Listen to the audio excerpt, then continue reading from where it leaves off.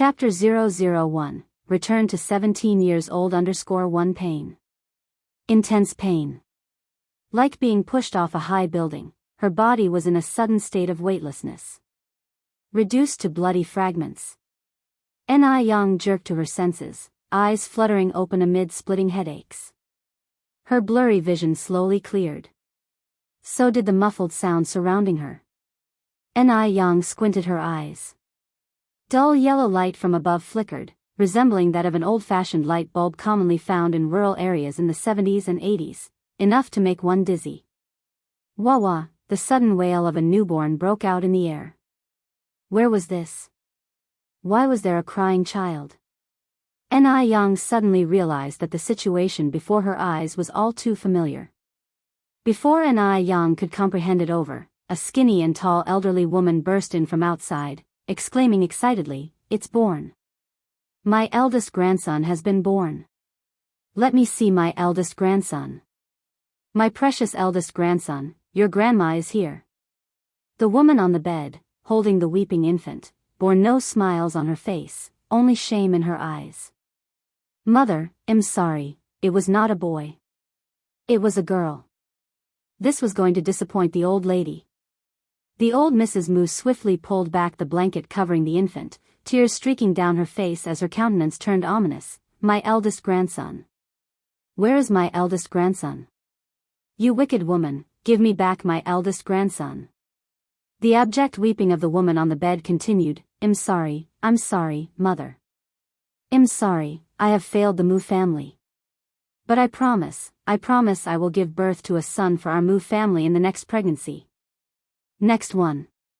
You have the nerve to talk about the next one. Think, how many liabilities have you birthed? You old barren hen who can't produce sons. Mrs. Moo harshly stated, get rid of it immediately. We, the Moo family, can't afford such a liability.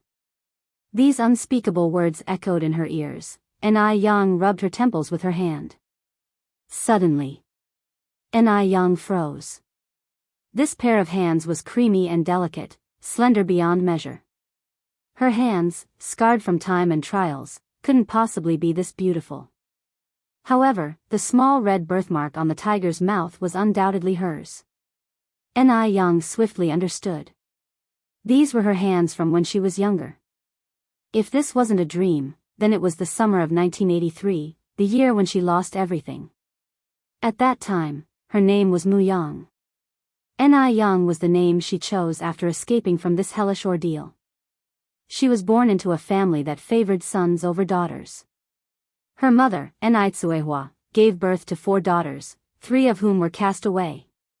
Her father, Moo Jinbao, desired a son so much that he kept a mistress. Ni Tsuehua not only served like cattle and horse for the mistress but ultimately died under the heavy torment of that family. And her? She was sold to an old bachelor from the neighboring village by the mistress, suffering endless torment. And that ferocious, foul-mouthed person was her grandmother, Mrs. Moo. Previously, she failed to protect her mother and youngest sister.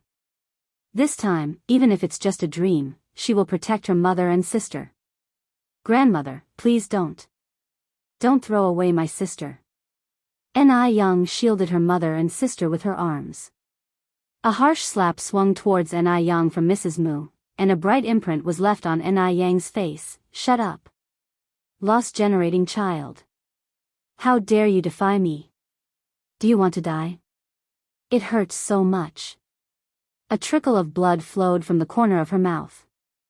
Ni Yang covered her left cheek, disbelief filled her eyes.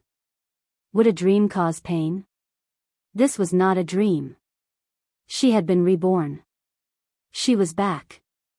Despite the dire situation, Ni Yang was still elated. This time, she was determined to take charge of her own destiny. To protect the ones around her and resist Mrs. Moo to the end. Ni Yang looked up at Mrs. Moo and said, "Grandma, I am your own granddaughter.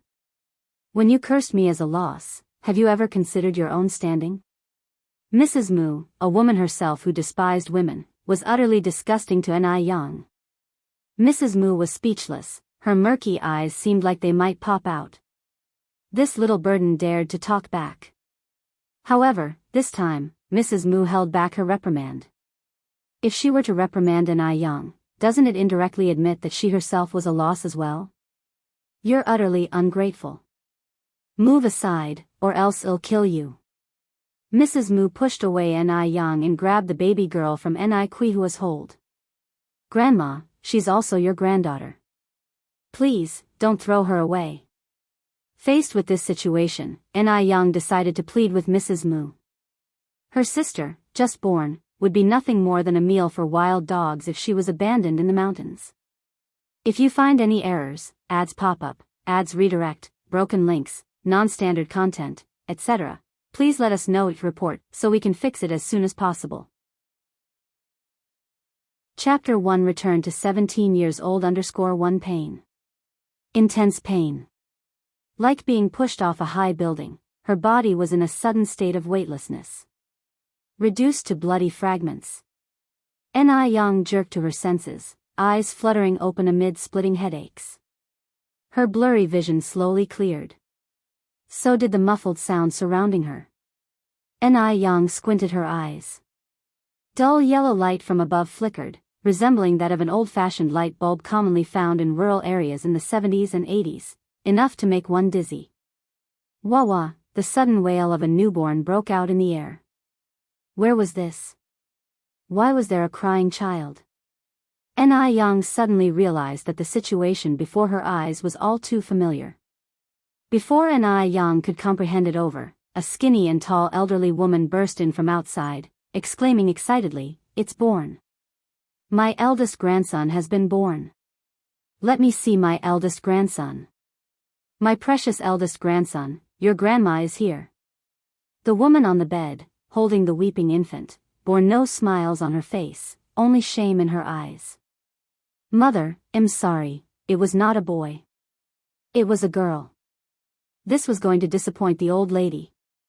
The old Mrs. Mu swiftly pulled back the blanket covering the infant, tears streaking down her face as her countenance turned ominous. "My eldest grandson. Where is my eldest grandson? You wicked woman, give me back my eldest grandson." The abject weeping of the woman on the bed continued. I'm sorry, mother. I'm sorry, I have failed the Mu family. But I promise I will give birth to a son for our Mu family in the next pregnancy. Next one. You have the nerve to talk about the next one. Think, how many liabilities have you birthed? You old barren hen who can't produce sons. Mrs. Mu harshly stated, get rid of it immediately. We, the Mu family, can't afford such a liability. These unspeakable words echoed in her ears. Young rubbed her temples with her hand. Suddenly, Young froze. This pair of hands was creamy and delicate, slender beyond measure. Her hands, scarred from time and trials, couldn't possibly be this beautiful. However, the small red birthmark on the tiger's mouth was undoubtedly hers. Young swiftly understood. These were her hands from when she was younger. If this wasn't a dream, then it was the summer of 1983, the year when she lost everything. At that time, her name was Mu Yang. Young was the name she chose after escaping from this hellish ordeal. She was born into a family that favored sons over daughters. Her mother, Tsuehua, gave birth to 4 daughters, 3 of whom were cast away. Her father, Mu Jinbao, desired a son so much that he kept a mistress. Tsuehua not only served like cattle and horse for the mistress but ultimately died under the heavy torment of that family. And her? She was sold to an old bachelor from the neighboring village by the mistress, suffering endless torment. And that ferocious, foul-mouthed person was her grandmother, Mrs. Mu. Previously, she failed to protect her mother and youngest sister. This time, even if it's just a dream, she will protect her mother and sister. Grandmother, please don't. Don't throw away my sister. Young shielded her mother and sister with her arms. A harsh slap swung towards Young from Mrs. Mu, and a bright imprint was left on Yang's face. Shut up. Loss-generating child. How dare you defy me? Do you want to die? It hurts so much. A trickle of blood flowed from the corner of her mouth, Ni Yang covered her left cheek, disbelief filled her eyes. Would a dream cause pain? This was not a dream. She had been reborn. She was back. Despite the dire situation, Ni Yang was still elated. This time, she was determined to take charge of her own destiny. To protect the ones around her and resist Mrs. Mu to the end. Ni Yang looked up at Mrs. Mu and said, "Grandma, I am your own granddaughter. When you cursed me as a loss, have you ever considered your own standing?"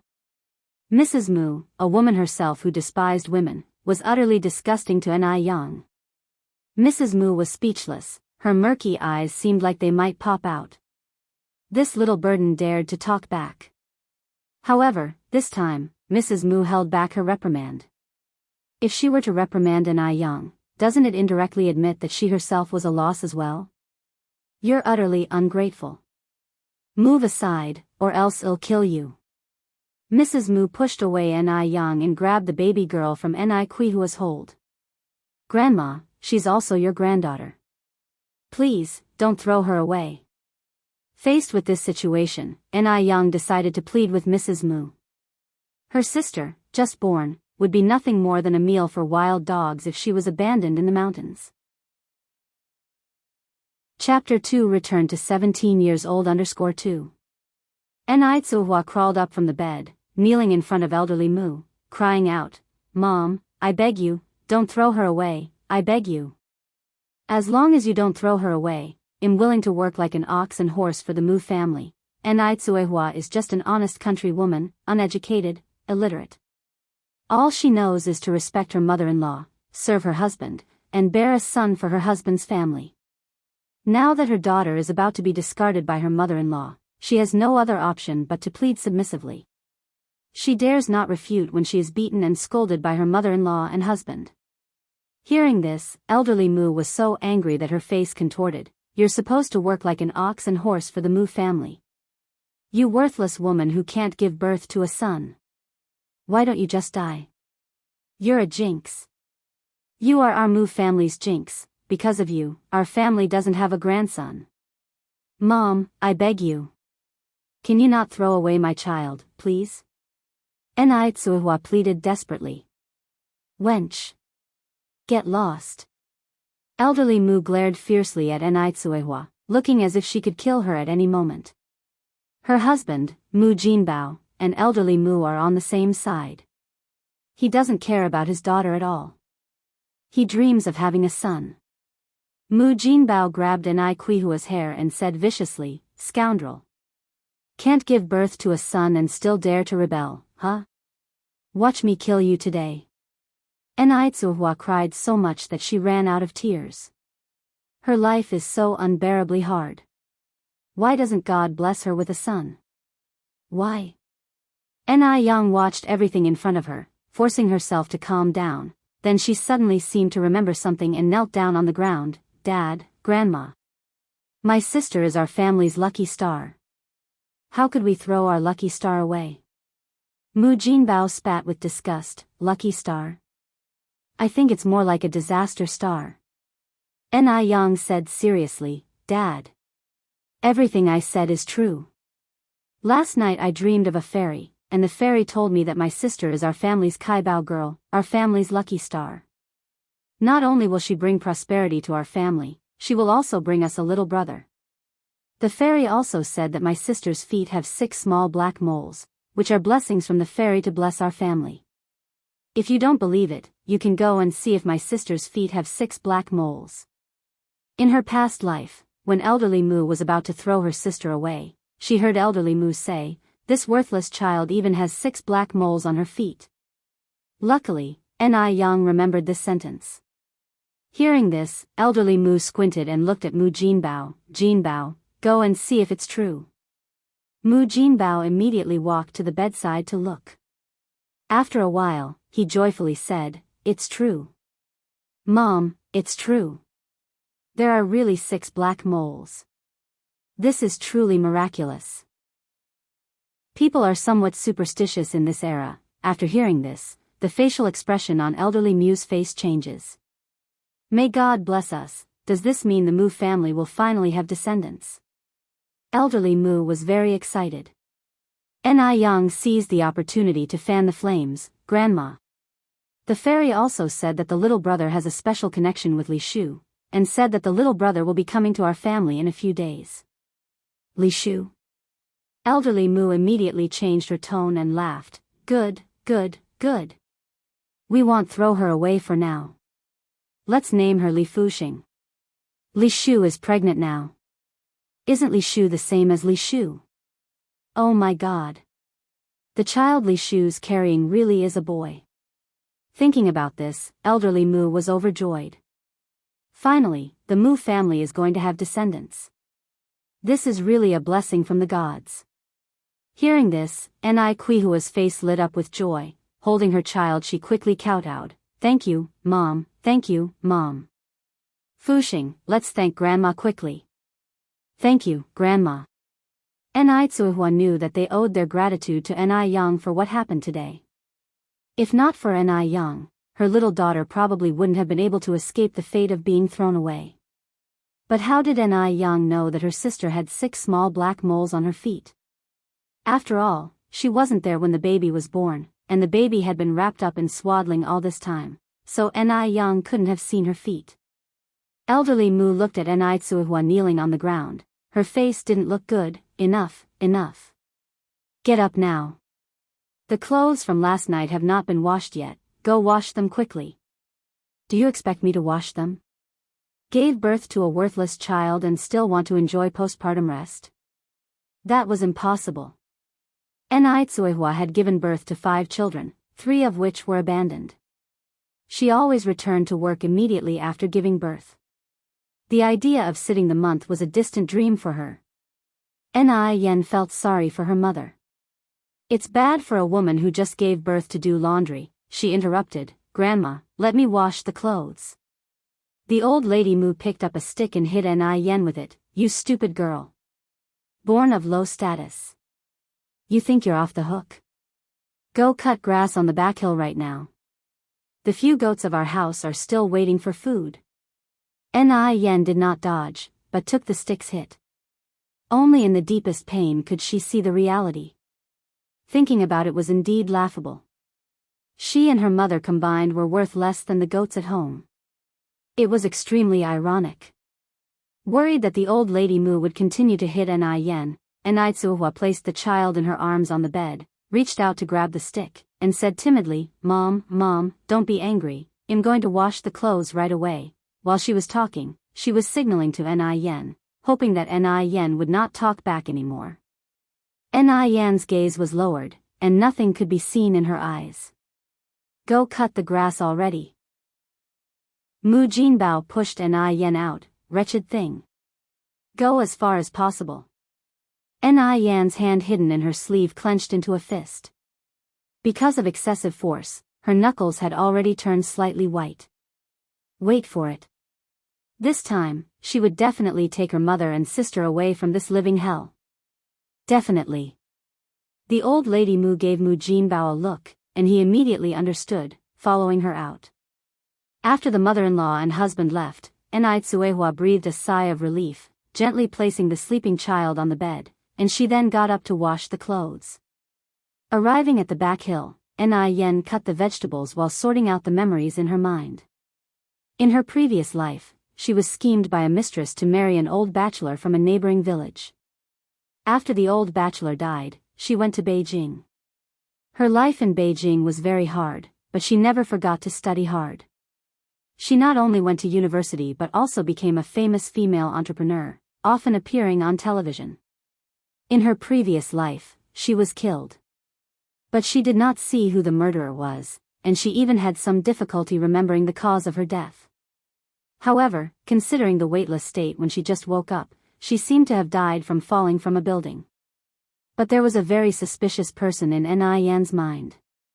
That person was Li Xianxian. Yen's thoughts ran deep. However, she and Li Xianxian did not meet often, only 2 or 3 times. If Li Xianxian hadn't acted so strangely, she might not even remember what Li Xianxian looked like. Yen squinted her eyes, a glimmer of light flashing in her clear eyes. Now, Since God has given her another chance to start over, she will cherish it. She will revenge the enemies. She will repay kindness.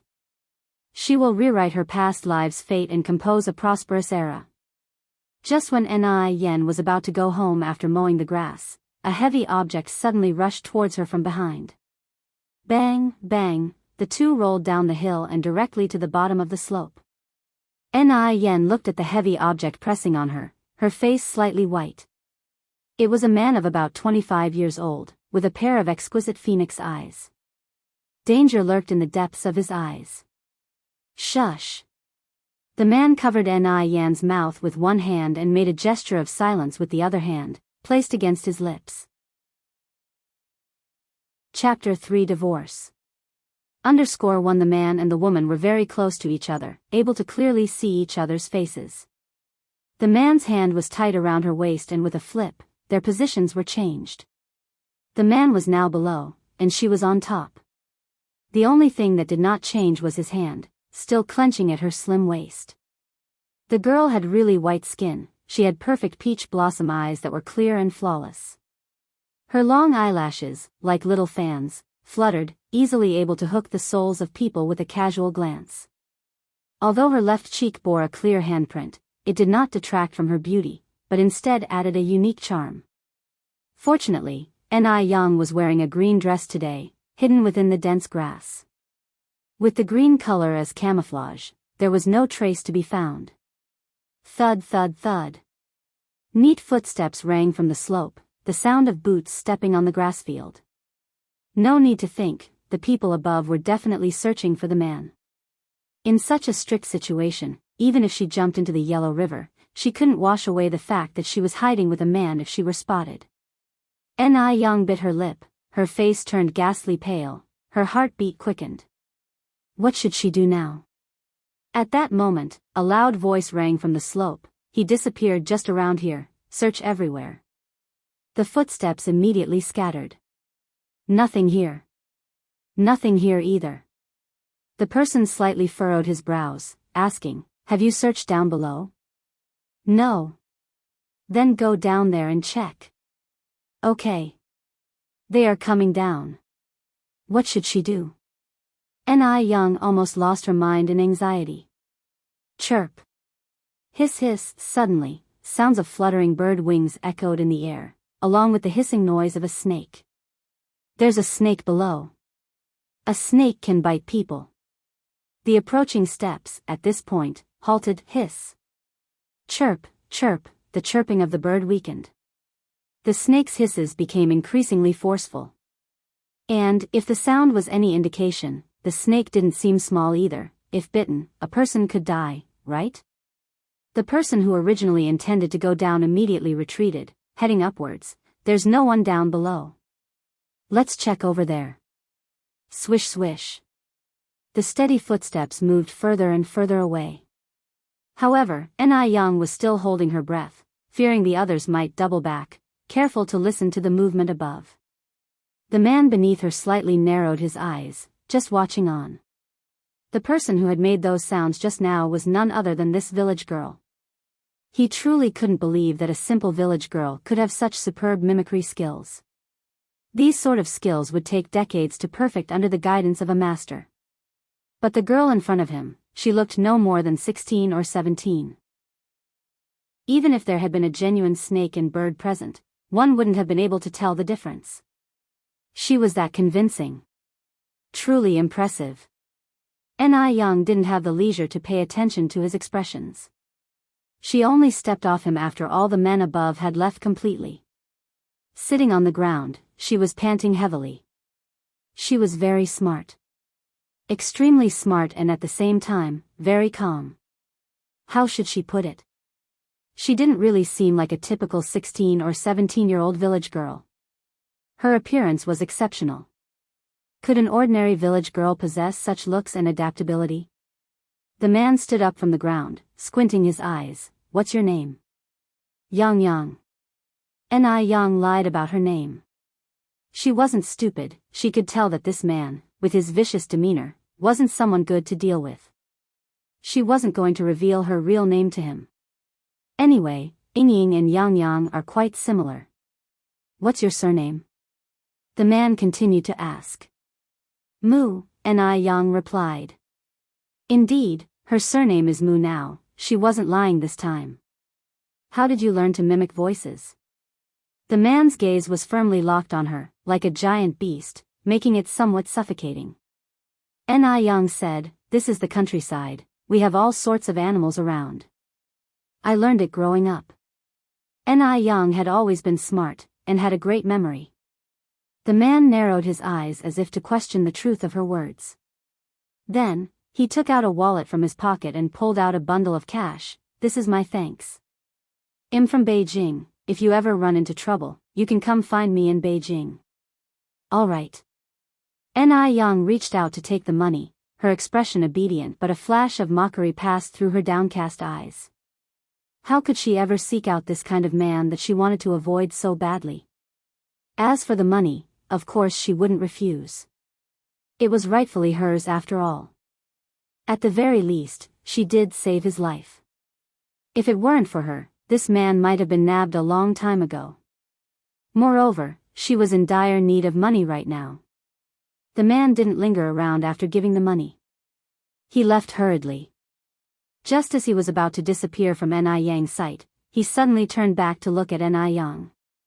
Under the sunlight, the young girl stood there, slender and beautiful with skin as white as snow, as if she had just stepped out of a painting.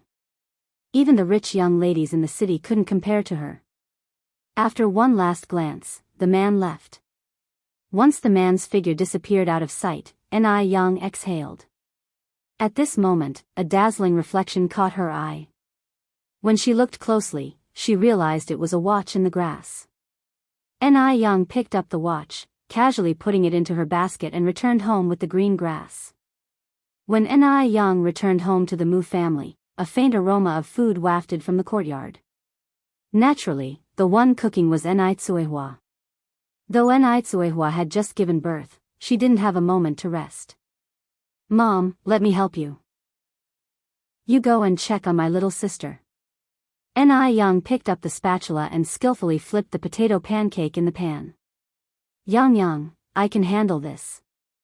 Tsuehua watched Yang and suddenly realized that her daughter had grown up quite a lot. The Yang of the past was extremely timid, scared half to death at the sight of a mouse. But today, she dares to challenge both Jin Bao and the Mu matriarch. After flipping the potato pancake, Yang looked up at Tsuehua. Mom, do you want to continue living like this? Tsuehua was taken aback. What do you mean, Yang? Yang sighed. Mom, divorce him. Divorce? Such a thing is unheard of in this age. Furthermore, this is a secluded rural area. How could Tsuehua, a traditional rural woman, even consider such a thing?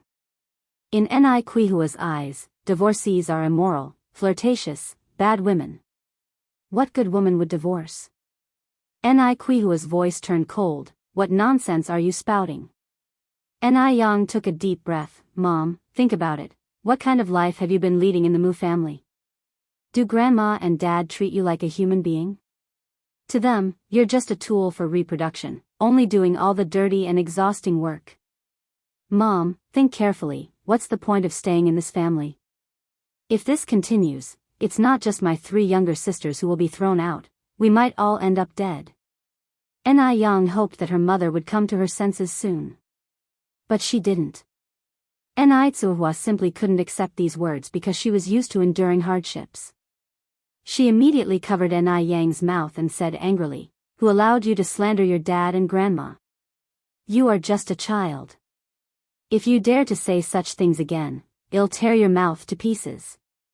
Although Tsuehua knew Yang was trying to defend her and everything Yang said was true. But the old-fashioned education Tsuehua received from a young age had taught her that children shouldn't criticize their elders behind their backs. Such behavior was unfeeling. Besides, women were meant to obey their husbands after all.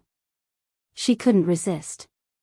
Yang sighed. She understood her mother's thinking and knew what her mother was worried about. Let's just wait a little longer until mother sees the truth. Then she will willingly leave this place where people are being consumed. Ni Yang had a plan in her heart. Ni Tsuhua gently touched Ni Yang's reddened face and said hoarsely, "Does it hurt? Yang Yang, does your face still hurt? Your grandma hit you too hard. Yang Yang, listen to me, don't confront your grandma next time. It won't be as simple as a slap next time." Ni Yang slightly lifted her eyes and smiled. "It's okay, Mom, it doesn't hurt, not at all." "Really?" Ni Tsuhua asked incredulously. "Yes," Ni Yang nodded faintly. She had suffered so much in her previous life. What was a little pain to her now? Just at this moment, there came a sound of footsteps from the courtyard. The Mu matriarch put on an affected demeanor and yelled, "Where are you people? Dead? Ni Tsuhua. Get out here, don't you know we have guests?" Ni Tsuhua immediately ran out. "Mother, Jin Bao." "Who is this?" Standing between the Mu matriarch and Jin Bao was a plump, good-looking middle-aged woman. The Mu matriarch said, "This is my niece Ashu from my mother's side. Ashu is 9 months pregnant now. Remember to take good care of her. Since Ashu is expecting, any good food or drink in our house should be given to her first. Understand?" Chapter 4 And Ashu_1 The noise outside was quite loud. Ni Yang walked to the window, took a glance outside, and a chilling curve from her lips to her mouth. Just like ice in the 12th lunar month, it makes people shiver without being cold. She would recognize the person outside even if they turned to ashes. It was Li Shu, Mu Jinbao's mistress, and also the one who cunningly planned to marry her off to an old bachelor. In her memories from the past life, Li Shu indeed had a son. This son, nearly worshipped by Lady Mu and Mu Jinbao, was named Mu Yaozu. But how could someone like Li Shu produce something good? Mu Yaozu was extremely vile. At 5 years old, he caused Ni Tsuihua to miscarry, and at 16, he was sent to prison for rape. He was simply a social cancer.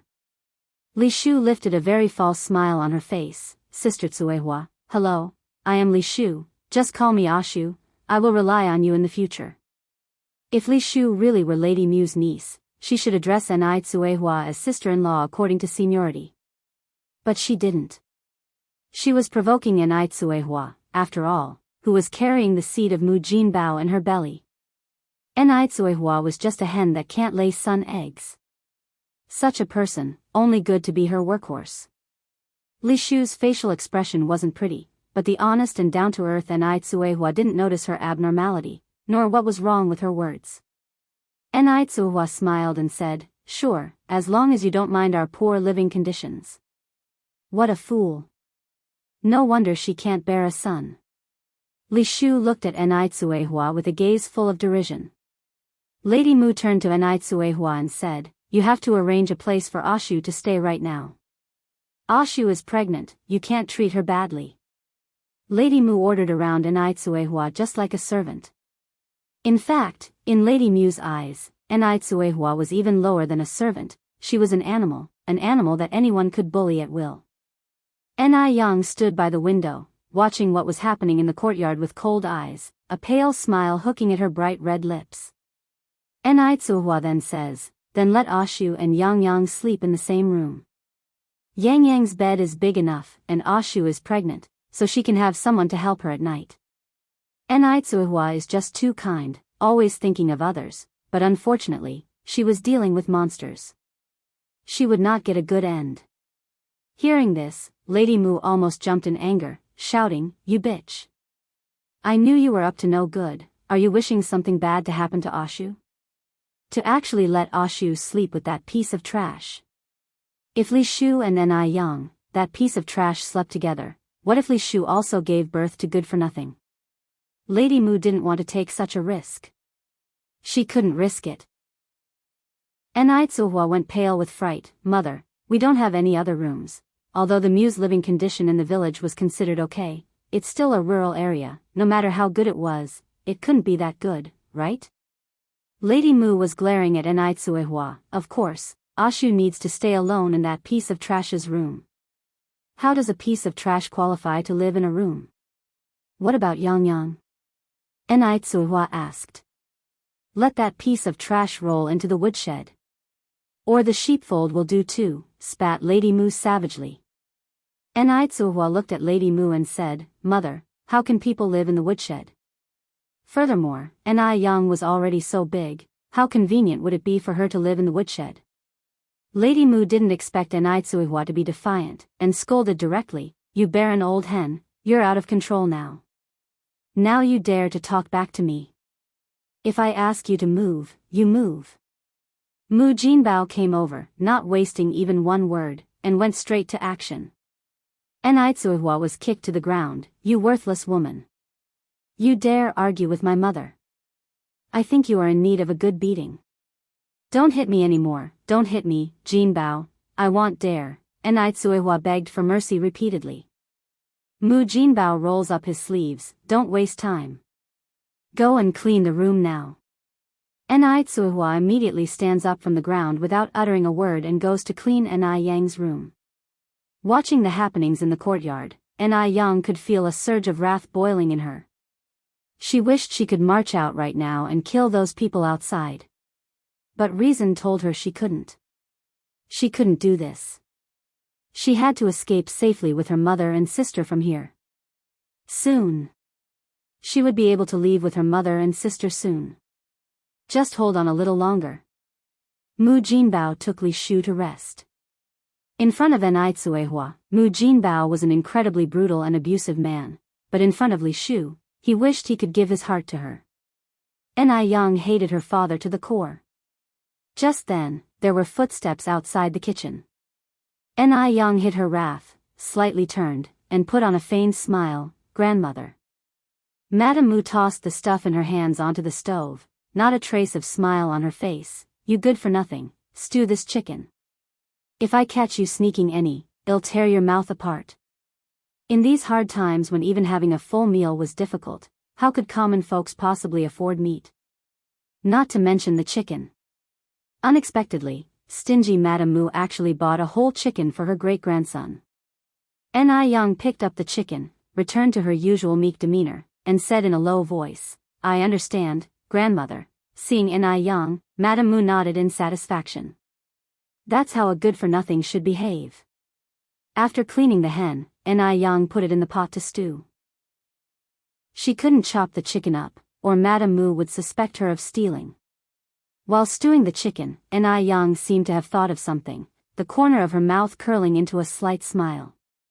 Li Shu was an old friend after all. How could she not give her a farewell gift before leaving? Since Li Shu's son, Mu Yaozu, was a scourge on society in his past life, in this life, she would turn the scourge into a fool. She would make him incapable of harming anyone again. Mu Yaozu was not innocent, and Enrich could consider this as doing a good deed by eliminating the vermin. Enrich went to the base of a large tree in the courtyard, where a type of orchid grass grew, bearing purple flowers. The flowers were non-toxic, but the stamen inside the flowers was poisonous. This flower was colorless, tasteless, leaving no trace behind. In this era where prenatal screenings were non-existent, who could find it out? In her past life, it was only after studying medicine that Enrich learned the scientific name for these flowers. Enrich casually plucked several flowers and walked towards the kitchen. After the chicken soup was ready, Enrich came in. Yang, come let me pass you by and deliver the chicken soup to your Aunt Ashu. The air was permeated with the delicious aroma of chicken soup. Enrich couldn't help but swallow saliva. She had never smelled such a savory chicken soup before. It must be delicious. Enrich checked that there was nobody behind Enrich, carefully took out a bowl of oily chicken soup. Mom, I secretly poured this out. Nobody will find out. Drink it while it's hot. Chicken soup is beneficial for Enrich who has just given birth. But how could the ever-obliging Enrich sneak a sip of a guest's soup? I won't drink it. Mom's in good health, there's no need for this. Pour it back quickly, I have to deliver it to your Aunt Ashu. Enrich didn't say much in response. She lifted the chicken soup and finished it in one gulp. Such a good chicken soup, how could Li Shu benefit from it? Yang, how could you do something like this? Enrich slightly frowned. Ni Yang's eyes bore a serious look. Her words were earnest and filled with emotion. Mom, that Li Shu is not a good person at all. I'm telling you, the child in her belly is most likely my dad's. They're fooling you. Mom, wake up. Chapter 5 There is a conspiracy _1 Ni Yang's words were well reasoned and justified. Li Shu is just a pregnant woman. The two from the Mu family, who had thrown their own daughter and granddaughter to feed the wolves, would they actually slaughter a chicken and mutton to entertain another's pregnant woman? But Ni Tsuehua is inherently kind-hearted. She believes that the world is as good-hearted as her since she is. At the same time, she also believes that the old Mu lady and Mu Jinbao aren't like that. And besides, she had brought disgrace to the Mu family by not giving birth to a son. How could she dare to question the old Mu lady and Mu Jinbao now? Ni Tsuehua immediately covered Ni Yang's mouth. Yang, you can't talk nonsense like this. They are your grandparents and your father. You, as a daughter, how can you talk about them this way? It's just a chicken, right? Aunt Ashu is pregnant, so your grandmother buying a chicken for her is only appropriate. You can't say such things in the future. If your father and grandmother heard this, they would beat you up. Do you understand? Ni Yang sighed again. Stupid. Ni Tsuehua is truly foolish. No wonder she was bullied to death in her previous life. Ni Yang sighed. Li Shu is just pregnant, but my grandmother has made chicken soup for her and asked you to take care of her. Mom, you've just given birth to my little sister. You're weaker than Li Shu right now, but has Grandma made chicken soup for you? Haven't you ever wondered why? Why can't you wake up? Ni Yang closed her eyes, finding it hard to breathe. Ni Tsuehua also sighed. It's all my fault, I didn't give birth to a brother for you. If I could have had a son, perhaps things would not be this way. She took all the blame onto herself. Ni Yang continued, it's not your fault that you didn't give birth to a son. It's not your mistake. The sex of a child depends on the father, it has nothing to do with you. Besides, these days everyone is equal, so what's the difference between a boy and a girl? But there's a big difference. Boys can carry on the family name, what can girls do? Haven't you heard the saying a daughter married is like a bucket of water thrown away? The idea that men are superior to women has deeply ingrained in Ni Kuihua's mind, and it's hard to eradicate. Ni Yang's eyes were cold. Mom, you're a woman too. You can't belittle women. If you look down on yourself, who will respect you? Ni Tsuehua retorted, regardless, girls are inferior to boys. Look at our village. Doesn't every family have a man as the head of the household? Yang, you are still young and it's normal that you don't understand these things. You'll understand when you get married and have your own family. Ni Yang closed her eyes. The one who is stubborn now is you. What paper? Ni Tsuehua was bewildered. She's illiterate and lacks formal education. How would she know what being stubborn meant? Ni Yang sighed. Forget it, anyway. Ni Tsuehua will see the reality soon. There's no point in talking more at this point. Seeing that Ni Yang didn't continue, Ni Tsuehua said, Yang, I'm sorry. Your room is being occupied by your Aunt Ashu, as per your grandmother's orders. You might have to stay in the firewood room for now. I'm sorry, I failed to protect you, your mother is not competent. Ni Yang wiped the tears off Ni Kuihua's face, her voice flat. It's okay, Mom, I'm not scared, don't cry. It's just the firewood room, what's there to be afraid of? After all, she won't be staying there long. Ni Tsuehua looked up at Ni Yang. Yang, you shouldn't resent your grandmother either. It's just that our home doesn't have enough rooms. It's my fault too. If I could have given you a brother, you wouldn't have had to suffer these indignities and you wouldn't have had to drop out of school. Ni Yang, only 17, had already dropped out of school. It wasn't that the family couldn't afford Ni Yang's schooling. It was the old lady Mu who didn't allow her to continue. In the old lady Mu's eyes, Ni Yang was a losing bet. Why would she waste money on a losing bet? Ni Tsuehua thought, if she could have a son, the old lady Mu would definitely not be like this. Alas.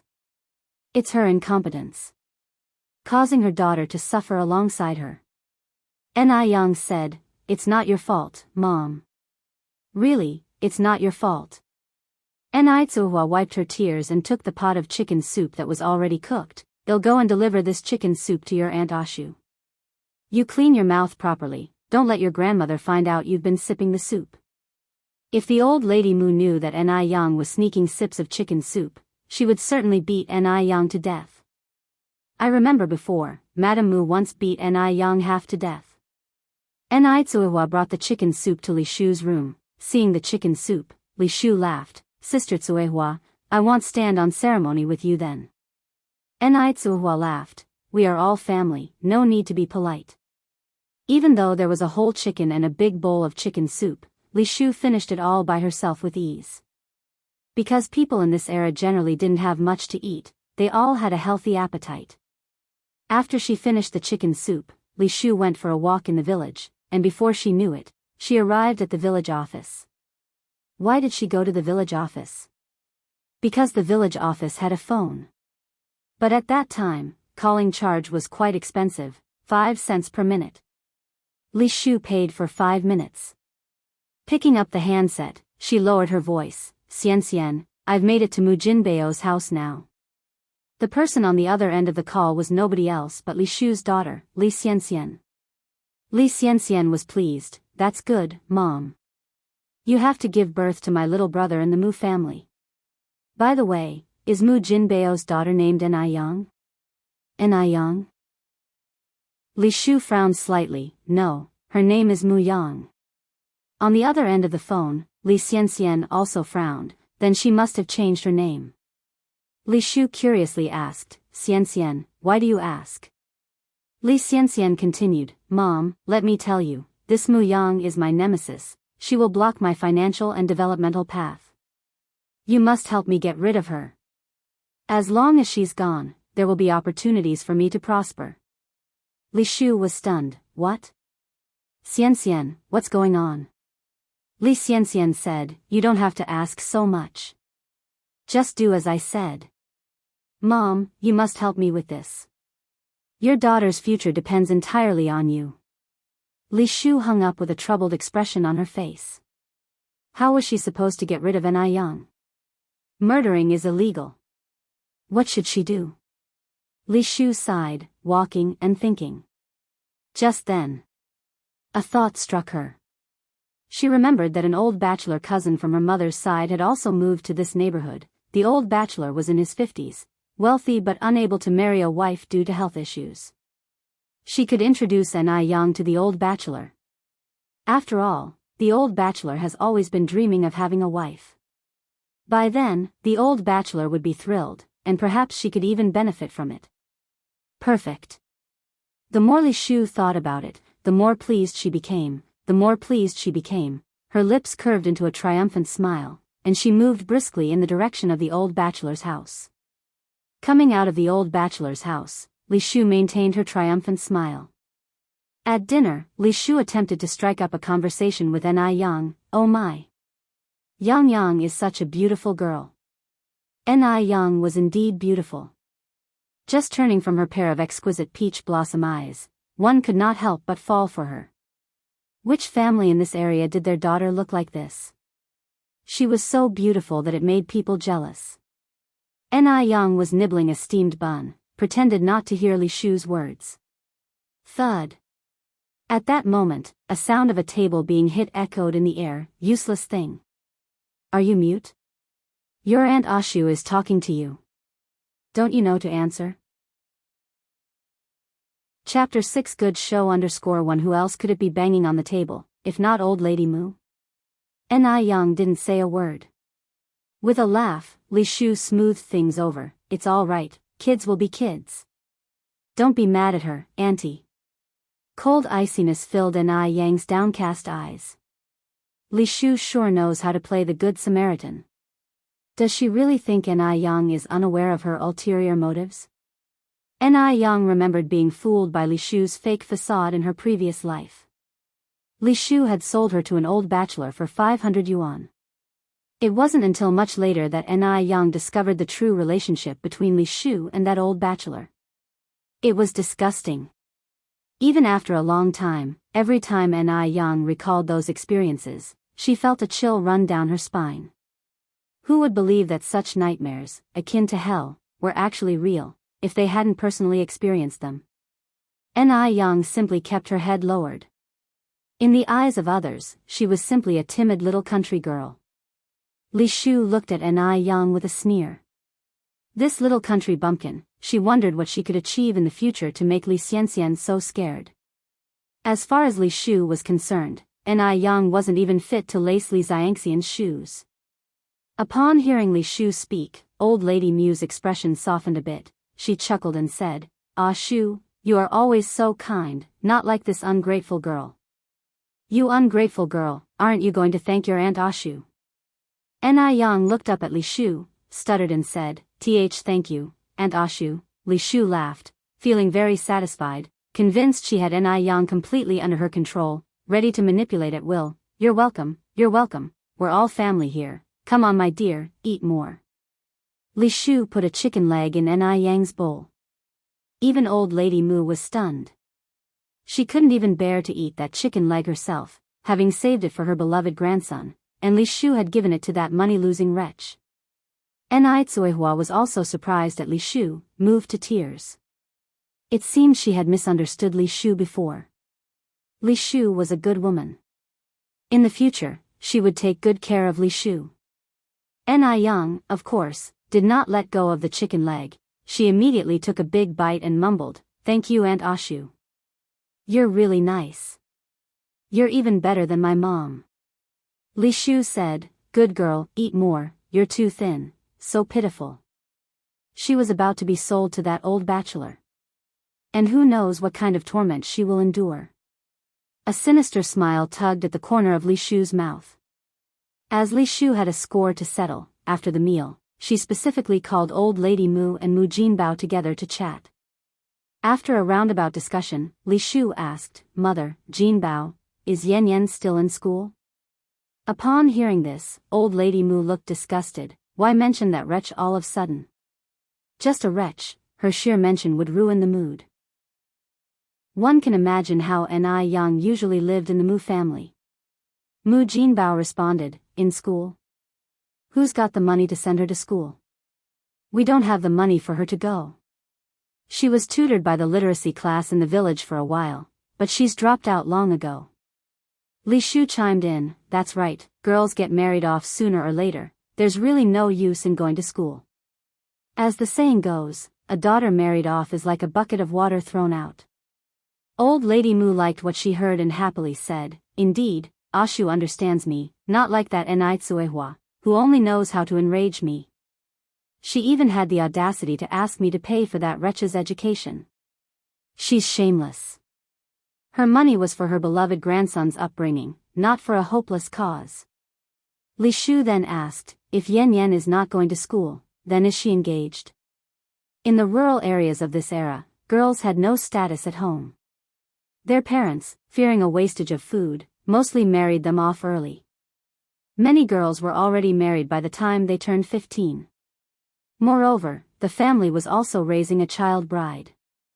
Ni Yang was 17, the age when it was time to talk about marriage. Hearing this, Mu Jinbao shook his head, "Not yet, but we're asking someone to look for opportunities." The main reason was to collect a larger dowry, but at that time in the rural areas, there were too many girls and none were wanted. The situation was financially difficult for everyone. It was tough to collect a large dowry. So, the marriage affair of Ni Yang had been put on hold. Otherwise, Ni Yang would have been married a long time ago. Lady Mu stated, "We, the Mu family, have raised the money-losing girl for 17 years. We can't let her get married on the cheap." Li Shu chimed in, "Mom, you're right. There is a good marriage opportunity available here, would you like to listen?"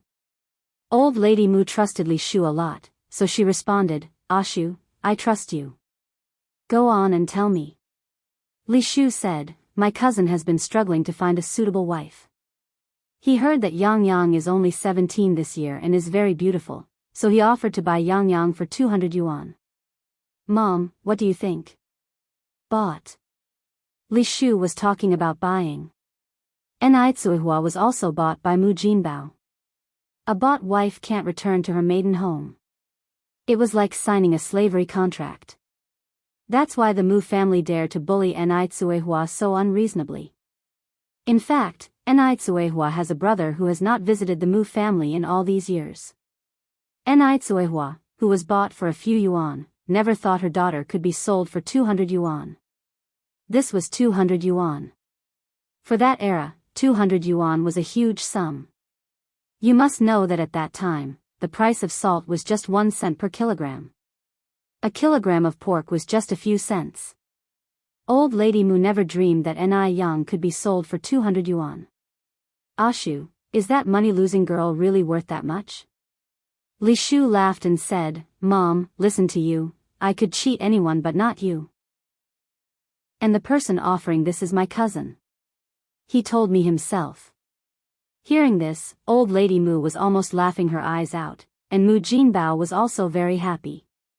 Listening to the discussions in the room, Yang's face was filled with sarcasm. Just as in her previous life. On the first day of Li Shu's arrival, she couldn't wait to sell her. A saying from the future couldn't be more accurate. The most fearful thing in the world is not ghosts, but people.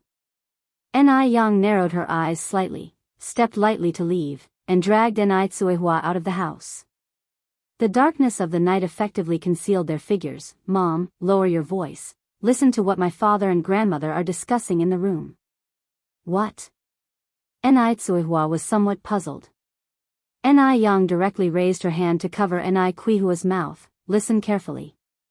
Enrich stared blankly at her daughter.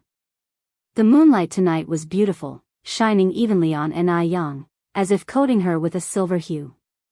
In the moonlight, she was like a fairy coming down from the moon, stunningly beautiful. It must be said, the changes in Yang were too pronounced.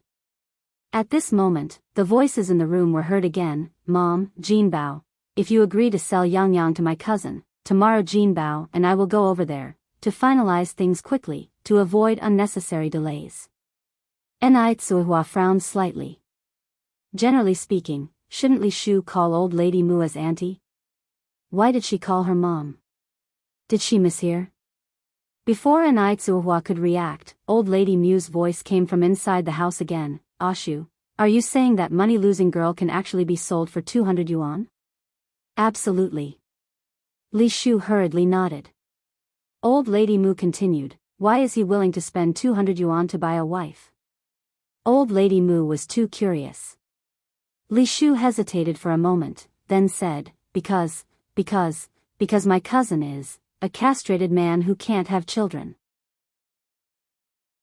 Chapter 7 Final Awakening _1 A eunuch? What is a eunuch? A eunuch is a man without root. Upon hearing this, Old Lady Mu fell silent. She had lived for so long, and it was her first time hearing about a real eunuch.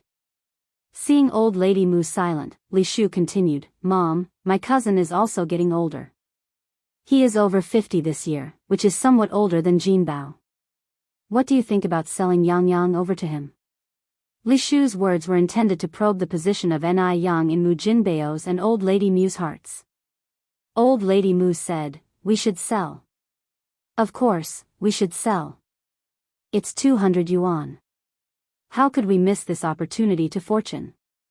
Mu Jinbao chipped in, right. Mom is right. We can't miss this opportunity to fortune. Where is your cousin now? We have to send over this money-losing thing immediately. It's just wasting food at home every day and being an eyesore. Compared with this money-losing thing and 200 yuan, of course, 200 yuan is more important. What is a money-losing thing anyway? Li Shu laughed and said, all right, since you and Mom agree, Jinbao, we will visit my cousin's house tomorrow. After all, it's 200 yuan. My cousin will also come to see the person. Otherwise, he will not feel at ease. Yang squinted slightly. I remember in my previous life, that old bachelor also came. But at that time, Li Shu lied to her and said, this old bachelor was just visiting the family, and Yang believed it. She hated that she was not suspicious enough at that time. Old Lady Moo chuckled, "It's normal to check. I'll make that money-losing thing tidy up well tomorrow. We won't disappoint your cousin." Li Shu nodded, "Mom, you'll have a lot of troubles then." Old Lady Moo laughed, "What's there to worry about, Ashu? You are the one who has worked hard." Li Shu followed, "Mom, do you think I'm really carrying a boy in my stomach?" Old Lady Moo replied, "Of course it's true. The immortal has said it. Would they be lying? Ashu, stay home and cultivate your fetus properly. Give birth to a boy for our Moo family as soon as possible." Li Shu nodded shyly. It had started raining outside unknowingly. On Ni Quihua's face, it was unclear whether the droplets were rain or tears. She was deceived. She was really deceived. She was deceived so badly. All these years, she served her in-laws and husband, took on the dirtiest and most tiring work at home, worked like an ox and a horse for the Moo family, did not resist against the beatings and never complained about anything. Even if she was wearing the worst clothes and eating pig food, she never hated anyone. But now, she was rewarded with such an outcome. Boom, a thunderous sound echoed from the horizon, which was particularly terrifying. Ni Tsuhua looked up at the sky. Her body was so weak that she couldn't muster any strength. What should she do? What should she do now? Her daughter is going to be sold. Her husband betrayed her. There is no place for her in this world. Why is her life so sorrowful? Ni Tsuhua simply wanted to wail loudly. "Mom, are you okay?" Ni Yang looked at Ni Tsuhua. His clear and handsome face showed no expression. His calmness was beyond comprehension. I'm fine," Ni Tsuhua stuttered, biting her lower lip. Her face was terribly pale. Ni Yang sighed, led Ni Tsuhua to sit down under the firewood room. "Mom, don't cry. A woman's fate is in her own hands. Crying won't solve anything." Ni Tsuhua hugged Ni Yang tightly and choked up, Yang, I'm sorry, I failed you. I'm not capable, I couldn't protect you. I'm sorry. Ni Tsuhua cried her heart out. Ni Yang patted Ni Quihua's back gently. "Mom, we can't stay in this home anymore. Staying here only means death. Let's get a divorce." Divorce again. But could she really get divorced? She is a woman with 2 children. If she divorces, how will she live in the future? And besides, a woman who divorces will be looked down upon. After divorce, where would they go? Ni Tsuhua didn't know how to answer Ni Yang.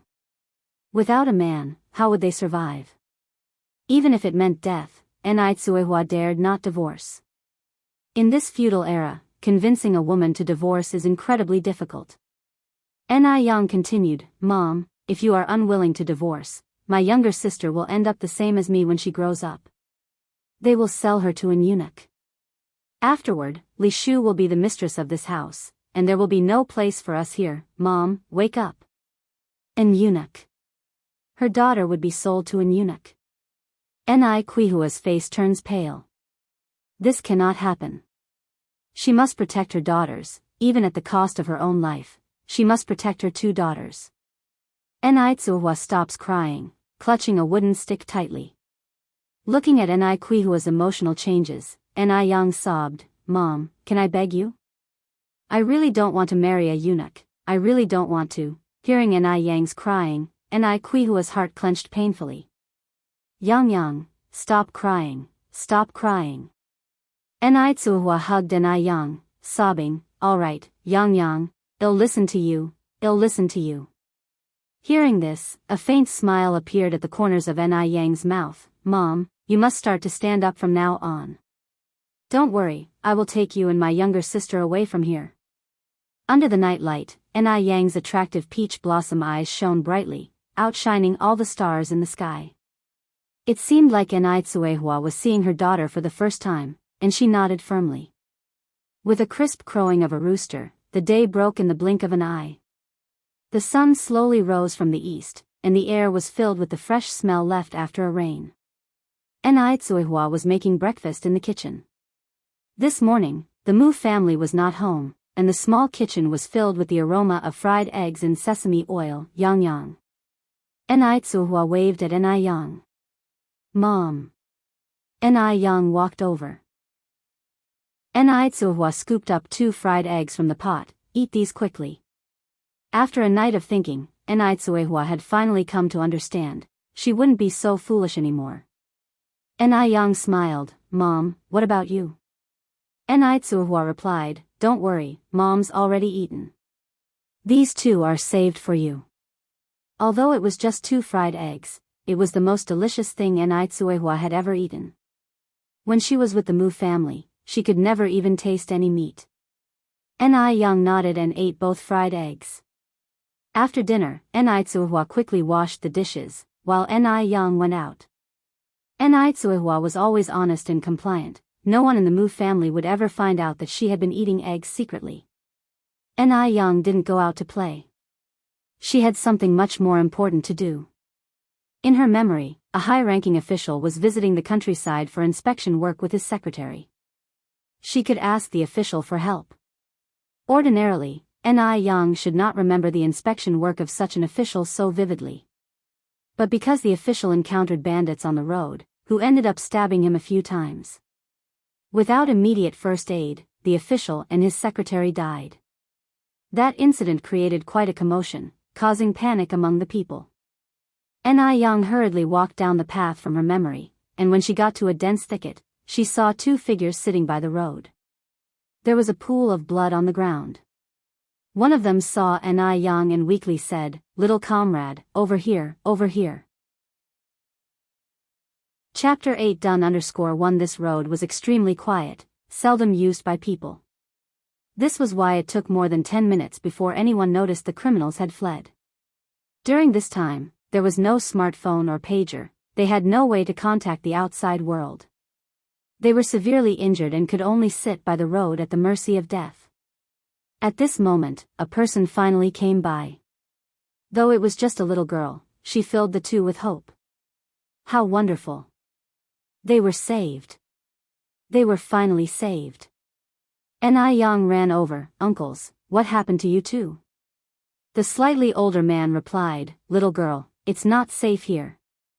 Quickly go and call for help. The criminals might have fled, but they could return at any moment. However, Ni Yang remained calm despite the increasingly dangerous situation. With a serene expression, she took the 2 men's wrists in her hands. Uncles, your wounds are severe. If I run back now to call for help, it may be too late for you. Upon hearing this, the middle-aged man was taken aback. Yo young comrade, do you possess medical skills? It was inconceivable that such a young girl would have such knowledge. They were destined not to die. Ni Yang nodded. Uncle, please preserve your strength by remaining silent. In her previous life, she was in the catering industry, where medical skills were indispensable. Among the 2 men, one was more seriously injured than the other. Ni Yang chose to treat the more severely injured first. The most important thing for knife wounds was to stop bleeding and stitch up the wound. Because she had come prepared, Ni Yang had brought 2 sewing needles and some herbal medicine for hemostasis and analgesia from her home. Given the limited conditions, she could only make do with the sewing needles. She took out a sewing needle, and then said, I am going to stitch your wound now, it might hurt a bit, so bear with it. Okay, the man responded with a nod. Ni Yang calmly stitched the man's wounds, her face showing a level of calm that was devoid of any extraneous expression, as if she was merely sewing clothing. After stitching the wound, Ni Yang applied the hemostasis herbal medicine to it. The man sucked in a cold breath due to the pain, but the wound indeed stopped bleeding. After treating this man, Ni Yang then cared for the middle-aged man. About 10 minutes later, Ni Yang wiped the sweat from her forehead. Uncles, your lives are no longer in danger. After receiving treatment, their physical condition improved considerably. The middle-aged man expressed his gratitude. Comrade, you are truly remarkable. Could I trouble you for one more thing? Go ahead. Ni Yang responded. The middle-aged man then said, my surname is Zhou, my name is Zhou Changjing. I came from the township. Could you help me to make a trip to the township? At present, they could still not walk due to the severity of their wounds. Ni Yang nodded, no problem. Zhou Changjing pointed to the bicycle roadside, young comrade, you can ride my bicycle. Just go to the police station. After explaining the situation, they will come back with you. Okay, I will go now. Ni Yang hopped on the bicycle and pedaled swiftly toward the township. Ni Yang successfully arrived at the police station.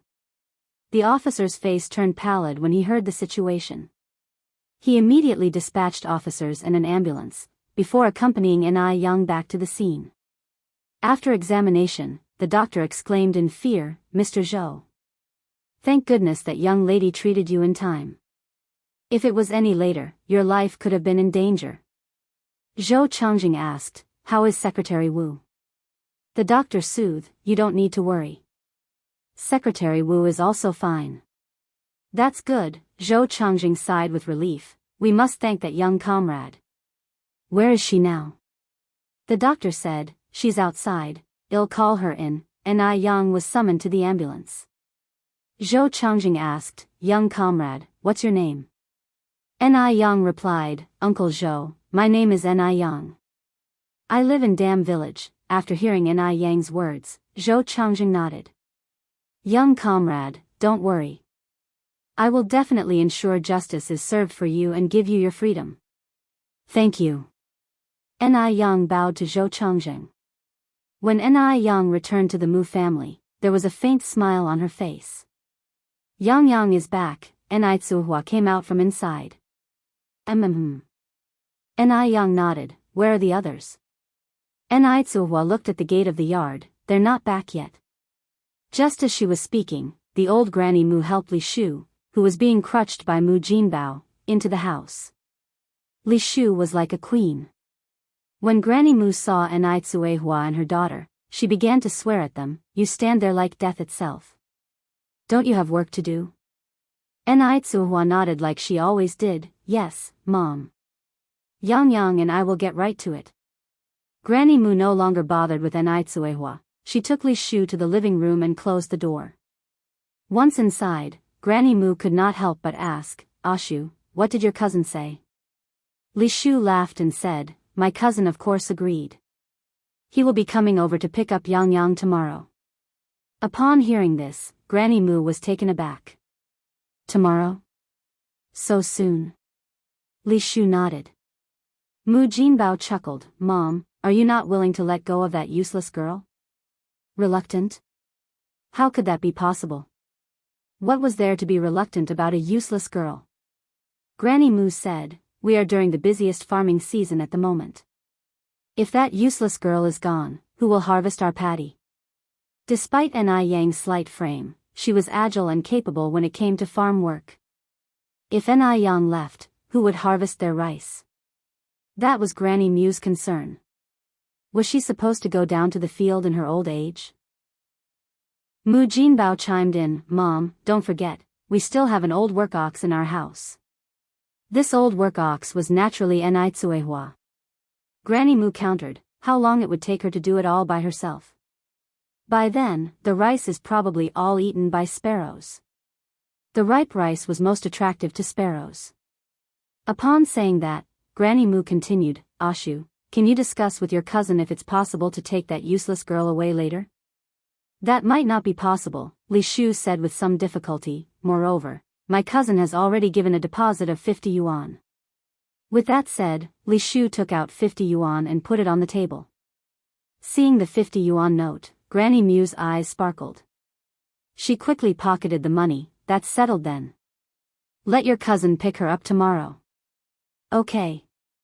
Li Shu was very pleased with herself. After she said that, Li Shu asked, Mom, how do we break the news of this to Yang? Granny Mu responded, leave that to me. That brat wouldn't dare to make any trouble. Li Shu nodded, I'll leave it to you. With the problematic Ni Yang finally out of the way, Li Shu was very pleased with herself. She quickly made an excuse and went to the village department to call Li Xianxian and give him good news, Xianxian, I've taken care of the problem. Chapter 9 Are you crazy? _1 Li Shu adored her daughter, Li Xianxian, immensely. Li Xianxian was quite remarkable herself.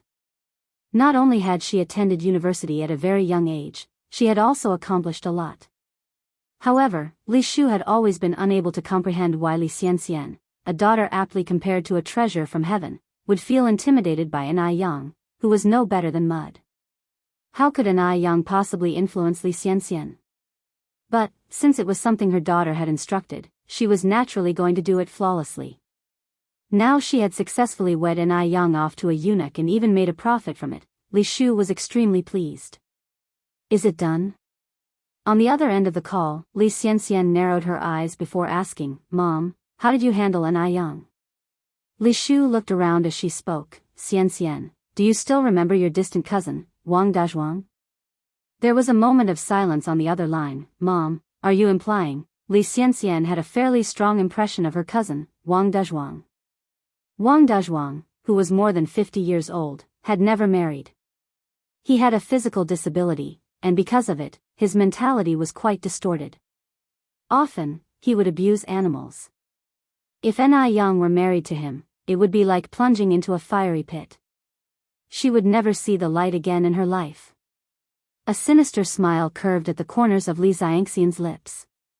Li Shu laughed and nodded. Exactly, that's what I mean.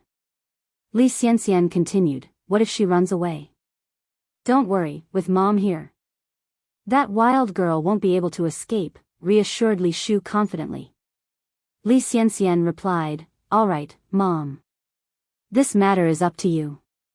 You must keep an eye on her.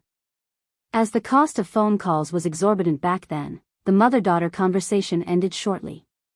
Li Shu returned to the Mu family home. The Mu family was all seated at the dining table, waiting for her to come back for dinner. Shu is back, let's sit down for dinner. Elder Mrs. Mu beckoned Li Shu to sit down.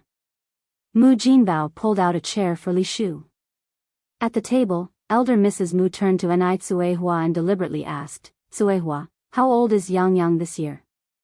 Hearing Elder Mrs. Mu's voice, Enai Tsuehua couldn't help but shudder. If you've been oppressed for a long time, you can't change certain habits overnight. Enai Tsuehua replied, Yang is 17 this year. Elder Mrs. Mu continued, a 17-year-old girl, and yet she sits idly at home all day. When I was 17, Jean Bao was already 3 years old. In those days, getting married and having children at a young age was common. Enai Tsuehua naively responded, Mother, why don't we let Yang continue her studies? Study, exclaimed Elder Mrs. Mu. Enai Tsuehua. You really dare say? Where do we get the money for her schooling? Besides, what's the use of a liability like her going to school? Enai Tsuehua added, but Yang is still so young, what can she do if she doesn't study? Li Shu stifled her laughter and said, Sister Tsuehua, hasn't Aunt mentioned it? When she was 17, Brother Jean Bao was already 3 years old. I think Yang should marry early. Then we, her maternal family, can benefit from it. Otherwise, she's just wasting food at home. Li Shu didn't bother hiding her intentions in her words. That's because Enai Tsuehua was just a fool in front of her. Enai Tsuehua burst into fury at that very moment. Li Shu, our family's business doesn't seem to be your concern, an outsider. Slam. Elder Mrs. Mu pounded on the table and stood up, her gaze fierce, like a ferocious demon. Enai Tsuehua, you barren wretch. Who's the outsider? I think you're asking for it. Jean Bao. Mu Jinbao immediately rolled up his sleeves and stood up. You wretched woman, say that again. Beating his wife was a regular affair for Mu Jinbao. Who told Enai Tsuehua not to be capable, not making a son? In the countryside, without a son at home, one is not only despised as extinct, one also has to be ridiculed and belittled. Enai Tsuehua looked at Mu Jinbao with red eyes. Mu Jinbao, we've been married for 17 years. How have you treated me these whole 17 years? You have either beaten me or insulted me every day. You never once had a kind face for me. I've borne you 5 daughters, with you discarding 3. Mu Jinbao, you too are the biological father of these children. How could you bear to do it? Nothing matters at all. Enitsuiwa dares to talk to him like that now. It must be known that before she would neither hit back when beaten nor retort when insulted. This cheap woman. Has she gone mad? Mu Jinbeo's eyes turned red with rage, veins protruded on his face. Enitsuiwa knew that this was the prelude to him wanting to beat someone. Every time Mu Jinbao wanted to beat someone, he put out this ghost-like appearance. And each time, he would beat her to within inches of her life. His methods were shocking to everyone. Remembering those experiences, Enitsuiwa shuddered with fear. Mu Jinbao raised his fist to hit Enitsuiwa. Enitsuiwa was gripped with terror and momentarily forgot to resist. Dad, you're getting old, it's easy to wrench your back if you start fighting. Yang came over, and stood in front of Enitsuiwa, reaching out to grab Mu Jinbeo's hand, and then said, Dad, Aunt Ashu is right. I'm 17 years old this year. It's a waste to sit around at home doing nothing. Better to marry into a good family sooner rather than later. So, I wonder, does Aunt Ashu have some outstanding young men to recommend me? Yang trained in fighting arts and taekwondo in her former life, so she has some basic skills in martial arts. Furthermore, what surprised Yang was that since saving that big official yesterday, her 5 senses had become a lot sharper than the average person, particularly her strength. It felt as though she had an endless supply of energy. Otherwise, she wouldn't have held Mu Jinbeo's arms so effortlessly. Mu Jinbao looked at Yang incredulously. How is it that this useless creature's strength could be so great? His expression was a bit unnatural as he said, Your Aunt Ashu treats you so well, she would definitely not harm you. Relax, she has introduced you to a good family. Not only is the young man handsome, but his family also has money. When you marry and go there, you can enjoy your life. Yang smirked slightly, Aunt Ashu will not harm me. Dad, you are my biological father, will you harm me? He had introduced her to a good family. A young man? Ha! Mu Jinbao sure knows how to tell lies with his eyes wide open. Seeing Yang like this, somehow made Mu Jinbao feel a bit panicked, especially when Yang said the words biological father. It was clear that he was the elder, but it felt as if Yang was the elder. It was really too strange. Stammering, Mu Jinbao said, I am your biological father. How could I harm you? Yang gave a faint smile, releasing Mu Jinbeo's wrist, right, you are my biological father. How could a biological father harm his own daughter? In the past, she also did not believe that a biological father would harm his own daughter. Later, the reality told her how ridiculous her ideas were. Li Shu came over from the other side, smiling and saying, Yang, since you have agreed, then let's settle this. Aunt Ashu has already spoken to the young man, he will be coming over tomorrow morning. You should dress up nicely, you better not disappoint him. Yang looked up to Li Shu, smiling and saying, All right Aunt Ashu, rest assured, I promise I won't disappoint them. Chapter 10, Big Shot. _1 Li Shu looked at Yang, her eyes full of mockery. This little girl is just too stupid. Even more stupid than she had imagined. Someone sells her and she still counts the money for them. Even Li Xianxian was scared of her. Li Xianxian smiled and said, Good, Yang, that's what it is. A girl should be obedient so that she can have good days after she gets married. Yang nodded, Aunt Ashu is right. Enitsuiwa looked at Yang somewhat unbelievably from the side. What's going on with this kid? How could she agree to meet that eunuch? Didn't she say she wanted to leave this place with her mother and sister? Enitsuiwa anxiously looked at Yang, her eyes seeming to have 1,000 words to say. Yang slightly raised her eyes, met Enitsuiwa's gaze, with a faint smile in her eyes. Oddly. Enitsuiwa felt a sense of assurance seeing the look in her eyes. The deal was settled. Old Lady Mu slapped the table and said, All right, let's start the meal. Because she was about to sell Yang to the old bachelor, Old Lady Mu didn't make it hard for Enitsuiwa at the dinner table. She even graciously allowed Enitsuiwa to eat an extra bowl of porridge. After the meal, Old Lady Mu took out a pink dress and handed it to Ni Yang. Yang, this is a dress that Grandma especially asked someone to buy in the city. It costs 2 yuan. You should wear it tomorrow. At any other time, where would Old Lady Mu be willing to spend money to buy new clothes for Ni Yang? But now it's different. Ni Yang can now be sold for 200 yuan. What if she looks dirty and the man doesn't like her? Between 200 yuan and 2 yuan, of course, 200 yuan is more important. Ni Yang joyfully took the clothes. Wow! Such a beautiful dress.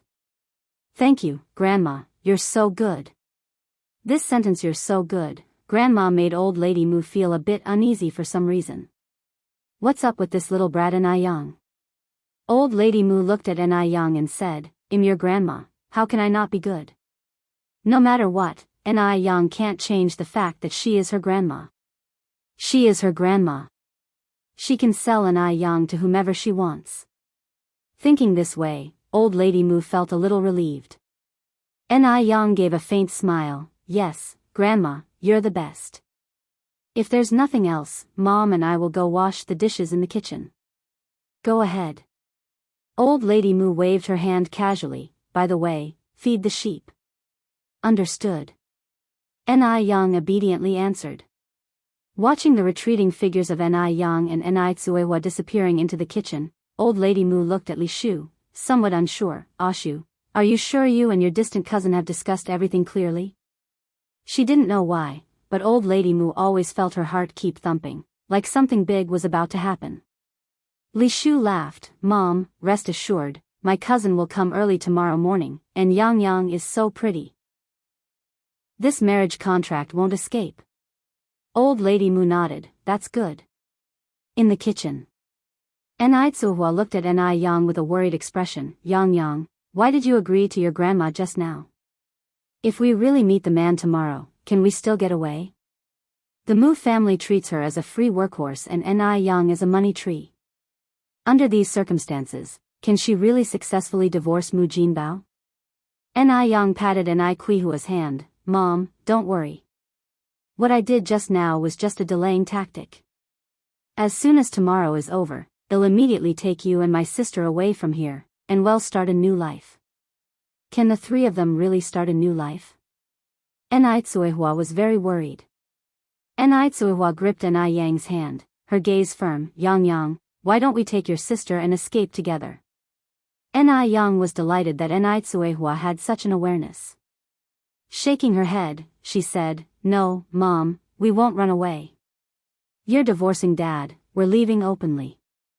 In an era where even train tickets are hard to buy without a letter of introduction, where could they possibly run to? If they could flee, Ni Yang would have taken Ni Tsuehua and escaped a long time ago. Why would they go through all these troubles then? Ni Tsuehua still seemed somewhat worried. Ni Yang comforted her with a smile. "Mom, don't worry, go back and rest. We should leave tomorrow after a good rest tonight." "All right." Ni Tsuehua nodded in agreement. Well, she might as well trust her daughter this time. The night breeze was gentle. Ni Yang lay on a hay bed in the firewood room, a piece of dogtail grass hanging from her mouth, gazing at the starry sky in a trance. In the 1980s, without pollution from factories, the sky was extremely brilliant. The stars of Altair and Vega could be seen. Croak, croak, croak, the sounds of frogs and insects filled the ears, and the air was full of the fragrance of ripe paddy. Such a night was so peaceful. The faint glow of fireflies interlaced with the starlight, casting a soft glow on Ni Yang, making her look like a banished immortal who descended from the moon. Underneath her long eyelashes hid a pair of charming peach blossom eyes, giving off a gleam as brilliant as the Milky Way. Such a beautiful woman. At that moment, Ni Yang suddenly felt something hard against her back. She felt around in the hay and pulled out a delicate wristwatch. If she guessed correctly, this watch should belong to that man. Successful people all fancy watches, Ni Yang was no exception. Furthermore, Ni Yang in her previous life studied watches specially. This was an extremely valuable watch. A model like this was almost extinct in the future. Even now, this watch was a limited edition one, with no more than 3 in existence worldwide. It was worth 100,000 renminbi. What did 100,000 renminbi mean at that time? It meant enormous wealth. One could tell from this that the owner of the watch was not an ordinary person at all. However, it didn't matter who he was. She couldn't afford to mess with a guy covered in blood like him. Ni Yang placed the watch back into the hay, squinted her eyes, and started to sleep. Thinking that she could leave this hellhole the next day, a faint smile appeared on Ni Yang's face. The time passed quickly, and in the blink of an eye, it was the next morning. The golden sunlight filled the earth. Early in the morning, Ni Tsuehua was already busy in the kitchen. The air was filled with the sweet aroma of steamed sweet potatoes and the fragrance of steamed buns. Seeing Ni Yang come in, Ni Tsuehua secretly handed her 2 boiled eggs. Yang Yang, here you go. Ni Yang calmly put the boiled eggs in her pocket. Ni Tsuehua continued, Yang Yang, can we really leave here today? Ni Yang nodded slightly. Mom, remember to follow my lead later. I will definitely take you and sis away from here. Ni Tsuehua wiped her hands on her apron. Okay, what should I do to help you? Ni Yang leaned over and whispered into Ni Kuihua's ear. This version of Ni Yang, brilliant and confident, with a voice as calming as a spell, put people at ease. Ni Tsuehua slowly calmed down. Looking at Ni Yang, she said, Yang Yang, I got it. Don't worry, I'll definitely cooperate with you. As long as she could take her 2 daughters away from here, she was willing to do anything. It took a while before the people of the Mu family got up for breakfast. Suddenly, after the meal, there was a frantic knock on the door from outside. Is anyone there? Is anyone home? Chapter 11, Want to marry me? _1 Li Shu immediately put down her chopsticks. Brother Jinbao, my cousin is here. You better go open the door. Lady Mu urged anxiously, hurry up. Don't keep him waiting. Lady Mu was afraid that the 200 yuan would sprout wings and fly away. All right. Mu Jinbao put down his bowl and chopsticks and quickly ran to the door. Li Shu looked up at Ni Yang, a triumphant glimmer in her eyes. Little wretch, you have nowhere to run now, do you? You're going to be taken away by an old bachelor today. Suddenly, she met a pair of radiant eyes, shining bright like the stars. Ni Yang gave a faint smile, the corners of her mouth curling up into a light arc. This pure, untainted smile could reveal the true nature of anything sordid. Her eyes were filled with clarity. So radiant and confident. She doesn't look like a naive girl brought up in a tiny village. Li Shu felt an inexplicable shiver and quickly averted her gaze, her hollowed-out throat swallowing as if she were a child who had done something wrong. This is insanity. How can this little village girl possess such a gaze? Li Shu frowned, filled with bewilderment. She found it hard to discern whether that scene was an illusion or real. Li Shu suppressed her chills and looked at Ni Yang again. Li Shu, with her forehead crinkled, looked back at Ni Yang who sat opposite her. Today, Ni Yang wore that pink dress gifted by Lady Mu. The dress was rather simple with long sleeves and a dull collar, reaching down to her ankles. Yet, such an old-fashioned dress somehow made Ni Yang look vibrantly classic. The sunlight streaming in from outside illuminated her, making her seem like a fairy high up in the clouds. Li Shu always believed her beloved daughter, Li Xianxian, was the most beautiful, but at this moment, she had to admit that if Li Xianxian were to stand beside Ni Yang, she'd probably go unnoticed. At this moment, the sounds outside the door became increasingly clear. This way, follow me. That was Mu Jinbao's fawning voice. In a short while, Mu Jinbao ushered the man in. The man standing next to Mu Jinbao looked about 60 years old, with a belly bigger than Li Shu's. His shiny bald head and rodent eyes darted everywhere. When he smiled, a mouthful of big yellow teeth was revealed. Yes. This was Li Shu's distant cousin. Mu Jinbao smilingly introduced, Mom, this is Wang Dezhuang. Dezhuang, this is my mom, this is my wife Ni Tsuehua and this one is Yang Yang. Upon seeing An Yang, Wang Dazhuang's eyes instantly lit up. This young girl is so pretty. It's a bargain to buy her back for 200 yuan. Wang Dazhuang swallowed his saliva, moved his gaze away from An Yang and greeted everyone in the room. Hello Granny, hello Auntie. Wang Dazhuang. Being addressed as Granny by someone of a similar age didn't bother Lady Mu at all. She even reciprocated with a smile. Very good. So you're Dazhuang, you're quite a spirited young man. An Yang almost laughed at this comment. A spirited young man? Lady Mu doesn't feel guilty for saying this?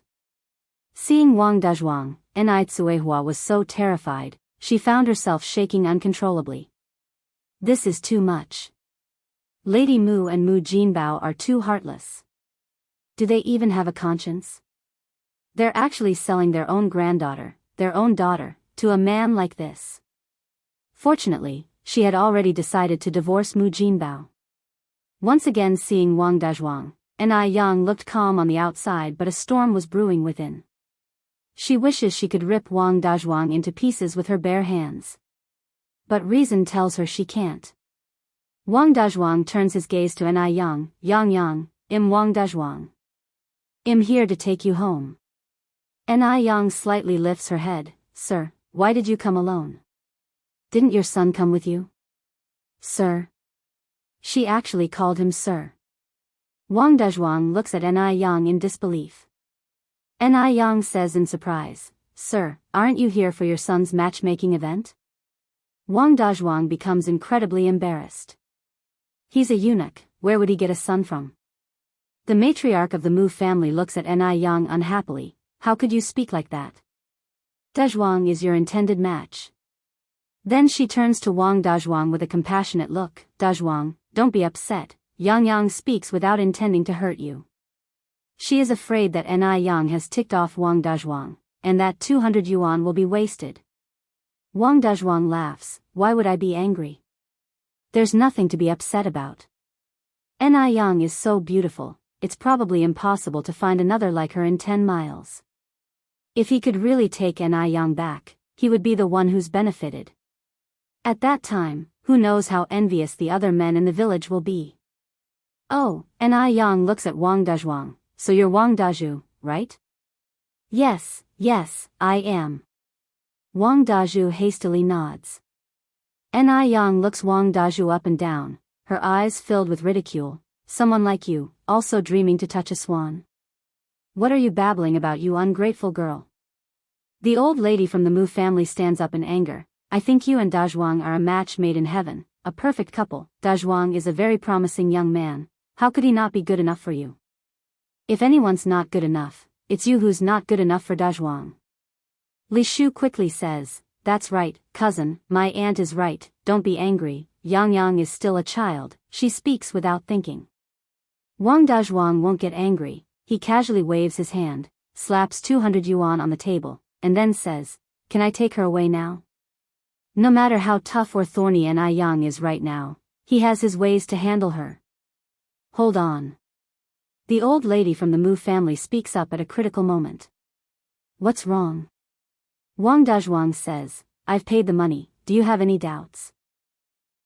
The old lady from the Mu family continues, You can't take her away right now. Why? Wang Dazhuang becomes impatient. The old lady from the Mu family says righteously, Although our Mu family is poor, we can't resort to selling our daughters. Just when Tsuehua thought that the old lady from the Mu family had a change of heart, she hears the old lady continue, If you really like Yang, get a matchmaker and marry her. Selling and marrying are two different things. Once sold, the ties will be cut cleanly, but if married, Wang Dazhuang will have to call the old lady from the Mu family grandma from now on. The old lady from the Mu family has figured out that Wang Dazhuang is a man of wealth. How could the Mu family cut ties with such a wealthy man? She plans to squeeze every last bit of value out of An Yang. Fine.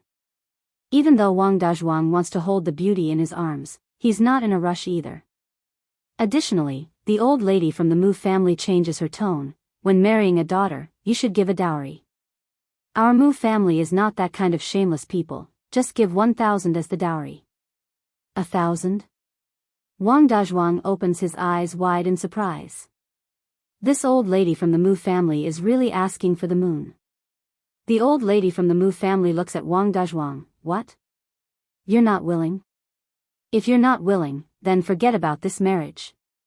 After all, my Yang Yang is such a beauty, it's not like she can't get married. The old lady from the Mu family knows that Wang Dazhuang is definitely reluctant to let go of Ni Yang, that's why she dared to ask for a sky-high price of 1,000 yuan. Li Shu also looks at the old lady from the Mu family in shock. She really didn't expect this old lady to be so cruel, asking for 1,000 yuan right off the bat. Wang Dazhuang hesitates for a moment, then grits his teeth and says, "All right, 1,000 it is. Ni Yang is so beautiful, 1,000 yuan is worth it." Chapter 12. Need to refund relative _1 Ni Tsuihua listened as the old Mrs. Mu sold Ni Yang to Wang Dazhuang for the price of 1,000 yuan, just as if she was selling a piece of merchandise. She was shaking all over with anger. Ni Yang is her own granddaughter. How could she bear to do such a thing? Quite a few times, Ni Tsuihua almost couldn't stand it any longer, wanting to risk her life to confront old Mrs. Mu, but Ni Yang gently held her hand. "Mom, don't worry." Even though Ni Yang's voice was faint, it had a calming effect, and Ni Tsuihua managed to calm down. On hearing Wang Dazhuang agree to pay the bride price of 1,000 yuan, old Mrs. Mu was overjoyed. Smilingly she said, "Dazhuang, please sit down. We will be family from now on. Make yourself at home. Sit." Wang Dazhuang had no wish to sit at the moment. He had parted with 1,000 yuan, now he wants to check the goods to see if his 1,000 yuan was well spent. Wang Dazhuang's eyes kept darting around Ni Yang's body, brimming with lasciviousness. Ni Tsuihua slightly frowned, protectively standing in front of Ni Yang, glaring at Wang Dazhuang. Actually, Ni Tsuihua was a little scared of Wang Dazhuang herself, but because of motherhood, she grew strong. At this moment, she could not be afraid, because if she was scared, what would Ni Yang do? She must protect Ni Yang. Old Mrs. Mu's gaze moved between Wang Dazhuang and Ni Yang, quickly figuring out what Wang Dazhuang was thinking. Since Wang Dazhuang had readily come up with 1,000 yuan, she shouldn't let him be disappointed. Old Mrs. Mu turned to Ni Yang. "Yang, why don't you show Dazhuang around? The two of you young people should get to know each other better." Young people? If Ni Yang remembered correctly, Wang Dazhuang was about Mrs. Mu's age. People of this era generally marry early. Old Mrs. Mu had become a grandmother at 40. By estimation, Wang Dazhuang was even a year older than Mrs. Mu. How could Mrs. Mu have the nerve to use the term young people? There was a flicker of sarcasm in Ni Yang's eyes as she looked down. Hearing this, Wang Dazhuang rubbed his palms together, eagerly looking at Ni Yang, muttering, "Auntie, you're absolutely right." Old Mrs. Mu was indeed a shrewd woman. She knew perfectly well what he was thinking. Seeing Ni Yang hadn't moved, old Mrs. Mu's expression cooled a bit. Yang. Ni Yang, grinning from ear to ear, came out from behind Ni Tsuihua. "Grandma, I'm not deaf." "Since you're not deaf, hurry up and take Dazhuang for a tour," old Mrs. Mu ground out through clenched teeth. Ni Yang looked at Wang Dazhuang, the shallow dimple at the corner of her mouth deepening. "There's a cornfield up front. Do you want to go look?" At this time, the corn in the cornfield was thriving. If something were to happen, who would notice? Wang Dazhuang perked up at the idea, repeatedly nodding his head. "All right, exactly. Let's go to the cornfield. Follow me then." As she turned, Ni Yang gave Ni Tsuihua a reassuring look. Wang Dazhuang immediately followed Ni Yang's steps. Seeing Ni Yang obediently following orders, old Mrs. Mu was momentarily satisfied. Ni Yang was really too naive. She actually took Wang Dazhuang away. Li Shu saw the backs of Ni Yang and Wang Dazhuang and was so pleased that she could barely stop herself from bursting into laughter. Since Wang Dazhuang was a gelded man and couldn't marry a wife, his mind had long become twisted. He was a pervert among perverts. Just wait. Today, even if Ni Yang isn't killed, she's going to have a near-death experience. Ni Yang took Wang Dazhu to the front of the cornfield. "I'm going in first." Ni Yang stepped into the cornfield. "I'm coming too." Wang Dazhuang immediately followed Ni Yang's pace. The sun was very high, but due to the dense corn stalks, not a sliver of sunlight penetrated the cornfield. Inside, there was even a slight chilliness. Ni Yang stopped up front, raised her head to look at Wang Dazhuang, a faint curve forming at the corner of her mouth. Despite her smile, Wang Dazhuang strangely did not feel any warmth. Instead, a sense of dread overwhelmed him. It felt too peculiar. Yang, from now on, I'm your husband." Wang Dazhuang couldn't be bothered with anything else at this point. He rubbed his hands and pounced towards Ni Yang. Ni Yang slightly raised her hand. Bang! Bang! Bang! Shortly after, painful cries emerged from the dense cornfield. For a whole 30 minutes, both Ni Yang and Wang Dazhuang didn't appear. Ni Tsuehua was extremely anxious and afraid that something had happened to Ni Yang, constantly looking towards the entrance. Yet, smiles could be seen on the faces of Old Lady Mu and Mu Jinbao. Li Shu relaxedly said, "They've been gone for so long, Yang and Dazhuang haven't returned, they must be getting along quite well. The two definitely did everything they should and shouldn't have done in the cornfield." Old Lady Mu nodded in agreement, laughing so hard her eyes nearly disappeared. Time was truly wonderful. The longer the time, the more it meant that Wang Dazhu was happy with Ni Yang. By then, even if Wang Dazhu wanted to regret, it would be too late. Just as Old Lady Mu was about to pick up 200 yuan from the table, a figure suddenly rushed in from outside, snatched the money away. "Give me my money back. I am never buying a wife again." Never again. On closer inspection, Old Lady Mu realized it was none other than Wang Dazhu. Before everyone inside the house could react, Wang Dazhuang had run past the door, looking so distraught that he even ran out of one of his shoes. As if a ghost was chasing him from behind. Old Lady Mu and Mu Jinbao hastily chased after him. "Dazhuang! Come back! Dazhuang! Dazhuang!" Upon hearing Old Lady Mu's words, Wang Dazhuang started running even faster. Mu Jinbao caught up with Wang Dazhuang. "Ah! Good heavens! My money! My 1,000 yuan!" Old Lady Mu sat on the ground, crying and causing a ruckus. She had nearly gotten the money, only to see it slipping away from her grasp. How could she not be furious? Li Shu's eyebrows scrunched up into a frown. The situation was far from what she had imagined. What in the world was Wang Dazhuang thinking? Why did he run all of a sudden? Where was Ni Yang? Where did that sneaky Ni Yang go? Just then, Ni Yang nonchalantly walked in from outside. "Granny, what happened? Did someone upset you again?" At the sound of her words, Old Lady Mu immediately stopped crying, looked up at Ni Yang and bitterly cursed, "You shameless hussy! You dare to come back! What did you do to Dazhuang?" "I have no idea," Ni Yang shrugged, her eyes reflecting an innocent look. "There's a possibility he's mentally ill." I was even shocked. "You shameless hussy! You dare to argue back! You wretched creature! Useless junk!" Old Lady Mu cursed loudly. Ni Yang didn't get angry, but the corner of her mouth hinted a faint smile. "Granny, I've heard that people with filthy mouths will have their tongues severed by the king of hell after they die, especially those like you with many sins. You're not far from descending to hell, save yourself some virtue." You! Old Lady Mu was so furious her whole body started shaking. This shameless girl was so bold, she even dared to curse her to death. Chapter 13, Village Chief arrived _1 Ni Yang has always been a soft, docile, and submissive person.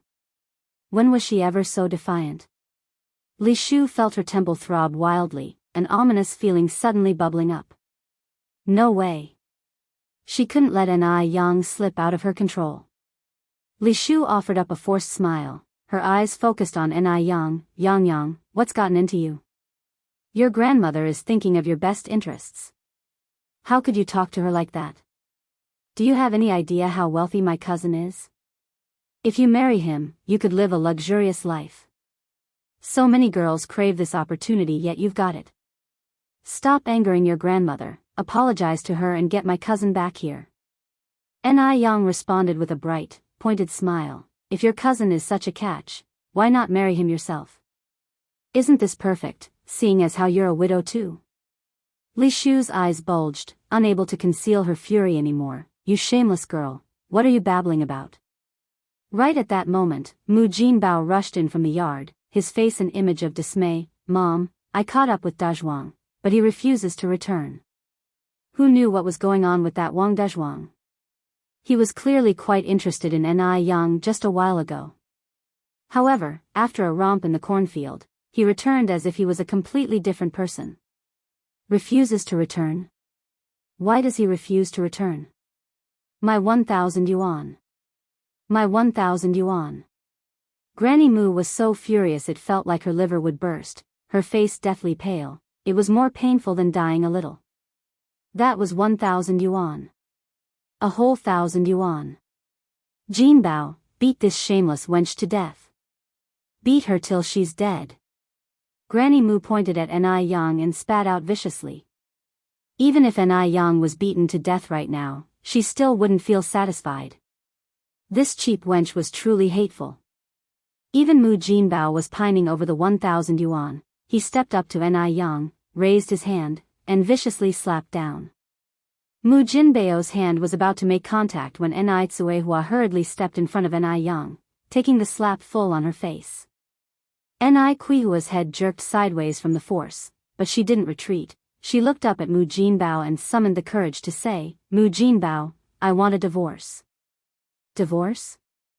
Mu Jinbao laughed scornfully at Tsuehua. You're nothing more than an old cow bought and paid for by our Mu family. You don't have the right to demand a divorce. You belong to the Mu family in life and death. You'll never escape from the Mu family. Yes, Tsuehua was merely purchased by Mu Jinbao for 3 yuan. Hearing these words, Kuihua's face darkened. Yeah. How could she have forgotten? She was bought by the Mu family.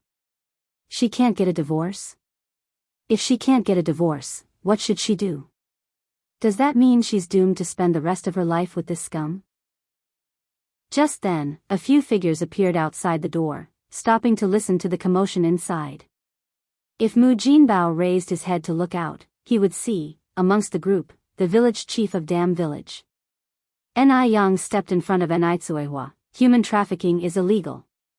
My mother wants to divorce you now. You have no right to deprive her of her freedom. Since Tsuehua had never gone through a registration process with Mu Jinbao, this matter was much easier to settle. Yang caught sight of the shadow on the ground and started devising her plan. Mu Jinbao was so infuriated at Yang's retort that he grabbed an axe and swung it towards Yang. You ungrateful brat. If I don't kill you today, I'm not a Mu. Tsuehua gasped and quickly shielded Yang behind her. But Yang was not afraid of Mu Jinbao. You don't have the right to hit me. And you sure as hell have no right to be my father. Don't think I don't know who Li Shu is. She's your mistress and she's carrying your bastard child. You're keeping a woman on the side and yet you still expect my mother to slave for you. People like you should all rot in hell. Upon hearing that, beads of sweat dotted Li Shu's forehead.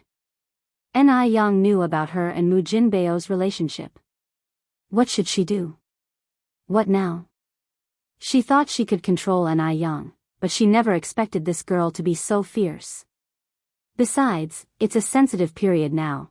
If people find out about her relationship with Mu Jinbao, she won't get off scot-free. Mu Jinbao was incensed by Yang's words and swung the axe straight down. Ungrateful brat. I'll kill you today. Just when he was about to strike, a figure rushed in from outside, grabbed Mu Jinbao's hand. What's going on? Is there no respect for law in your eyes? The person who came in was no other than the old village chief along with several men in suits. The one who grabbed Mu Jinbao's wrist was indeed the old village chief. Despite his age, the village chief's strength wasn't weaker than any young man's. Village chief, what wind blows you our way? Mu Jinbao asked playfully as he looked towards the village chief. The village chief also surnamed Mu and was a relative of Mu Jinbao's, so he wasn't particularly afraid of the village chief. How bad could it be if the village chief found out that he was hitting his wife and children? Would he turn against his own family for this? Impossible. But the village chief wasn't as accommodating as usual and demanded harshly, "If I didn't come now, there would have been a homicide. Comrade Mu Jinbao, no matter the reason, it can't be an excuse for you to beat your wife and children." Mu Jinbao, grinning ear to ear, said, "Village chief, I was just disciplining my wife and kids." "You're making it sound like a murder. How many men in this village don't hit their wives?" Even the village chief himself perhaps isn't clean in this regard. Furthermore, in this remote and poor village, even if one were to beat someone to death, no one would care. If someone really got beaten to death, one would only need to drag the body up to the mountain and bury it. It wouldn't be the first time someone had beaten their spouse to death in the village. "Comrade Mu Jinbao, take this seriously." The village chief reprimanded him. "What you just did was attempted murder." If it were any other day, the village chief wouldn't have bothered with such matters. In Dam Village, wife beating was a daily occurrence, and if he had to deal with every case, he wouldn't be able to manage it all. But not today. Today, standing next to him were a few officials with quite a bit of authority. At this moment, Ni Yang tugged at Ni Kuihua's sleeve. Ni Tsuhua quickly understood and fell to her knees, bursting into tears. "Village chief, please don't support these people just because they share your surname. You must stand up for us. We mother and daughters have had such difficult lives. Mu Jinbao isn't human. It's bad enough that he's having affairs outside, now he even wants to kill us both. I've been married to the Mu family for 17 years, given birth to 5 daughters for him, and he abandoned 3. These children are my life. Now I want divorces. I want to divorce this murderer. We cannot go on like this. Please, village chief, stand up for us." Chapter 14, Bridge is Bridge, Road is Road _1. Ni Tsuehua wept woefully as she recounted all the grievances she had suffered over the years in the Mu family. She was truly wronged. The old village chief was also a Mu, and he didn't want to blow things out of proportion. "Yang Yang's mum, you can't just go around saying things like that. You claim Yang Yang's dad has someone else on the side. Do you have any evidence? This couple and their daily life, bumps on the road are normal. Don't mention divorce at every turn, it can hurt people." Upon hearing this, Ni Tsuehua felt a chill in her heart. It seemed the old village chief wasn't going to help her. Just when she was about to give up, Ni Yang glanced at her, indicating with her eyes that she should continue speaking. Ni Tsuehua seemed encouraged, wept even more miserably. "Village chief, I know you share the same last name as the old Mu family. But you can't favor Mu Jinbao just because of that. You are the village chief, the most respected person in this village. If even you won't stand up for me, who else can I turn to? My 3 discarded children and the fact that Mu Jinbao got another woman pregnant are not false. Look, that shameless woman is right here. Women are weak, but mothers are strong." On any other day, Ni Tsuehua would never have dared to utter such words, but today was different. Because she knew that if they continued to stay in the Mu family, they, the mother and daughter trio, would be doomed. The village chief flinched at her words. The city officials were still standing behind him. Ni Tsuehua was throwing such a big hat on him, could he bear it? The old village chief immediately helped Ni Tsuehua up, with a kind smile on his face. "Yang Yang's mum, don't worry. I'm not the kind of person who covers up for his own kin. I will deal with this matter impartially." Upon hearing this, Ni Tsuehua was so moved, she cried, "Thank you, village chief. Thank you, village chief." Mu Jinbao wasn't happy. He stopped referring to the village chief by his title. "Uncle, don't just listen to this woman's ramblings. She's spouting nonsense. Show me the law that says I can't beat my own mother-in-law and daughter. If you've nothing else, I suggest you go back. Next time, I will bring some meat for you as a token of respect." The old village chief had enjoyed a lot of meat from Mu Jinbao, or else Mu Jinbao wouldn't have dared to blatantly bring Li Shu back home. Upon hearing this, the old village chief's face darkened. Mu Jinbao, you clearly know what you've done. Now Comrade Enrich wants to divorce you. I'll approve it. After all, you guys never even had a marriage certificate. I'll give you a proof, you come over to press your fingerprints, and then you sever ties. No more dealings with each other. This Mu Jinbao really dares to say anything. If he continued this way, he would no longer be the village chief. Mu Jinbao looked at the village chief incredulously, somewhat bewildered. The village chief who had always been on his side was suddenly on Nihua's side today. Divorcing was impossible for him. Yang could be sold for a good price now, and Nihuahua was like the old ox at home. If he lost these two people, it would be a huge loss for the Mu family. I want divorce. Why should I divorce? Even if you beat me to death, I want divorce. Mu Jinbao began acting like a rogue. The old lady Mu also played rogue and laid down on the ground. Want a divorce? Not unless you step over my corpse. Alright, don't want a divorce? Then well, just call the police. Suddenly, the man in the suit spoke up. Then he turned to his assistant, Xiao Zhao, tell Comrade Mu Jinbao what the consequences would be if he refuses to divorce. Xiao Zhao stepped forward and said, based on the evidence we have at the moment, Comrade Mu Jinbao is suspected of attempted murder and intentional homicide. If these charges are added up, he could be shot. It's a crackdown period now, and the threat of execution is not a joke. Mu Jinbao turned pale. Who the hell are you? Just because you say I killed, that means I did. The old village chief responded coldly, you better shut up. This man is the assistant to the secretary of the municipal party committee.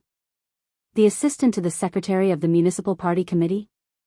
Why on earth would the assistant to the secretary of the municipal party committee be here?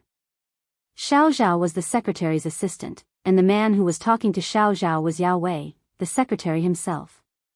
Yao Wei was sent by Zhou Changjing. Because Zhou Changjing was seriously injured, they could only send Yao Wei to make the trip. Mu Jinbao shuddered in fear. Uncle, please, don't joke with me. What on earth could the secretary of the municipal party committee be doing in their dirt-poor village? Before the village chief could speak, Xiao Zhao continued, Mu Jinbao, you were just about to attack your daughter with an axe. If it wasn't for the timely intervention of village chief Mu, your daughter would be dead. That's attempted murder, and we're all witnesses. Plus, the 3 children you abandoned all died unnaturally. That's deliberate murder, and Nihuahua is the witness. As for the affair, Comrade Li Shu is pregnant. Need I say more? Hearing this, Li Shu was terrified, cold sweat trickling down her forehead. If they really reported him, Mu Jinbao wouldn't be the only one sentenced to death by firing squad. She would be an accomplice. The old village chief continued, Mu Jinbao, think about it carefully. Would you rather be shot, or get a divorce? Mrs. Mu was startled, and quickly stood up from the ground. Divorce. Jinbao, well, get a divorce. At this point, of course, life was more important. Furthermore, if they divorced, the one to suffer would be Nihuahua. She's a woman, and she would have no choice but to starve out there. When that time comes, it'll be Nihuahua who will regret. Mu Jinbao was scared out of his wits, death by firing squad. How could he not be afraid? Okay, Mom, I'll listen to you. The old village chief finally relaxed, continuing, now that you've decided to divorce, I'll issue you a divorce certificate. Although Nihuahua and Mu Jinbao hadn't gotten their marriage certificate, the two had lived together for so long and had 2 children. To avoid any future complications, a certificate was necessary. Yang stepped forward at the right time, my sister and I want to go with Mom. Nihuahua finally came to her senses, right. The 2 kids are coming with me. No. I don't agree. Mrs. Mu said angrily, these 2 children are from the Mu family. Why should they go with that slut Nihuahua? The old village chief continued, Madam, currently Mu Jinbao is the one at fault, he has no right to the children. We must respect Comrade Enrich and the children's opinions. No. The children belong to our Mu family. If that slut Enrich wants to leave, let her leave by herself. She won't take anything from our Mu family. At this moment, Yao Wei continued speaking. Xiao Zhao, we should call the police, let the murderer taste the bullet. Old Mrs. Mu's face turned white, and she was instantly silenced. The old village chief finished the certificate and stamped the village's official seal on it. Enrich Mu Jinbao, you two press your fingerprints. Once these are pressed, you two will have no relation at all. Enrich pressed her fingerprint without hesitation. Mu Jinbao was reluctant to press, but thinking his life was at stake, he still pressed it. This divorce certificate had 3 copies, 2 for Enrich and Mu Jinbao, and 1 for the village to keep. After pressing the fingerprint, Enrich went to the room to carry the children out. Yang bowed to the village chief and Yao Wei, secretary, chief, thank you for today. The village chief laughed awkwardly, not knowing if he could still retain his position after today. Yao Wei smiled and said, if an official doesn't serve the people, they might as well go home and sell sweet potatoes. This is what should be done. Chapter 15, Goodbye, Damn Village. _1 It was apparent that Yao Wei was a good official who served the people. Off to the side, though, old lady Mu was becoming anxious, watching Yao Wei and Yang speak with such familiarity. What on earth was happening? Why would the city's party secretary come to their home? And to chance upon this very incident? This clearly wasn't a coincidence. Could it be that Yang and the city party secretary had planned this all along? Otherwise, this couldn't possibly be such a coincidence. Yes. Yang must have colluded with them in advance. But how did Yang know the city party secretary? Old lady Mu raised her head to look at Yang. Under the dim light, Yang stood there, with a soft glow on her beautiful face, and when she spoke, 2 small dimples appeared at the corners of her mouth. For the first time, old lady Mu realized that her granddaughter had such a pretty face. But the thought that, starting from now, Yang was no longer her granddaughter, twisted old lady Mu's face into a grimace. That bitch, Enrich. It would have been fine if she had wanted a divorce herself. But now she was even taking away their Mu family's granddaughter. Just then, Enrich came out of the house holding the child. Yang, I've packed everything. Yang turned to look at Enrich. Mom, let's go then. All right. Enrich nodded. Old lady Mu continued, Enrich, I'm giving you one last chance to reconsider. Back out now while you still can. Otherwise, it won't be easy for you to step inside the Mu family's home ever again. Let me tell you, the world is a chaotic place right now. You 3 women leaving just like that will surely end up starving on the streets. Enrich turned back to look at old lady Mu, her tone cold. Don't worry. I'd rather starve in the street than return to the Mu family. Good, good. Old lady Mu remarked sarcastically, you have some nerve. Fine, leave. I look forward to the day you come back begging. How can a woman survive without a man? It's impossible. Without a doubt, Enrich will come crying back to her eventually. Escorted by Yao Wei and the village chief, Yang and Enrich left the Mu family mansion, carrying the child with them. Just then, a pair of worn-out shoes tossed viciously, hit Enrich's back. Indeed, a place of deprivation breeds wicked people. Yao Wei frowned. Holding the child, Enrich couldn't help but tear up. In these times, a divorced woman was bound to be gossiped about.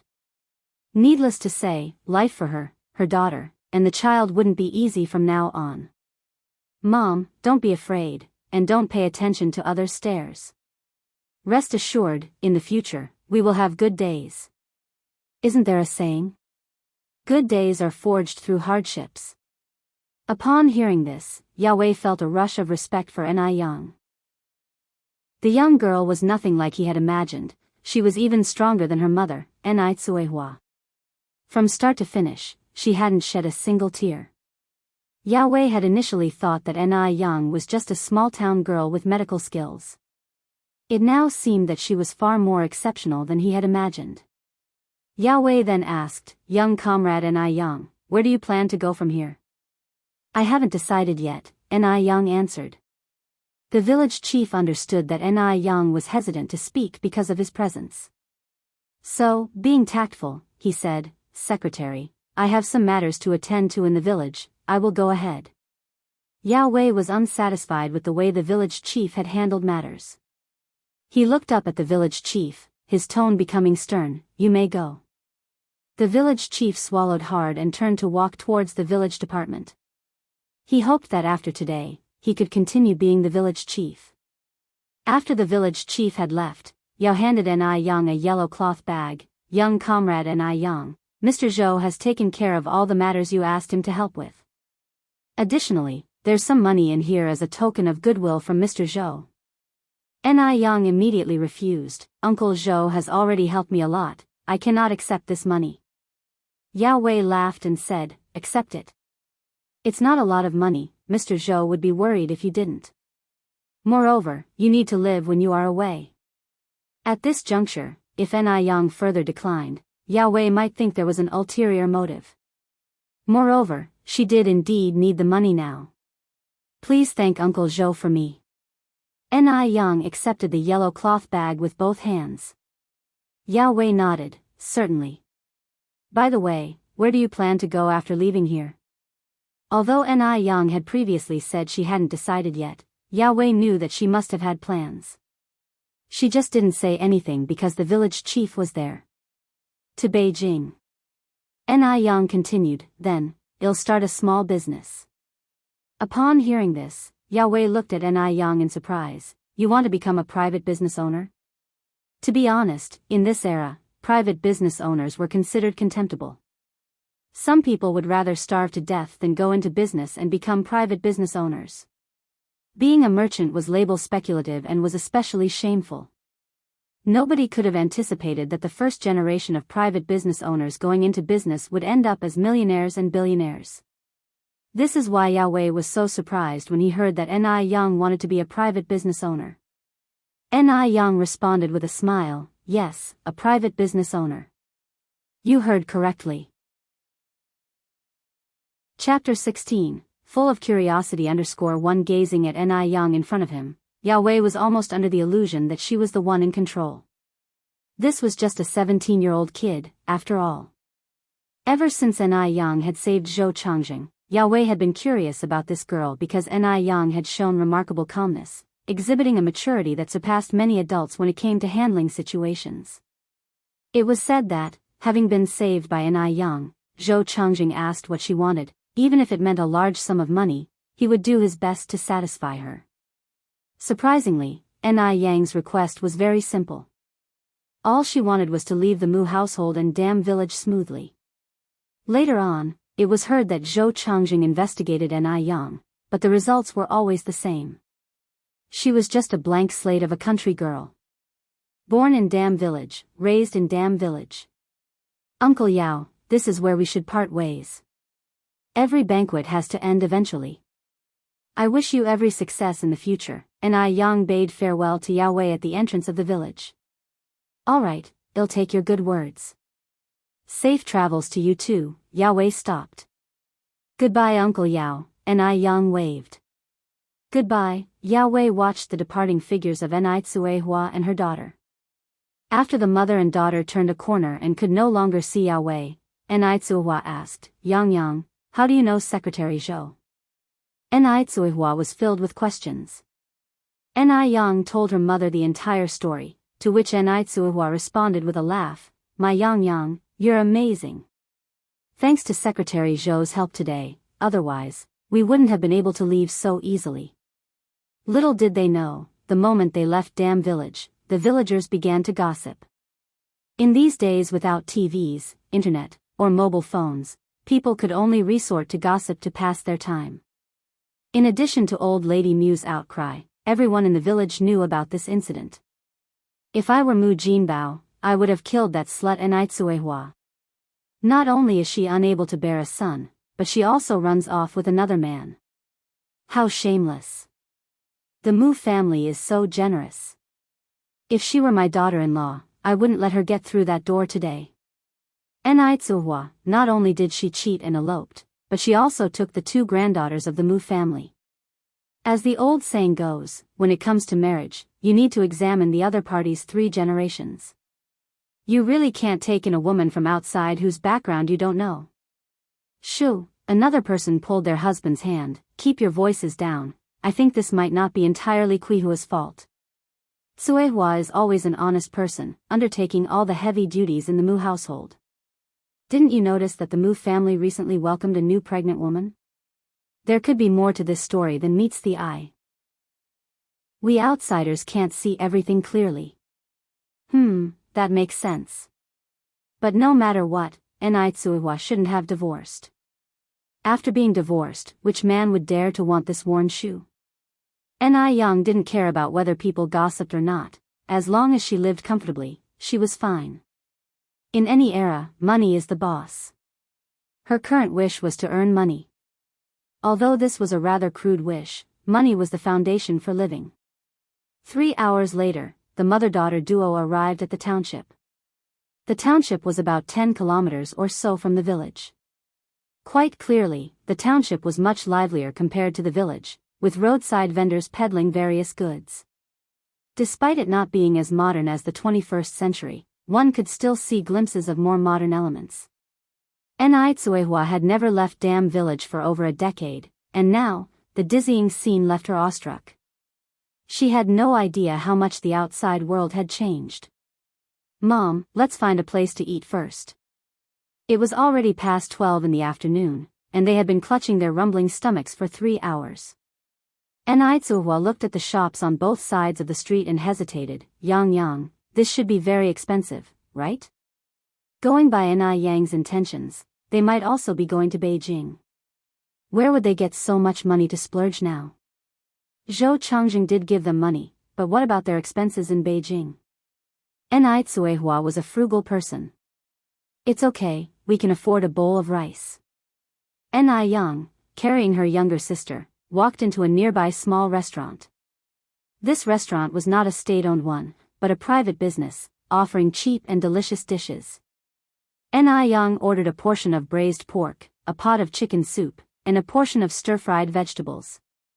Rice was free, and altogether, it cost less than 10 yuan in total. For the first time, Enrich felt money was easy to spend. In the 21st century, this amount of food would cost at least 300 or 400 yuan. Yang, let's just eat a little.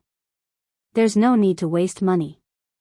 Enrich felt a bit overwhelmed, looking at all the good food in front of her.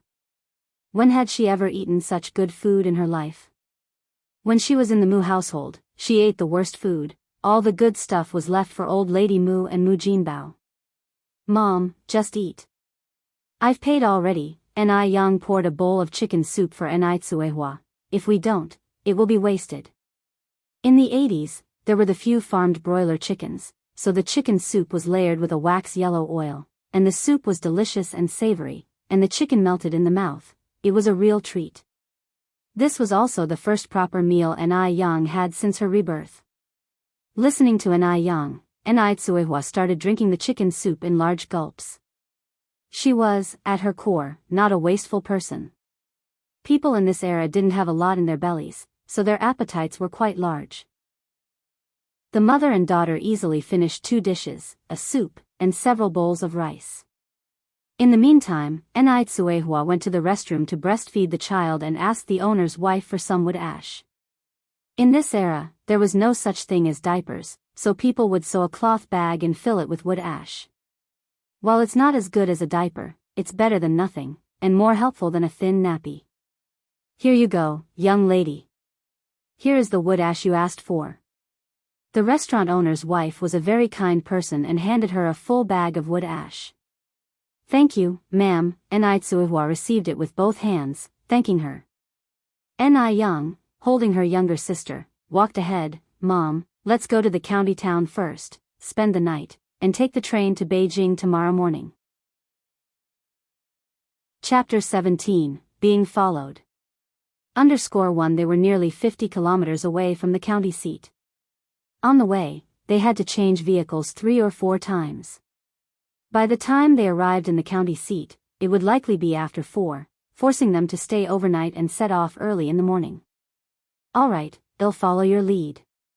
Enrich now had complete trust in Enrich. The mother and daughter took their child on the journey. They were poorly dressed and had a child with them, so small thieves wouldn't pay them any attention. By the time it was 5 in the evening, the mother and daughter finally arrived in the county seat. The county seat was much more prosperous than the town. Only then did Enrich truly feel her insignificance. She tightly held her child, closely following Enrich, not daring to stray even half a step away. As she watched Enrich walking ahead, a feeling of unfamiliarity welled up in Enrich's heart, alongside a sense of pride. Her daughter was much more capable than her. Enrich checked them into an inn. It was a twin room. The condition was not very good, but compared to the rural area, it was heaven and hell. Enrich placed her package on the cabinet, took the room key, and said to Enrich, "Mom, you rest in the room first. I'll go buy the train tickets. I have the key, don't open the door to anyone else."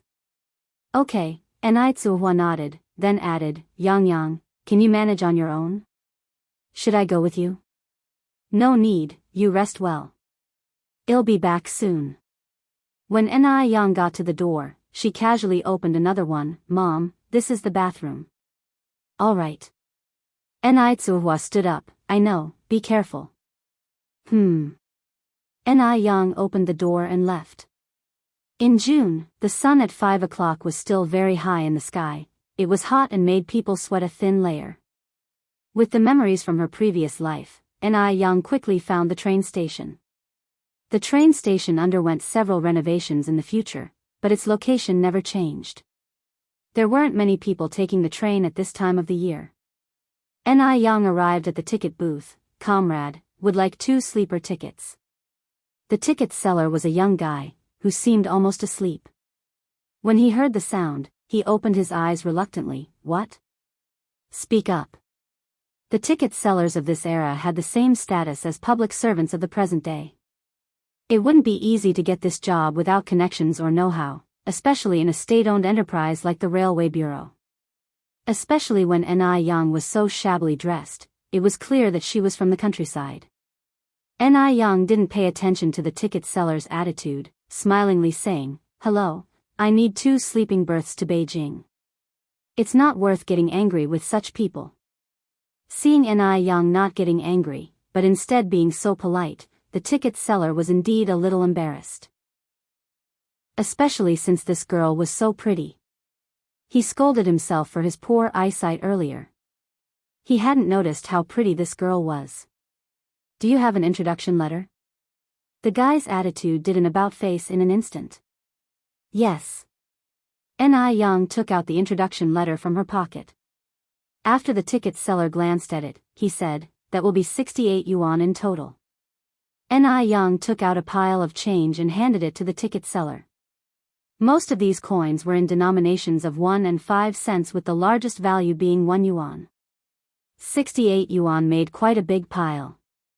Enrich had specially got the change from the restaurant owner when having a meal. If she was flashing big money around, it would definitely attract attention from others. At just 16 and with a family to support, she didn't want to attract unwanted attention. On any other day, the ticket seller would definitely not be happy facing so much change.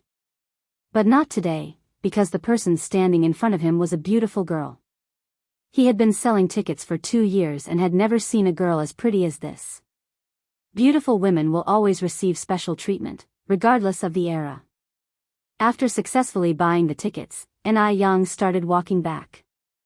Thinking about how smoothly everything had gone, Enrich unconsciously let out a smile. In the afternoon sun, the young girl came walking against the light, a smile on her lips. Her stunning beauty made the city traffic in the background seem to pale in comparison. Little did she know, 3 good-for-nothing hoodlums already had their eyes on her from afar. They just hadn't found the opportunity to make a move, as this was the bustling city area. Ni Young might not be dressed impressively, but someone who buys 2 sleeper train tickets without batting an eyelid, how could she possibly be poor? They were sure they could squeeze something out of her. Moreover, she was gorgeous. A young girl, if anything happened to her, would unlikely voice it out loud. In this era, women are very conservative and value their own reputation. Normal women would rather suffer silently when insulted, than to make it public. Otherwise, even if they get married in the future, they would still be looked down upon by their in-laws' family. By this time, the county and the village were quite different. In the village, to purchase daily necessities one would need all sorts of coupons, but in the county, as long as you have money, it's fine. So, Ni Young bought an extra 2 cups for drinking water, a bag of milk powder, some biscuits and dry food for the journey. The milk powder was for her sister to drink, as Ni Tsuehua wasn't producing enough milk, especially since she hadn't had the proper rest period after giving birth and hadn't really eaten anything nutritious. Moreover, after getting off the train, they would still need to take the tram. It would be a bumpy ride, and the journey would take at least 2 days. As Ni Young left the supply and marketing co-op, she felt that something was off. With her heightened senses, she could easily tell that 3 people were following her. Ni Yang's ears twitched slightly, and then she quickened her pace, turned a corner, and her figure disappeared in an instant. The 3 little punks saw Ni Young vanish, exchanged puzzled glances, threw the cigarette stubs in their hands, and hurried after her. Ni Young carefully placed the things in her hands in the corner of the wall, took the dagger concealed on her body, and holding it in her hand, she stood at the corner ready for defense. She didn't bother unsheathing the blade, it was better not to shed blood unless absolutely necessary. The footsteps were getting closer and closer, Ni Yang's ears twitched more frequently, she held the dagger tightly and squinted her eyes. 3, 2, 1. Now! She swung her arm, directly knocking down the first thug who rushed out, following it with a backspin kick, the tip of her foot perfectly hitting the chin of a punk behind, knocking him to the ground. In the blink of an eye, only 2 out of 3 punks were remaining. Ni Young narrowed her eyes slightly, about to hit the thug with her dagger. However, the thug surprisingly lay down himself, crying for mercy, "Miss Heroine. I was wrong. I am lying down myself. Please spare me and my brothers." A wise man knows when to retreat. This punk was no fool. He knew he had encountered a formidable opponent. But he couldn't understand how an ordinary-looking peasant girl could be so skilled. This was just unbelievable. Ni Young slowly concealed the dagger in her chest, and said coolly, "When you decided to follow me, didn't you consider this?" Chapter 18, Encounter_1. If she had been just a powerless young girl today, she probably would have suffered irreparable harm by now. "Sister, I really dare not anymore. Please spare me."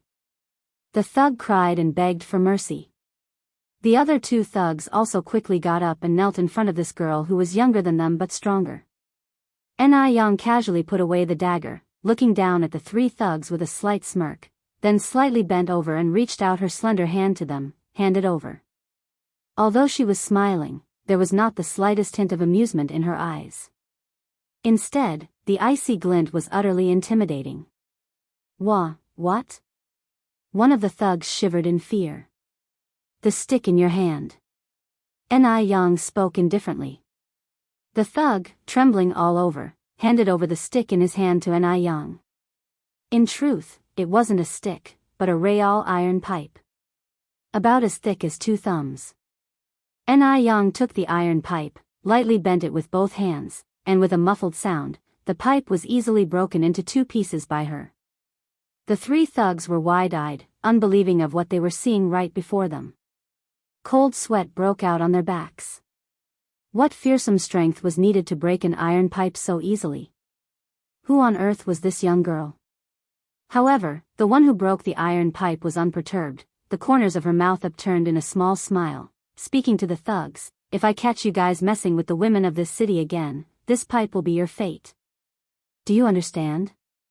Her tone was cold and chilling, her presence commanding. She was not an ordinary girl, she seemed more like a person of high standing who had experienced many things. Understood, understood. The thugs were so scared their faces turned pale and answered shakily. Yang casually threw the pipe to the ground. If you've understood, then get lost. At her words, the thugs felt as if a huge burden had been lifted and they scampered away immediately. Yang did not linger, as her sister and mother were waiting for her at the inn, and she immediately turned around to move on. Unbeknownst to her, shortly after she left, two figures, one tall and one short, appeared in the previously deserted alleyway. One of the figures was tall and slender, standing casually with his hands in his pockets, radiating an irresistible aura of dominance. Sporting an army cap, beneath the brim of the cap were eyes that carried a dangerous glint.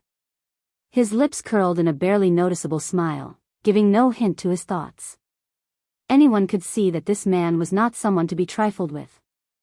The two men had witnessed every bit of what had just happened. The slightly shorter one ran forward and picked up a white ticket that had fallen onto the ground. Third brother, this fell off that girl. The man took the ticket, the curve of his lips growing larger. Beijing, no wonder Li Xianxian said she couldn't find her, she had secretly gone to Beijing to find him. Just a country girl, where did she get the money for the ticket? And where did she get the courage to run to Beijing all by herself? Unless everything was part of her grand scheme, saving him, stealing his watch, naturally going to Beijing, then coming to him, and living in his old house. According to his grandfather's and grandmother's old-fashioned ideas, they would certainly let her marry him and become part of the Mo family. This man was Mo Baichuan from Beijing, also known as the third of the Mo's and who Yang had rescued from the mountain. Mo Baichuan tightly gripped the ticket, a dangerous light flashed in his eyes as he slightly turned his head towards the man next to him. Take this ticket to her. He was curious to see who had sent Yang. How dare she calculate his every move? She actually went to Beijing to find him, she had quite an appetite. In hindsight, it was a strange situation from the beginning. How coincidental was it that he happened to see this young country girl when he was being pursued? Even more so, this girl surprisingly helped him get out of a crisis. Imagine, a small country girl who grew up in the mountains, how could she have that kind of eloquence and courage? Mo Baichuan's eyes held a complex look. For the first time in his life, he had been schemed against by a young girl. Tang Shi took over the ticket, puzzled. Third brother, should I deliver it to her now? Tang Shi and Mo Baichuan grew up together in a big courtyard in Beijing. Mo Baichuan was 3 years older than him and much more capable. After he graduated from the military academy, Tang Shi had always been behind Mo Baichuan. Tang Shi could tell that Mo Baichuan must know the girl just now. At this moment, the third brother should deliver the ticket himself to win the Bowtie's heart. What's the point of having him deliver it? Third brother is already quite old and hasn't yet found a wife. He can't delay his good fortune.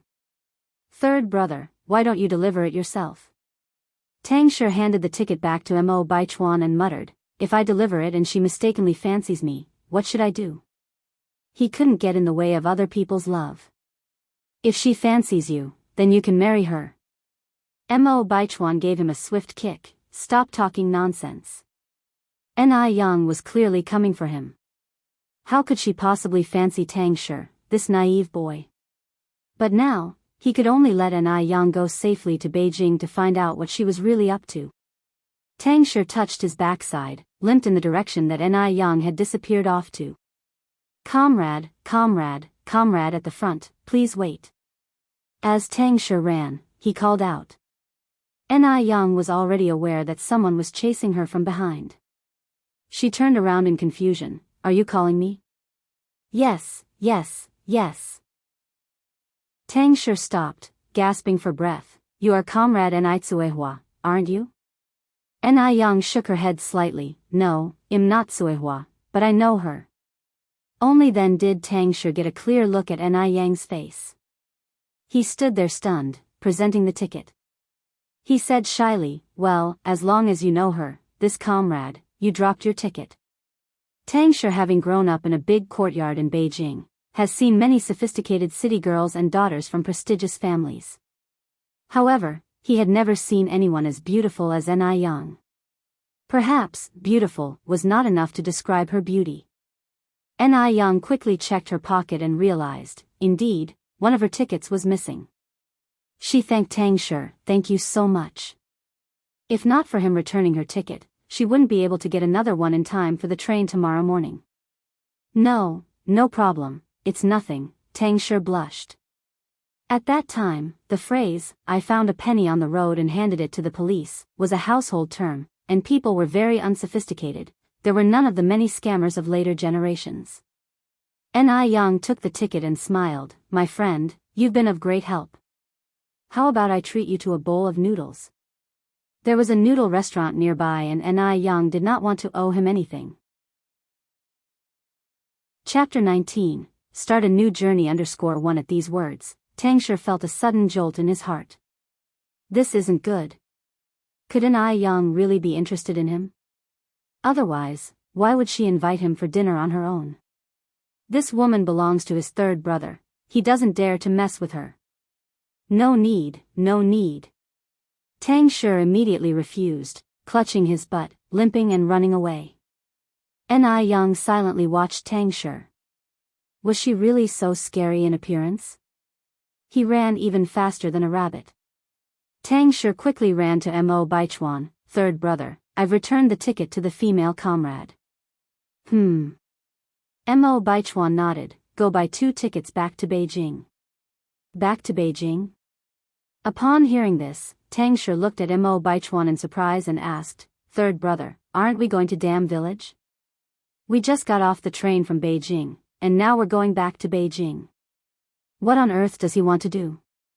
Is he just running around for fun?" "We're not going." Mo Baichuan answered indifferently, "We're going straight back to the base. Everyone has eagerly gone to Beijing. Going to Dam Village then has no meaning. Weren't you out looking for a person? Now we're returning to the base without finding her?" Tang Shi asked with confusion. "What? Do you have a problem with my decision?"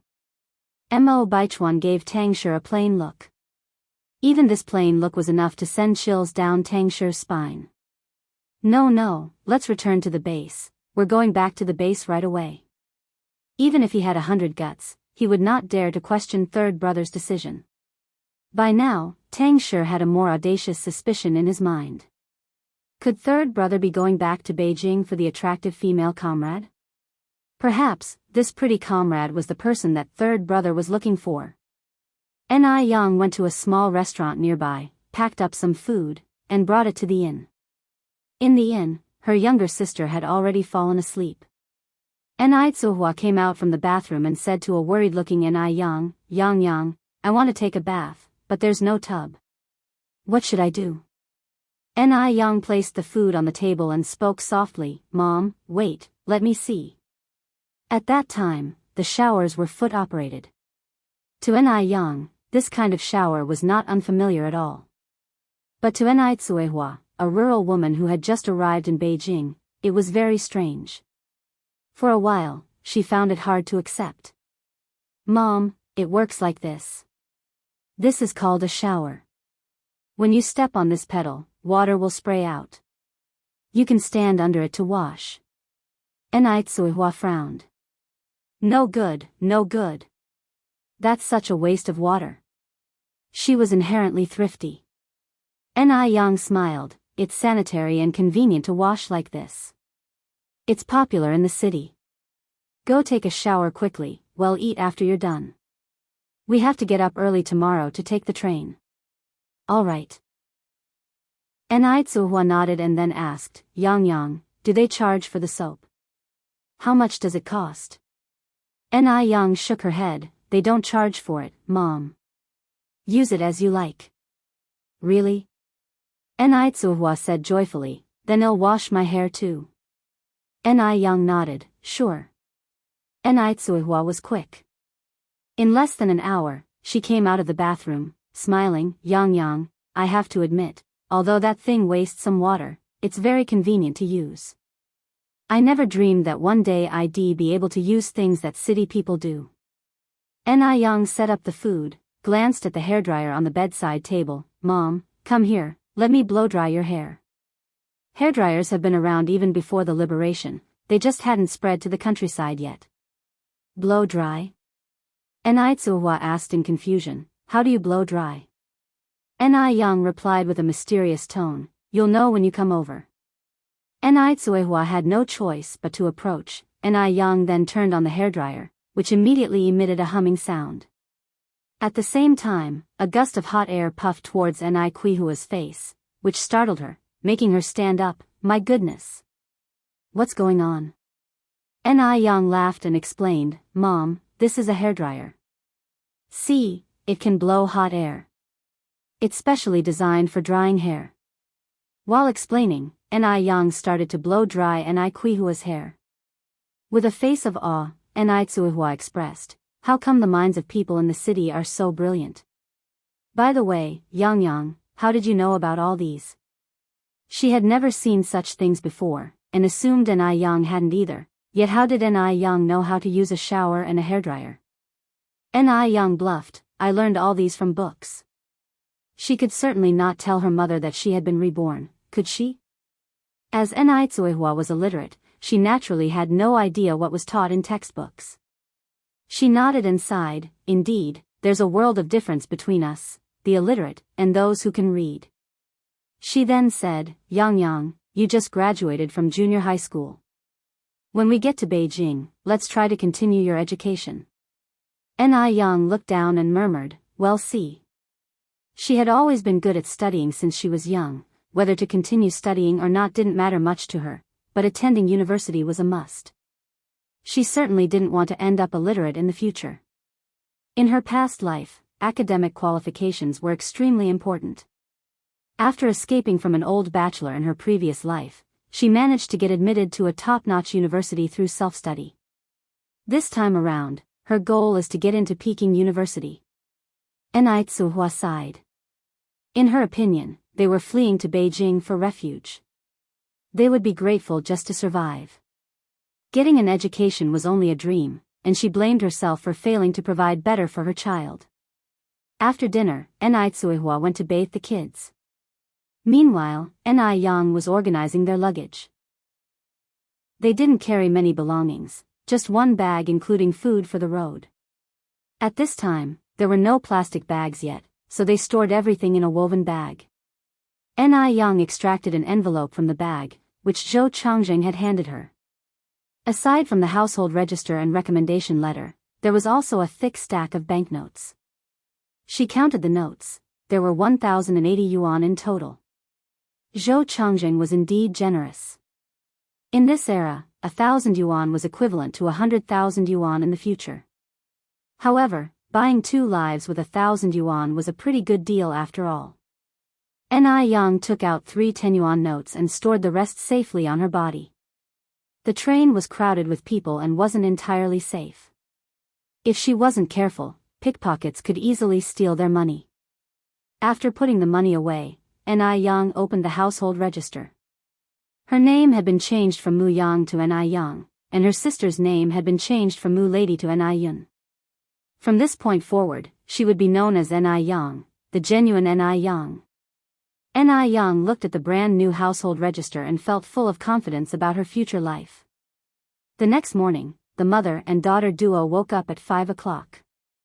They were catching a train that departed at 6:30.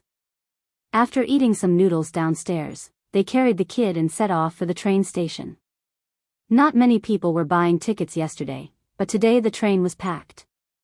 The crowd was tremendously dense. Mom, be careful, Young said, forging a way through the crowd for Enrich. There were all sorts of people on the train, including women and children and farmers with livestock. Even the sounds of chickens and ducks could be heard, and the smell was quite unpleasant. Young held their luggage in one hand and tightly held on to Enrich with the other. They made their way through the crowd before finally finding their sleeper compartment.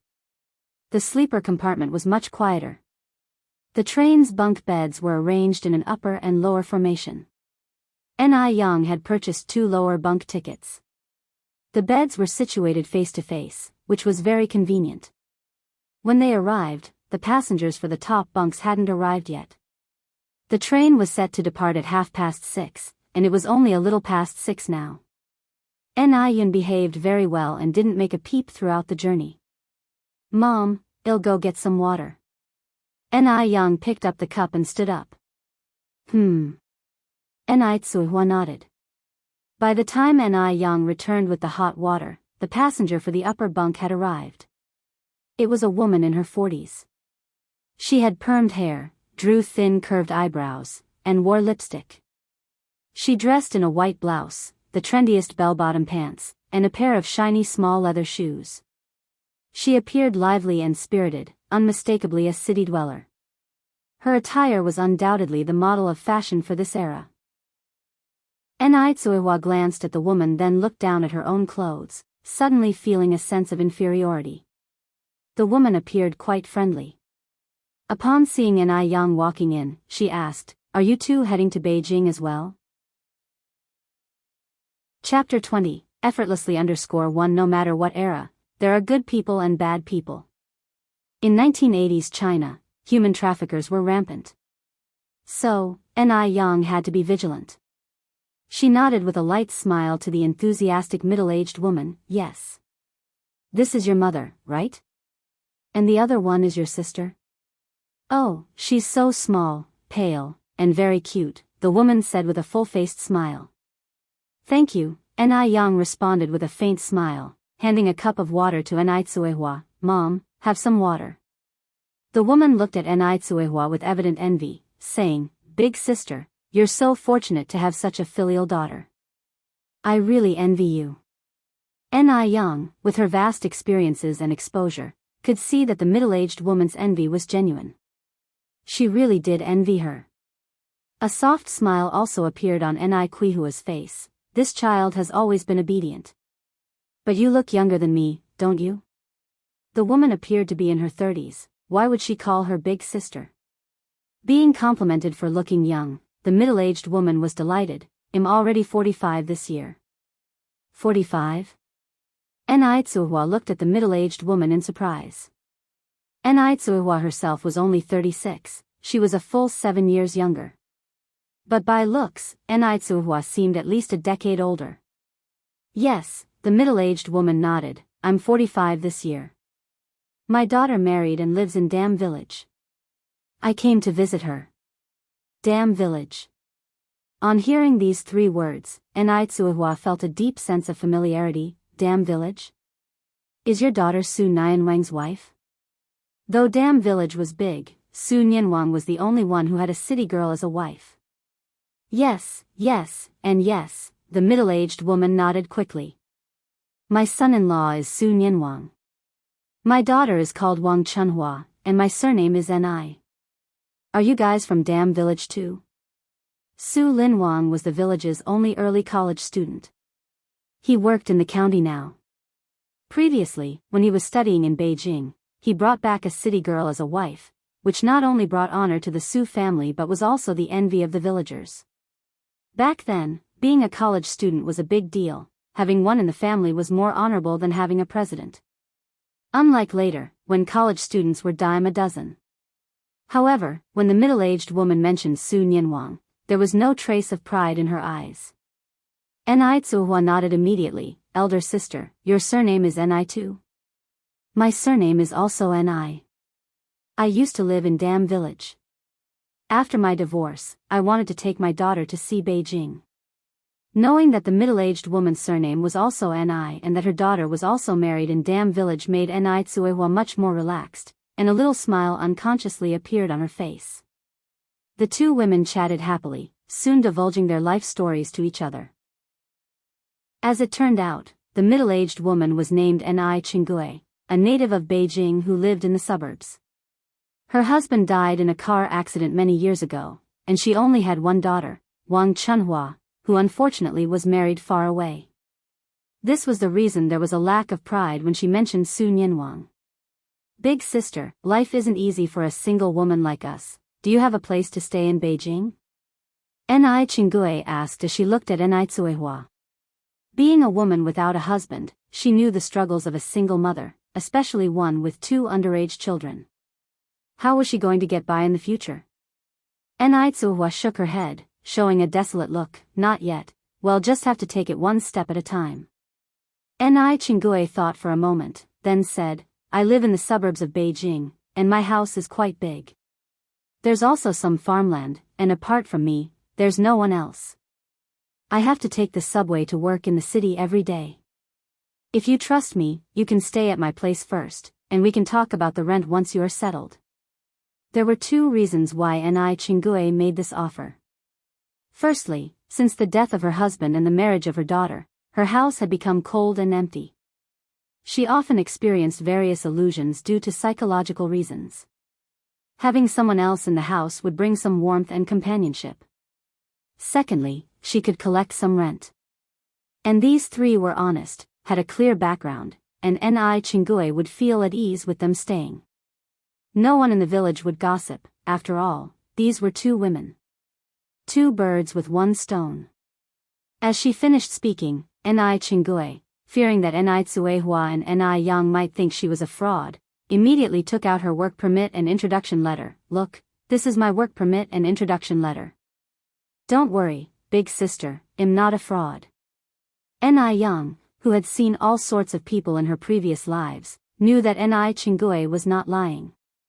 So she laughed and said, since Aunt and I has invited us so warmly, we would be rude to refuse. Yang's original destination was the suburbs of Beijing. She couldn't afford a house in the city for now. And dealing with official matters in the city was not as convenient. Living in the suburbs was great, with convenient transportation and easy access to the city. Once she made money in the future, she would buy several houses in Beijing. She remembered that the price of houses in Beijing in the future would rise astronomically. From then on, Enrich could just be a landlord. Her plan was to buy Enrich's house. If she wasn't willing to sell, then they would start off by renting it, and look for suitable houses in the surrounding area later. Having a foothold was the most important thing. When she heard this, Enrich realized that the person who truly made the decisions here was Yang. All right, then, it's settled. You and your mother can live at my place. If you find it suitable, you can stay longer. Her words were quite calculated, implying they could stay longer only if it was suitable. If it wasn't, they would have to leave. Whether it was suitable or not, of course, would be decided with money. All right, Yang nodded with a smile. The train sped along, arriving at Beijing Station around 8 in the evening. Enrich said, it's too late now. Let's find an inn to stay in. We can set off tomorrow morning. Yang, who was holding Yun, nodded in agreement. All right, well, do as you say. Enrich was familiar with the surroundings of Beijing. She took the three to an inn. When it came to paying at the reception, Yang insisted on paying for Enrich's accommodation as well. After all, she and her mother and sister were going to live with Enrich. Money makes the mare go. When Yang was the boss, she was adept at using money to win hearts. As expected, after Yang paid the money, Enrich's smile became even warmer. Originally, she had been worried about whether these two would be able to pay the rent, but now it seemed there was no need to worry about that. The standard of inns in Beijing was much higher than in Tongqing County, and they were a lot better equipped. Even a standard room was equipped with a black and white TV. Yang, is this a TV? Enrich stood by the bed, looking surprised. Yang nodded, turned on the TV, and the screen immediately showed a scene. The people on the screen were dressed in traditional opera costumes, singing opera arias. City folks are really ingenious. So many people can fit in this little box. Are they performing Fairy Couple? I've heard it on the stage in our village. Then, Enrich started humming to the tune on the TV. Chapter 21, Settle in Beijing _1. Seeing her mother like this, Yang chuckled and said, when I start making money in the future, I'll definitely buy you a television. In this era, a black and white television costs around 500 yuan. Right now, her purse was thin, so she couldn't afford it yet. Enrich immediately waved her hand. We don't need that. It's too much of a waste of money. Yang, if we have money, I would rather send you to school than buy this useless thing. It can neither fill your belly nor keep you warm. What's the use? Studying was the only chance for a rural person to rise above the masses. Ni Yang smiled slightly and stopped talking. Ni Tsuhua continued, you quickly teach me how to turn on this television. Ni Yang taught Ni Tsuehua to switch on the television and change the channels. At this time, televisions didn't have remotes and all the buttons had to be manually pressed. Although Ni Tsuehua had never been to school, she was very smart. Ni Yang taught her only once and she got it. That night, Ni Tsuehua sat on the bed and watched TV until late. Ni Yang, on the other hand, went to sleep early. The next day, just as the sky was lightening, Ni Chingue, who lived next door, came knocking at the door. Yang, it'll take you all out for a special Beijing breakfast. We can set off after eating. Ni Chingue was still dressed stylishly today. Compared to Ni Tsuehua and her daughter, they were worlds apart. However, even though Ni Yang was dressed shabbily, standing in front of Ni Chingue, she did not seem inferior at all. Usually, clothes make the man, but in her case, it was just the opposite. Even in ragged clothes, the aura around her was not obscured. The four of them set off to have breakfast. At this time, Beijing still wasn't as prosperous as it became later, and the management wasn't as strict either. Many places were still undeveloped, and both sides of the road were lined with vendors selling breakfast. It was very lively. For breakfast, they had fried cakes and soybean milk, which tasted very authentic. After breakfast, the three adults and one child got on the trackless trolley and set off for Ni Chengui's home in the suburbs. The trackless trolley was similar to the modern-day bus, offering scheduled station stops. Although the traffic in Beijing at this time wasn't congested, the buses were still filled with people, almost standing toe-to-toe. After changing buses several times and traveling for nearly 2 hours, they finally reached Ni Chengui's home. The place was located on the northwestern edge of Beijing, bordered by Yanjiao Province in the west and Wujin City in the east. Transportation was convenient and it only took half an hour to get to the city by trolley. Compared to the hustle and bustle of the city, this area was not much different from the countryside, except for its convenient transportation. Surrounded by mountains on all sides, people supported themselves by farming. Yang Yang's mother, this is my home, Ni Chingue pointed to the forecourtyard house behind him. The forecourtyard house seemed quite old, with pink walls and gray tiles, and looked very quaint. Chingue, your house is really grand. Ni Tsuehua looked at the forecourtyard house in front of her, eyes full of astonishment. Previously, the Mu family was considered well off in Dam Village, but they only had 5 brick houses. A fancy forecourtyard house like this must be worth quite a lot of money. When she saw the forecourtyard house, Ni Yang momentarily gave up her idea of buying a house. She only had 1,000 yuan on her, nowhere near enough to buy a forecourtyard house.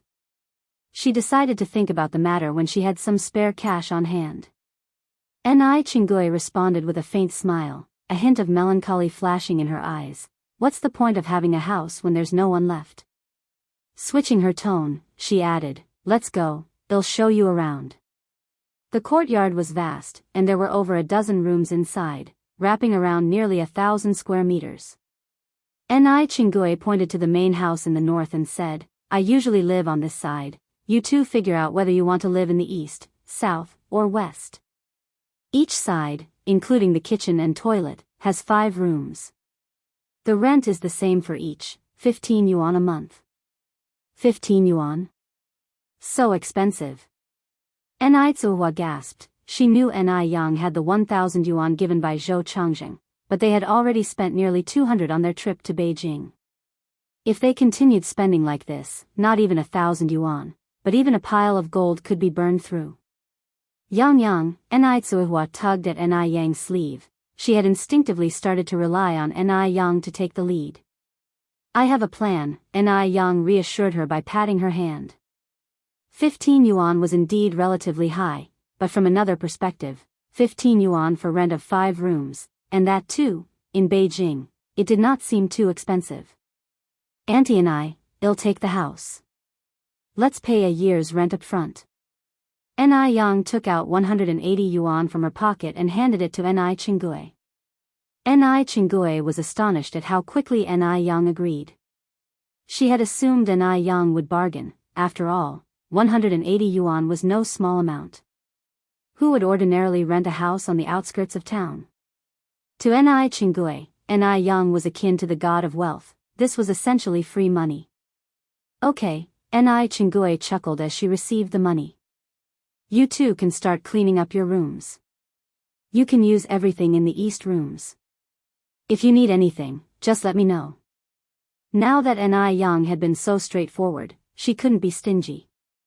Thank you, Auntie Ni. After expressing her gratitude, Ni Yang, with Ni Tsuehua, entered the eastern rooms. The eastern rooms were clearly uninhabited for a long time, with all the furniture piled up under a layer of dust and a web of spider webs. Ni Tsuehua first sorted out the bed for Ni Yun to sleep on and then began to clean up the room with Ni Yang. Mom, you're still in postpartum confinement and can't touch cold water. I'll handle this. Women during this era were truly strong. Ni Tsuehua had birthed 5 children, and not once did she go through postpartum confinement. The scenario would simply be unthinkable in modern times. It could potentially cause significant health issues. I'm not made of glass, Ni Tsuehua responded as she cleaned a table. I've managed so far, haven't I? Also, I can't let you be the only one cleaning these 5 rooms. That would take ages. As a mother, Ni Tsuehua already felt guilty about not being able to protect her daughters. She didn't want to be a burden now. Ni Yang could only let her have her way. The mother-daughter duo busied themselves all day, only having biscuits for lunch. By evening, they had managed to clean up all 5 rooms. The 5 rooms were interconnected. The middle one was the living room, 2 others were bedrooms for Ni Yang and Ni Tsuehua, and then there was an empty room on the side. You two are certainly hard-working. In less than a day, you've transformed this place. Ni Chinggui arrived at the doorstep with a plate in her hands and said, smiling, these are steamed buns I made. I brought them for you to try. Ni Yang, brimming with smiles, took the plate from her and said, thank you, Auntie Ni. Could you do me a favor tomorrow? Could you take me to the village committee? I need to file some paperwork. After moving from an outside enclave, they aimed to stay here for a long time. Naturally, they needed to notify the local leadership and fulfill necessary formalities to smooth out future cooperation. Having been a boss, Ni Yang knew well to pay attention to such details. Sure, no problem, Ni Chinggui replied, smiling, I'm scheduled for a day off tomorrow anyway. I can take you there. Thank you, Auntie Ni. Just then, Ni Tsuehua came out of the kitchen with a bowl of noodles. Chinggui, haven't had dinner yet, have you? We're having noodles tonight. Please join us. Chapter 22 Got an idea L. No need, no need. Ni Chinggui repeatedly declined, I have already eaten. Have some more, these noodles are a specialty from our hometown, you can't find them out there. Saying that, Ni Tsuehua gave Ni Chinggui a bowl of noodles. Then I won't stand on ceremony. Ni Chinggui didn't play coy, directly sitting down to eat the noodles. Truth be told, these noodles were very delicious, certainly more than 10 times better than those outside. Yang Yang's mom, your cooking skills are amazing. If you were to open a noodle restaurant, I'm sure it would do very well. Ni Chinggui lavished her with praise. Speaking without a care, but the listener catching the hints, Ni Yang had some thoughts. In her past life, she was in the catering business. If they had the money to open a noodle restaurant with her mother as the little boss, that could also be a good option. Midway through the meal, Ni Tsuehua spoke again. Chinggui, I was throwing away trash this afternoon and saw an open space outside the courtyard. Is it yours? It's mine. Ni Chinggui nodded, just that it hasn't been cultivated for many years, now it's all barren. A glimmer of joy flashed in Ni Quihua's eyes. Chinggui, do you think I could grow some vegetables on that piece of land? Of course, the land is just lying bare anyway. You can grow whatever you want on it. Besides that land, I have some farms in the village, you can use them too if you want. Chingue was not stingy. Ever since she got a job in the city, no one had cultivated the fields at home. Chingue, you're a really good person. Tsuhua said with a big smile on her face. If they hadn't ran into Chingue on the train, it would not have been possible for the three of them to settle down in Beijing so easily. Tsuhua couldn't stay idle. The next day, when Yang followed Chingue to the village town hall, she shouldered a hoe and started to reclaim the land in front of the courtyard, checking on her daughter every half an hour to see if she had woken up. Yang had brought gifts with her to the town hall. Chinese people value reciprocity and the 3 points of laughter rule, so being a bit sweet-tongued and knowing how to use sugar-coated bullets never fails. How she managed to walk so successfully in her past life was because she knew how to handle people. Indeed, under Yang's various savvy methods, the village chief was successfully won over.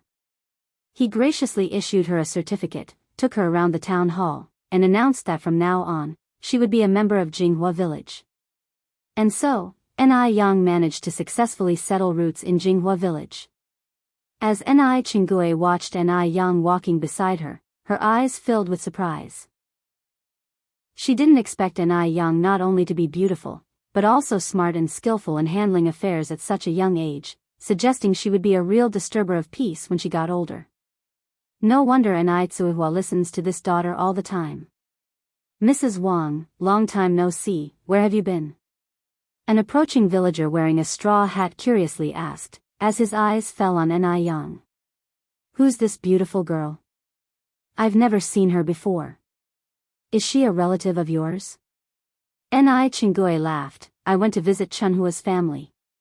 This is my distant relative, Yang.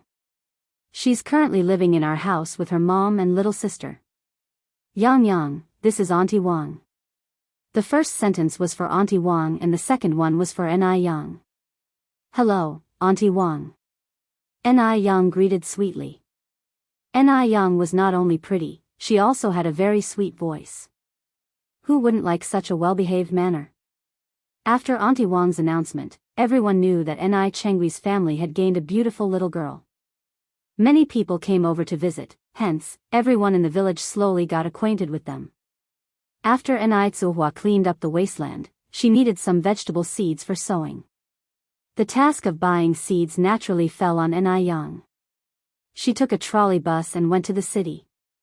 Actually, she could buy these vegetable seeds in the village, but Yang had other things to do in the city. She wanted to see what could bring in money the fastest. She currently had 700 yuan on her, which was entirely inadequate for larger business projects. She could only start small and work her way up. Yang's first stop was the agricultural market. Just like the vegetable markets of later times, the place was bustling with people negotiating prices. After procuring vegetable seeds, Yang went up to a meat stall, planning to cut 2 kilograms of pork to bring home. Boss, how much is the pork per kilogram? The butcher was a middle-aged man of about 200 pounds, sporting a full beard. At her question, he lazily looked up at Yang and replied, 2 yuan and 8 cents per kilogram. 2 yuan and 8 cents? Yang was somewhat shocked. Why is it so expensive? In later times, 2 yuan and 8 cents could only afford a lollipop. However, this was the 1980s. In the countryside, pork only cost 8 cents per kilogram. 2 yuan and 8 cents could buy a whole chicken. Even in Beijing, it seemed impossible for the price of meat to have increased almost threefold. Think it's expensive? The middle-aged man wore a look of disdain. If it's too costly, go buy fish. He could tell at one glance that she was from the countryside and didn't even expect her to actually purchase any meat. Yang didn't mind the butcher's attitude. She raised her eyebrows slightly and queried, fish? Are fish cheaper than meat? Maybe because Yang was quite attractive, the butcher pointed towards a fish stand not far away. There, a fish there costs 3 cents. It's certainly cheaper. Yang turned her eyes and, indeed, saw a fish stall in an inconspicuous corner.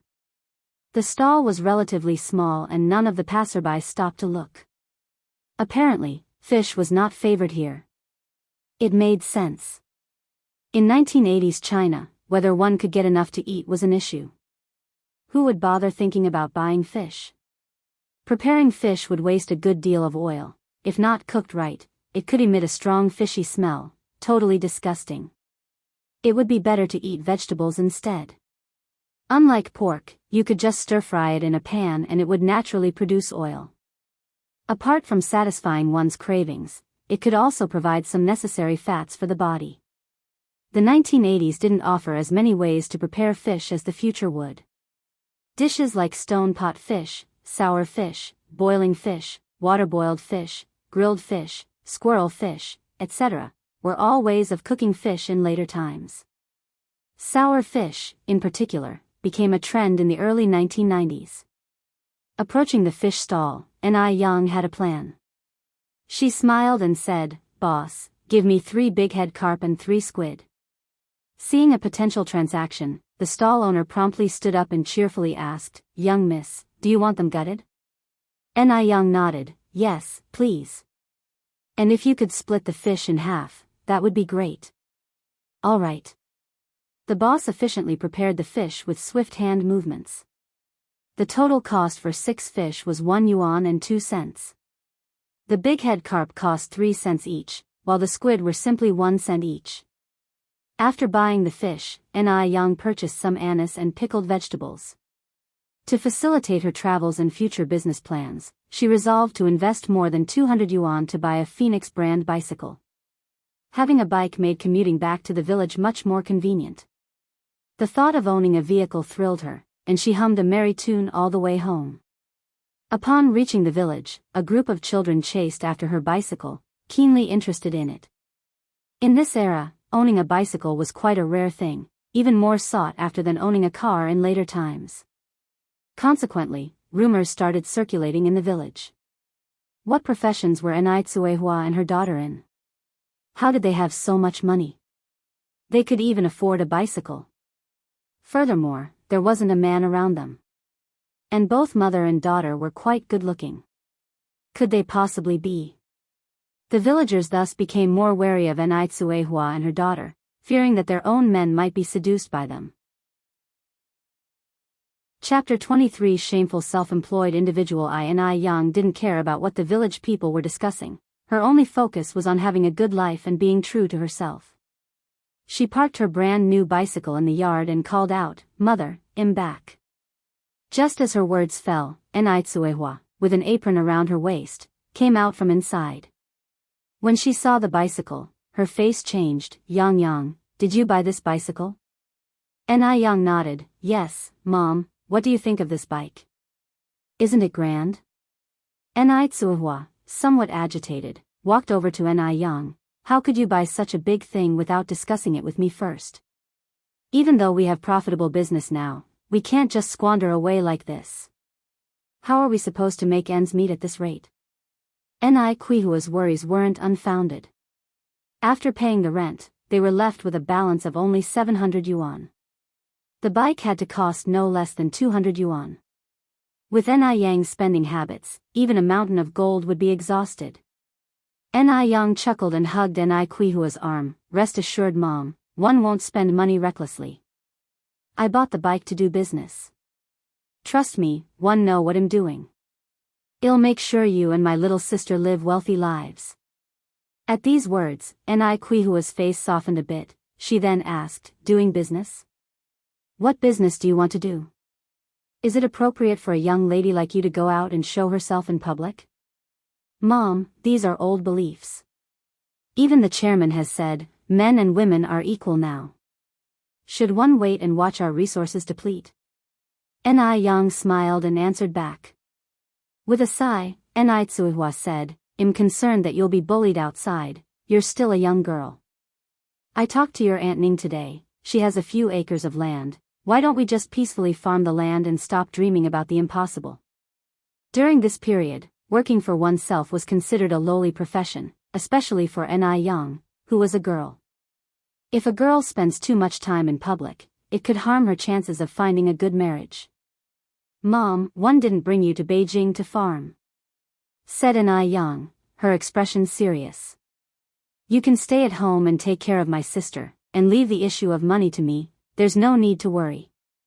Yang suddenly became serious, and even Tsuehua, her mother, felt a sense of fear. Mom, rest assured, 111 make sure you and my sister have a good life. Believe in me. Yang's voice softened, looking at Tsuehua, her cat-like eyes filled with determination. Looking at her daughter, Tsuehua inexplicably nodded, okay, Yang.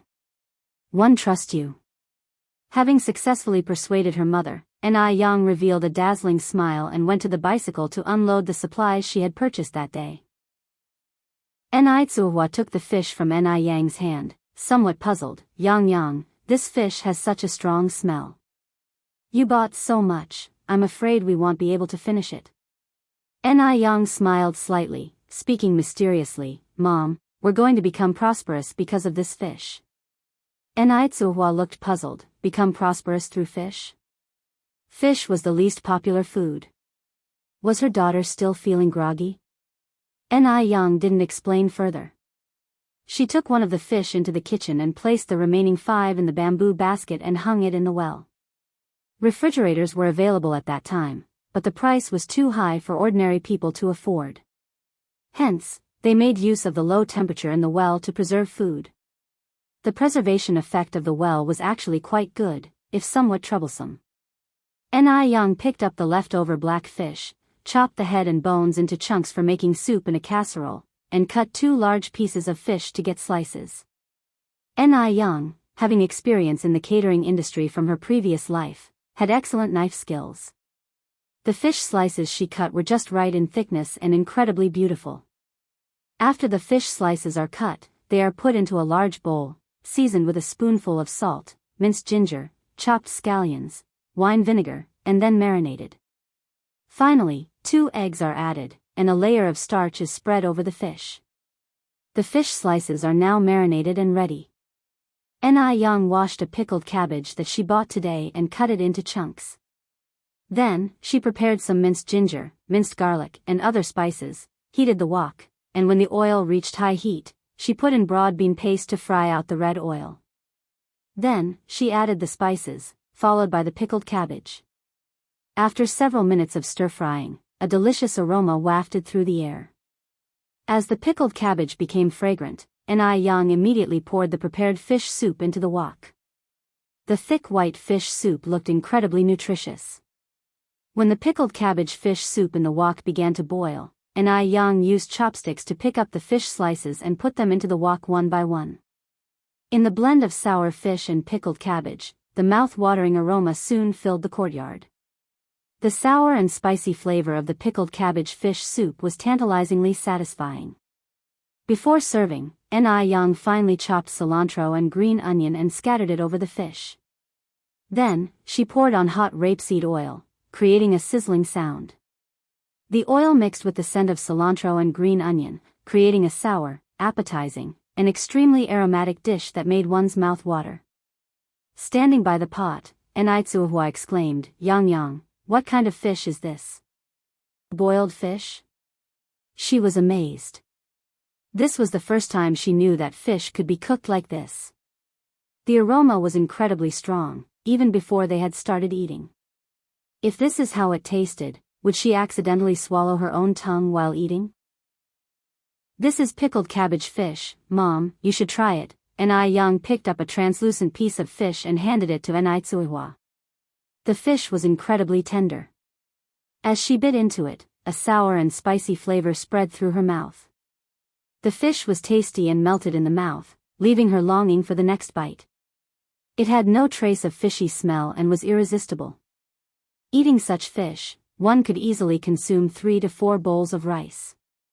Tsuehua had never tasted such delicious fish in her life, and she looked at Yang with surprise.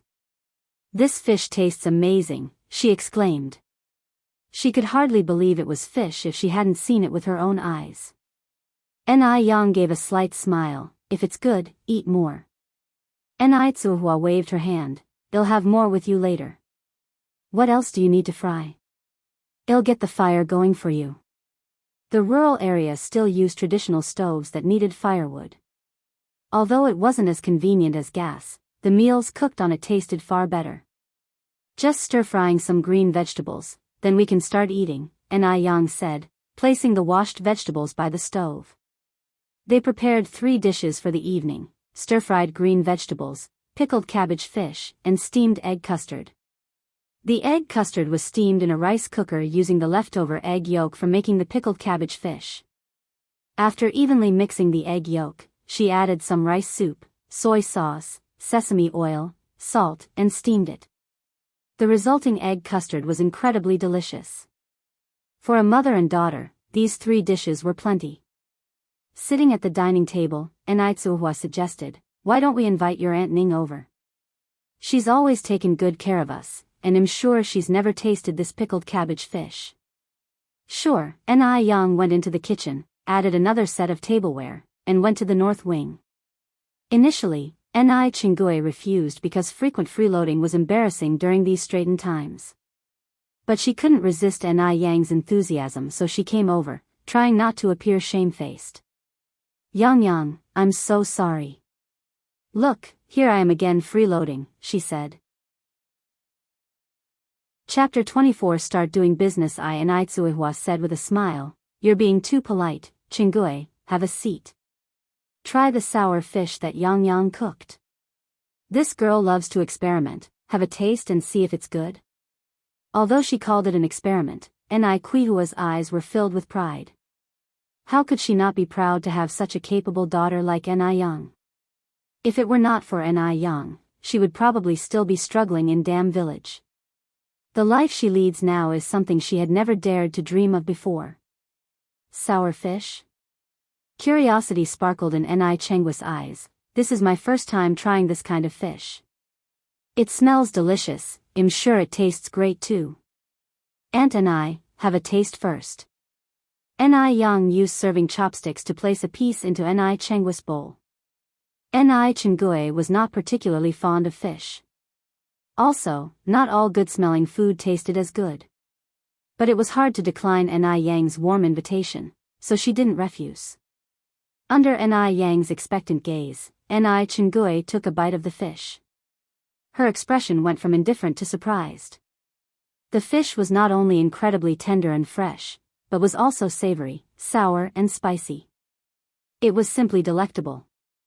Yang, is this really fish? How come there's no fishy smell at all? It's so delicious. Enrich's eyes lighted up excitedly. She had never had such tasty fish before. She was even starting to question if this was really fish. Yang nodded slightly and explained, "This is squid. I marinated the slices in cooking wine before cooking, and combined it with pickled vegetables, which is why there's no fishy smell." Yang, you're really amazing. Chingui turned to Enrich and laughed, "Yang's mother, you've really raised a good daughter. You're certainly in for a good life in the future." Enrich was all smiles. This girl has been sensible since she was a kid. By the way, Yang, where did you learn to make this sour fish? I've never had it before. Chingui asked. With a calm expression, Yang replied without any hint of smugness from the praises, "I saw it in a cookbook." Chingui continued to ask, "What cookbook was it?" Yang replied, "One can't remember, it was so long ago. Sour fish seems to be a dish from Chongqing. Aunt and I, if you want to learn, I can teach you." Even though Yang was hoping to earn money from cooking sour fish, she had no intention of keeping the recipe a secret, especially since it wasn't her original creation. "I was just asking," Chingui continued, "with my job keeping me busy all day, where would I find the time to learn this?" In fact, Chingui had been farming at home until 5 years ago. After her husband was killed in a car accident, the trolley company not only paid her a substantial compensation but also arranged a decent job for her with high pay and a light workload. By the way, since one live alone and only eat at home in the evenings, how about one start eating at your place from now on? Chingui continued, "But don't worry, I'll pay for my meals. How about one give you 5 yuan per month for my meals?" Given that Enrich had made such a proposal, it would clearly be inappropriate to refuse. Enrich laughed and said, "Aunt and you're welcome to come over anytime, not just for dinner. We live together, we should be like family. There's no need to talk about money." Courtesies were important. It was the basis for social interaction. If you can't even utter flattery, you'll end up being taken advantage of in society. Although Enrich knew Enrich words were merely pleasantries, she was still very happy. Smiling, she said, "I should still pay. How could I have the nerve to eat here without contributing? So let's start from today. I'll prepay this month's fee." With that, Enrich took out a note from her pocket and placed it on the table. Enrich repeatedly declined, "Chingui, let's not worry about today's meal. If you plan to eat here, let's start from tomorrow." Okay, Enrich didn't refuse any further, focusing on her fish. That's settled then. After the meal, Enrich said, Yang, your sour fish is really tasty. Can you cook it again tomorrow night? I'm telling you, there's a river east of our village teeming with fish and shrimp. People don't usually catch them because the fish don't taste good. If you're free, you could bring a fishing rod and likely catch some big fish. Enrich nodded, "Okay, since Aunt and you like it, I'll cook sour fish again tomorrow night." At the same time, Enrich received important information. The river to the east had lots of fish. If she could cook sour fish using these wild river fish, it would surely taste better than the bought ones. Enrich's eyes darted around. She had a new idea. At night, everyone was asleep, but Enrich was still busy in the kitchen. She turned all the remaining 5 fish into sour fish, brewed a pot full of soup. The enticing aroma filled the room. After the soup was ready, she transferred all of it into a new large iron bucket. The iron bucket, complete with a lid, was one she had just bought that day. After all that, Enrich prepared a large jar of secret chili oil, then diced green onions, garlic, and cilantro and put them into enamel cups, ready to bring along the next day. These preparations were for setting up a stall the next day. However, she didn't plan to sell sour fish, but sour fish noodle soup instead. While sour fish was a dish, when combined with noodles, it became a main course. Not only could one taste the flavor of sour fish, one would also feel full. Considering most people in this era had never tasted sour fish before, she felt confident that her sour fish noodle soup would certainly be a hit. With experience from her previous life backing her up, Enrich was full of confidence. As for where to set up the stall, she had scouted out a location with the most foot traffic, the morning market. There were many stalls in the morning market, which meant fierce competition. But as long as the food was delicious and the skill was good, there would be no shortage of customers. Enrich stayed awake until midnight before going to bed. She got up before dawn the next day. After making breakfast and eating a few steamed buns, she hopped on her bike and set off. By the time she reached the food street, it was just after 6 in the morning, breakfast time. The food street was filled with the aroma of various deep-fried foods and the scent of steamed buns. Enrich first set up tables and chairs, lit the coal stove, then placed the large iron bucket on it. Soon, the alluring scent wafted from the bucket. Enrich had bought some small tables and chairs from the city yesterday. As it was not convenient to carry them back and forth, she had negotiated with the shop owner to leave these items at the shop for a monthly rental fee of 1 yuan. The street was crowded with passers-by. However, when they saw the sign that read, "Sour Fish Noodle Soup," next to Enrich, they lost their appetite. What's so great about fish? Observing her stall being void of customers for half an hour, Enrich grew anxious. She rubbed her temples and had a sudden brainwave. She had a solution. Enrich's eyes twinkled with a smile. She walked into a grocery store nearby and came back with 10 small cups in her hands. Chapter 25 Sell Short. _1 Enrich blanched a handful of noodles in fish soup and served them into 10 cups, sprinkled them with cilantro, chopped green onion, and minced garlic, before pouring the final touch of soup over them. Thus, 10 petite servings of sour fish noodle soup were completed. Though small, the servings had a full spectrum of colors, scents, and flavors. Yang held a tray with 10 servings of noodles, and started soliciting passers-by loudly. Come, come, step right up, free noodles for tasting, it's all free. Upon hearing the word free, a middle-aged woman immediately paused and asked, "Are you really giving these away for free?" Yang nodded and handed her a cup. "Yes ma'am, please judge if it tastes good or not. This cup of noodles doesn't cost you a penny. If you like it, you can sit down and have a bowl of it at only 3 cents per bowl. If you don't like it, you can simply leave without any obligation." After all, 1 a.m. a young girl standing before so many people. "Do you think I could swindle you?" The middle-aged woman suspiciously took a sip from the cup while multiple people had already gathered around to watch. In this era, promotional strategies were scarce, much more so the free food samples, thus attracting numerous onlookers. However, these onlookers only watched the first-to-act middle-aged woman, without accepting the cupped noodles from Yang, fearing it to be a scam. After finishing the soup, the middle-aged woman wore an incredibly baffled expression.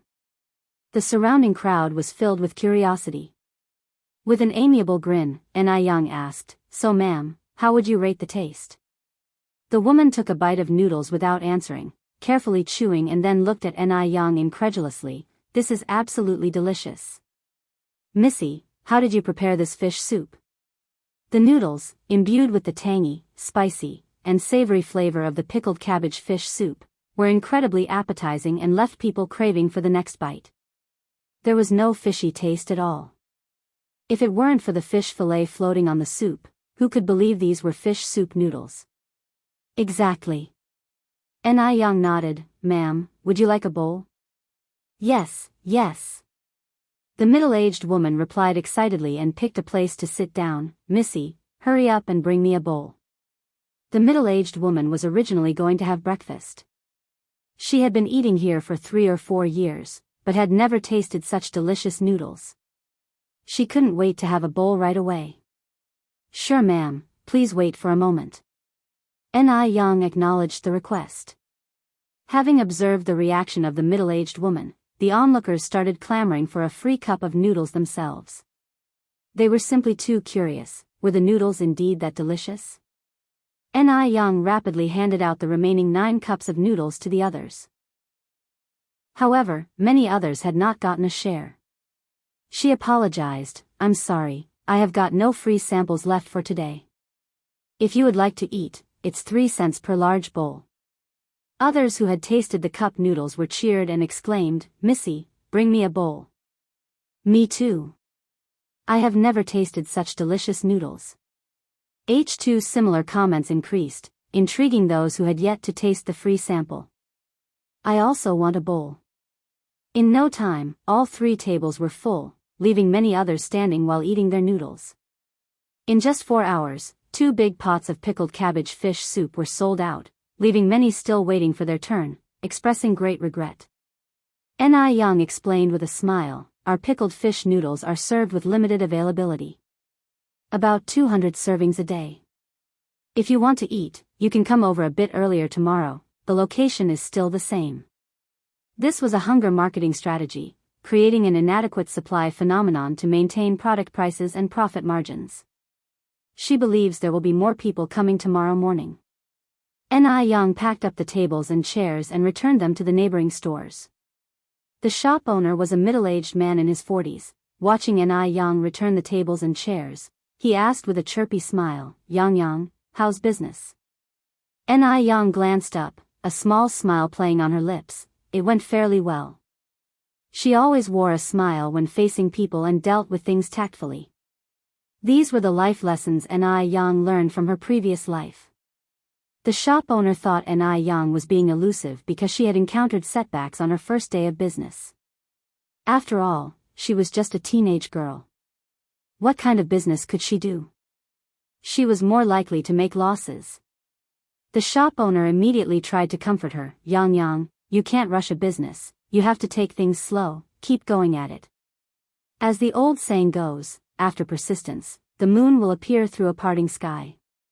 Look at my small shop. Despite doing pretty well now, things were very bleak a few years ago. I was on the brink of shutting it down, but now aren't all troubles past, and everything is sweet? Ni Yang set down the tables and chairs. You're right. Seeing Ni Yang remain so calm and unperturbed, not complaining at all, the shop owner became even more curious. Normally people would complain a bit after facing setbacks, but Ni Yang seemed to be taking it quite cheerfully. Unable to contain his curiosity, he asked again, Yang Yang, how many bowls of noodles did you sell this morning? She replied, they're all sold out. Ni Yang carefully placed the stove in a non-obstructive place, speaking lightly. So, all of them were sold? The shop owner's expression became instantly astonished. Yang Yang, are you kidding me? When he saw the two big iron pots, he estimated that they could contain hundreds of bowls of soup. Surely, they couldn't have all been sold. This young girl was probably too worried about losing face, so she was boasting. If it had all been sold, wouldn't she have been over the moon with joy? How could she be so calm and composed? Ni Yang continued, I'm not joking with you. They are really all sold out. I'm just packing my things to go home. The shop owner thought Ni Yang was just bluffing, and he laughed and said, since they've all sold out, you should go home now. Don't worry your family. In my opinion, it's better for girls to study more. He believed that a well-read woman would make a good match and that would be a satisfactory life. Well, 111 be going then, Uncle Lu. Goodbye. After putting everything away, Ni Yang said goodbye to the shop owner. Shop owner Lu watched Ni Yang's figure retreating into the distance and shook his head helplessly. The kids these days have too much vanity. Not selling the noodles is not a big deal, but pretending to have sold out all. Did she think he was too old to know better? Instead of returning home directly, Ni Yang rode her bicycle to the agricultural market where she bought 8 fish. She also bought some fishing gear, along with some fruits and vegetables, adding to the list, kelp and pig's feet. By the time she reached home, it was a little past 11 in the morning. Yang Yang is back. How was your business? How many did you sell? Ni Kwaiwa asked excitedly upon seeing Ni Yang's return. Clearly, she had been waiting anxiously at the door for a long time. Ni Yang handed over the fruits and vegetables she bought to Ni Tsuehua, laughing, Mom, with your daughter being so capable, how could the business not be good? Of course, they were all sold. All sold out? Ni Tsuehua opened her mouth wide in excitement and disbelief. Yang Yang, you're not just saying that to make me feel better, are you? If they had agreed on a price of 3 cents per bowl the night before, how much money would they have earned if everything was sold? I didn't lie to you, Mom. They were all really sold out. Ni Yang unloaded the pots from the back of her bicycle, lifted the lid, and said with a smile, Look, it's completely empty. Chapter 26 Picking Snails, Saving People. I seeing the empty large iron bucket, Ni Tsuehua finally realized that her daughter wasn't lying. She opened her mouth wide in astonishment. How much are we going to earn? She knew that her daughter's sour fish was delicious, but she didn't expect it to be so popular. Ni Yang was unfazed. It's only a few dozen yuan, Mom. Let's go inside, I'm so hungry. Ni Tsuehua took the produce from Ni Yang's hands. Let's go, meal is ready. Hurry and let's eat. Lunch was 2 dishes and a soup. 1 stir-fried green vegetables, 1 braised pork, and a tomato and egg soup. Ni Quihua's culinary skills were quite good. Ni Yang finished a large bowl of white rice with the soup. Yang Yang, eat more meat. Eating meat will help you grow taller. Ni Tsuehua kept adding meat to her daughter's bowl. Thank you, Mom. You eat too. Ni Yang also added a piece of meat to Ni Quihua's bowl. After finishing the meal, Ni Yang counted the money she made from selling noodles in the morning. It totaled out to be 76 yuan and some change, which meant that she had sold almost 256 bowls of noodles. Ni Tsuehua had never knew that you could make so much money in just one morning. She immediately said, Yang Yang, do you need Mom's help tomorrow morning? Ni Yang gave the money to Ni Tsuehua and smiled, No need, Mom. One can handle it on my own. You just need to take good care of little sister at home. Enrich put the money away, feeling a sense of astonishment. I didn't know how easy it is to earn money in the city. Your dad and grandma would surely turn green with regret if they knew how good you are at making money now. The Mu family used to live frugally, and they couldn't even save 100 yuan over a year. But Enrich earned over 70 yuan in just one morning. Enrich, a woman from deep inside the mountains, didn't know much. She thought that city money was easy to earn, unaware of how much hard work and sweat Enrich had put into it. Enrich maintained her composure and immediately corrected her mother's incorrect notions. It's not about city money being easy to earn. It's about finding the right method. If it was someone else, they might not necessarily make money. Lots of people lose money in business right now. Enrich nodded in confusion. Enrich picked up her purchased fishing gear and continued, Mom, I'm going to make a round by the river. All right, your aunt and I told me the river is quite deep. I'll go with you. Enrich knew that she was going to fish and was a bit worried. Enrich chuckled, It's okay, Mom. You don't need to go. One know how to swim. Just stay at home and rest. To the east of Jinghua village, there was a long river. During this era, there weren't any factories yet, so the river water was very clear, and occasionally you could see a few children herding cows by the river bank. It was the busy farming season, and people were hard at work in the fields everywhere. Did you see that? That's Enrich's relative. I heard her name is Yang. The one who bought the bicycle? Yes, that's her. My gosh. She even bought a bicycle. I have no idea where the young widow and her daughter got the money from. Idle chatter began to increase throughout the fields. Enrich didn't concern herself with the gossip. She carried on, believing that the rumors would be self-defeating one day. Her most important task right now was to earn money. To earn a lot of money. As long as she had money, she could ensure a good life for her mom and sister. Enrich quickened her pace towards the river bank. The river wasn't very deep, and in the shallow parts you could see a lot of snails and river clams. Enrich rolled up her trouser legs, put the fishing basket into the deep water, then began to pick up clams and snails from the river bank with a plastic basin. During this era, people were not fond of clams and snails because they smelled musty if not properly prepared. Moreover, everyone was busy farming. Who had the time to explore new dishes? Within a short while, Enrich had collected a basin full of river clams and snails. Young lady, why are you collecting so many snails? A woman in her 50s or 60s said, coming up to the river bank. She was wearing a towel on her head and holding a little child by her hand, a bright child with large, round eyes, staring curiously at Enrich. Enrich laughed and said, I'll pick them up and stir-fry, adding some green onion, ginger, garlic, and chili, it'll be fragrant. Auntie, would you like to pick some with me? The aunt frowned deeply. You're a big girl from out of town, aren't you? These things are fishy and hard to eat. We usually use them to feed ducks. No sooner had she finished speaking than the child she was leading by the hand started to convulse all over, foam at the mouth, and fell to the ground in less than 10 seconds. It was as if he was possessed. All of this happened so fast. The aunt obviously had never seen anything like this before and was scared to her knees, not knowing what to do. Guabao. Guabao. What's wrong with you? Guabao. She said, about to pick up the child and run home. Enrich immediately dropped the basin in her hand and ran to the shore to stop the aunt's actions. Auntie, my family's been practicing traditional Chinese medicine for generations. Quickly hand the child over to me. The aunt looked at Enrich with some hesitation, her eyes red. In the aunt's eyes, Enrich was nothing more than a young girl. The aunt didn't believe her, nor dared to trust her. The child in her arms was the lifeblood of her daughter's entire family. If something were to happen to him, she wouldn't be able to live either. Auntie, you can trust me with the child. If we delay any longer, he might not make it.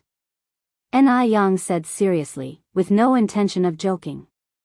The ant was still very hesitant and shouted loudly, "Help!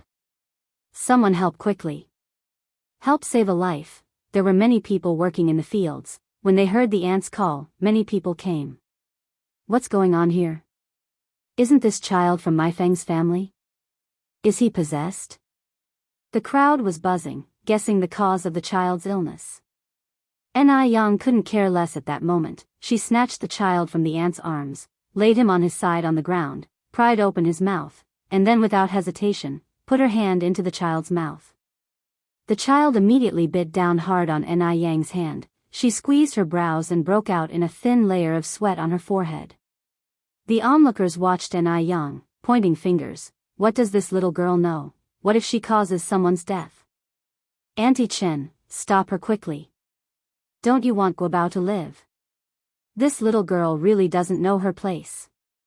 Just as the crowd was about to step forward and interfere, an experienced old man immediately stepped forward and said loudly, "If you don't know, then don't talk nonsense. Guobao is having an epileptic seizure. This girl is trying to save him. If not handled well, this disease could be fatal.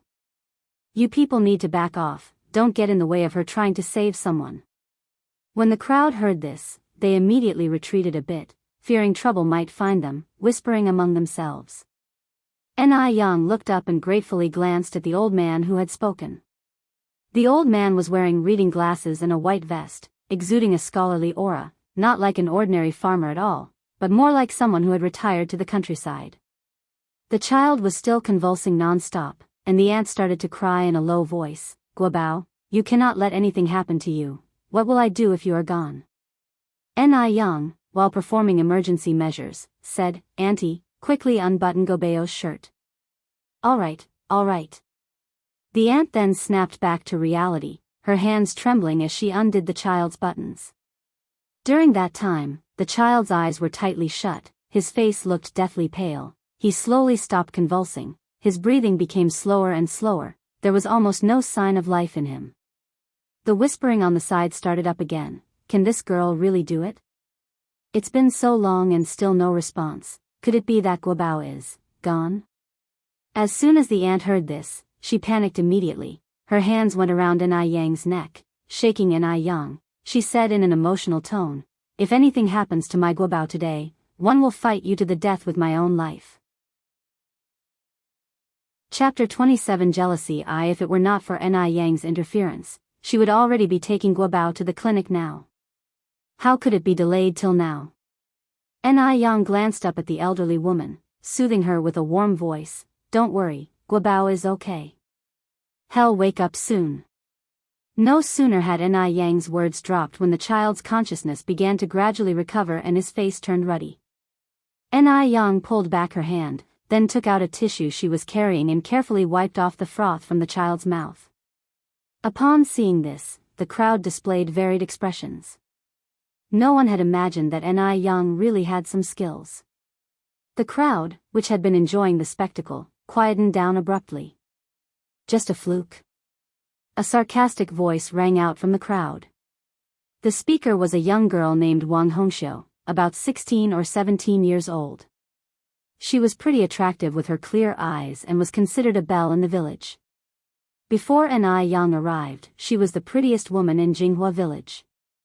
But since Yang showed up, Yang was more beautiful than her, wealthier than her, and all the attention of the village was on Yang.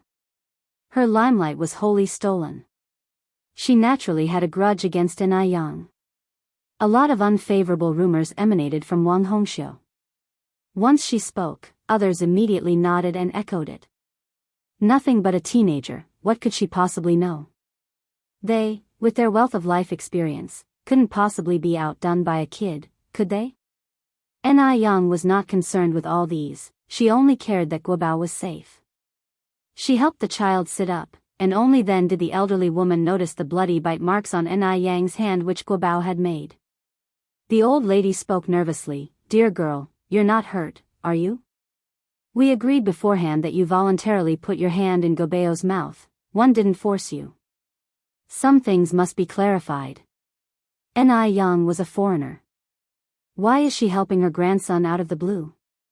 There must be something she wants." The old woman feared being conned. No worries, Yang said lightly with a smile, it's no big deal. You don't have to worry about it. The old woman sighed with relief. She thought that Yang would make a big deal out of it. After all, getting bitten by someone was no small matter. She asked again, so, is Guobao all right now? Yang nodded, yes, he's all right for now. Although he was fine at the moment, without proper treatment, the illness would surely relapse in the future. Just as she finished speaking, the child in her arms suddenly opened his eyes. He first looked at the old woman, then at Yang, asking in confusion, Grandma, what happened to me? During an epileptic seizure, one experiences temporary memory loss. The child was suffering from epilepsy, commonly referred to as madness disease, causing a loss of consciousness, convulsions, and frothing at the mouth during an episode.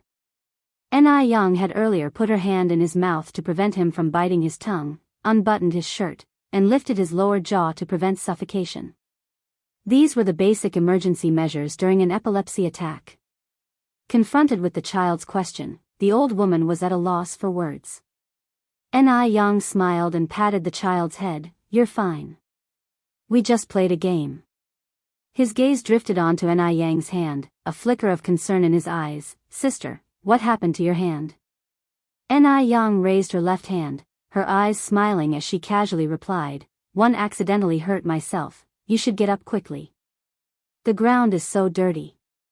Picking himself up and dusting off his behind, the child introduces himself, Sister, Yang Guobao, 7 years old. This is my grandma. Thank you for your help today. Yang Guobao's epilepsy was congenital. He was always painfully aware of his condition, and because of his disease, the other kids in the courtyard were unwilling to play with him. So, his mother had brought him to the countryside for a change of atmosphere. It seems his illness has flared up again. His sister probably hid his illness from him to spare his feelings, though in reality, he knew everything. A skeptic sauntered over, scrutinized Yang Guobao up and down and asked with trace of suspicion, Guobao, are you really okay? One moment he looks on the brink of death, and the next, he's fine. Yang Guobao nodded his head and turned in a small circle in place, I'm really fine. The crowd watched Yang Guobao, all of them remarking in amazement. The elderly woman looked gratefully at Yang, my dear, one can't thank you enough. If it wasn't for you, I wouldn't know what to do. There's no need for thanks, it was a simple thing to do. Yang replied indifferently. Given the chance to live again, Yang valued life more than anyone else, not only her own but also those of others. Yang Guobao looked at Yang, his big eyes filled with curiosity, Sister, what's your name? He really liked this beautiful sister. She was like a fairy, not only was she beautiful, but she was also very kind-hearted. Yang smiled slightly, my name is Yang. Li Yan? Yang Guobao cocked his cute little head to one side, is Yen the yen of beautiful? No, it's Yang, Ni from the beginning of the phrase, in the beginning, and Yang from the phrase, fire and smoke. When Yang was born, it was mealtime and every household's chimney was emitting smoke, so Mu Jinbao named her Yang. It was fortunate that she was born at mealtime, otherwise she might have been given a name representing the era such as Changzheng, Red Soldier, Chunxiang, Chunhua, etc. Sister, can one be your friend? Yang Guobao took Yang's hand and asked hopefully. Of course. Yang nodded, smiling. Guobao, let's go play together. At that moment, 2 children ran out from the audience. Immediately, adults grabbed their hands and warned them in a low voice, don't play with him in the future. His illness might be contagious, and whose fault will it be if he dies? Let's keep our distance from such people. At the words, Yang frowned slightly, but Yang Guobao's face remained calm. It was clear that he had experienced this sort of thing repeatedly and had grown accustomed to it. Yang looked up, about to say something, but Yang Guobao tugged at her hand and reassured her, Sister, I'm fine. He couldn't allow his sister to offend the villagers on his account. Although Yang Guobao was young, he was very considerate. Wang Hongxia's face turned dark with frustration. She didn't expect Yang to cozy up to Yang Guobao so quickly. As far as she knew, Yang Guobao came from the city and his family was very affluent. His father was a well-known prominent figure in Beijing, and his mother was a university graduate. Yang Guobao came to the countryside to recuperate. These country bumpkins didn't know Yang Guobao's true identity and didn't allow their children to play with him. If they knew his true identity, they might live to regret it. She had wanted to get closer to Yang Guobao for a while, but never found the opportunity, and now this foreigner, Yang, had beaten her to it. Thinking this, Wang Hongxia's face twisted in jealousy, forgetting how she had avoided Yang Tianbao like a plague when his illness had started just a while ago. The elderly woman led Yang Guobao away, speaking to Yang, "My dear girl, I cannot thank you enough for today. I'll take Guobao home now." Yang Guobao had just woken up, and the old lady was a little worried. She planned to ask her daughter what was really going on when she got home. She never knew that her grandson had such an illness. Yang looked up slightly. "All right, you can just call me Yang from now on. By the way, I'll give you a prescription. Get the traditional Chinese medicine according to this prescription. Give it to Guobao for 3 months, and his condition can be completely cured." Chapter 28. Do not make friends with those with inscrutable intentions. _1 Yang wanted to scribble a prescription for the old woman, but after patting her pocket, she realized that she didn't have any pen or paper. Suddenly, she remembered that she was no longer the same Yang who always had a pen and a paper at hand. Yang gave a faint smile and continued, "Why don't you come to my house to get it, grandmother? I've just moved in over there." As the only outsider in Jinghua village, it wouldn't be difficult for anyone to find her. All right. The old woman quickly nodded. 111 come later. Thank you so much, Yang. Well, be going now. Guobao, say goodbye to your sister. Goodbye, sister. Yang Guobao waved to her. Goodbye. Yang took her leave with a bright smile in her eyes. Once Yang Guobao left, the onlookers dispersed. However, when they looked at Yang again, they had a distinctly different impression of her. After all, she remained calm and composed during a dangerous situation, even managing to save Yang Guobao. She did something that not many adults would be capable of doing. Consequently, Yang had a new label in the hearts of the people.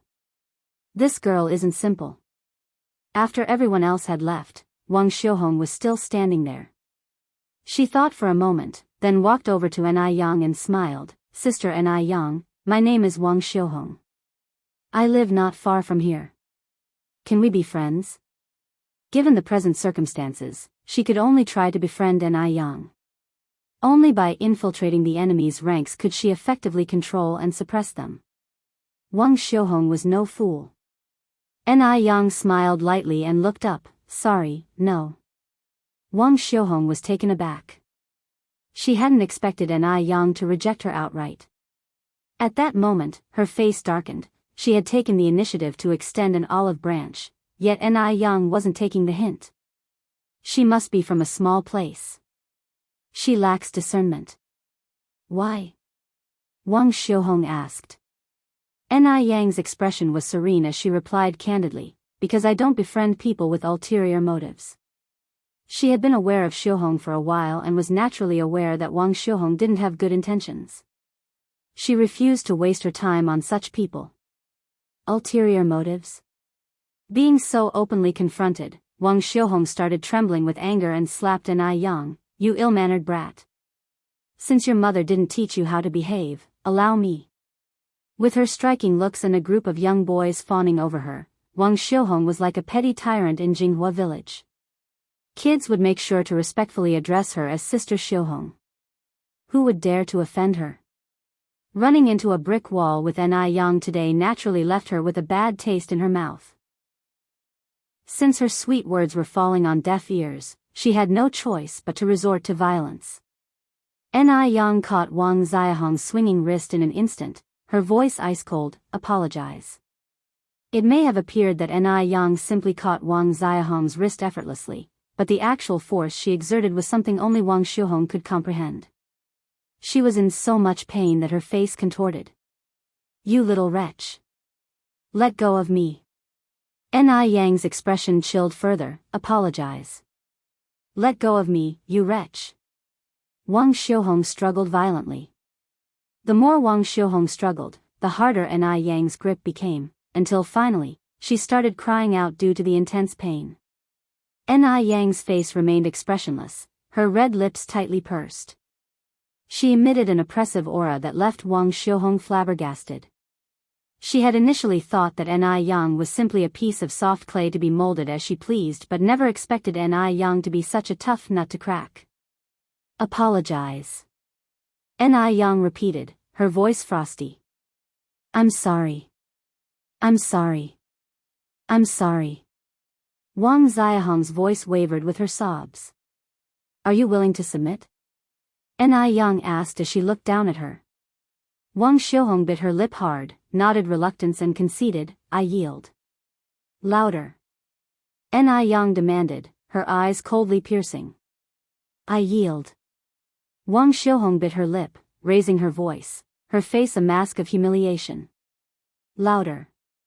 Ni Yang commanded, narrowing her eyes slightly. Wang Xiuhong took a deep breath and shouted out loud, I yield. One yield. Ni Yang smiled contentedly, her eyes sparkling as if filled with stars. She never asked for trouble, but if trouble was forced upon her, she would never back down. If she didn't deal with Wang Xiuhong this time, Wang Xiuhong would doubt whether Ni Yang was as soft as she looked and could be easily preyed upon.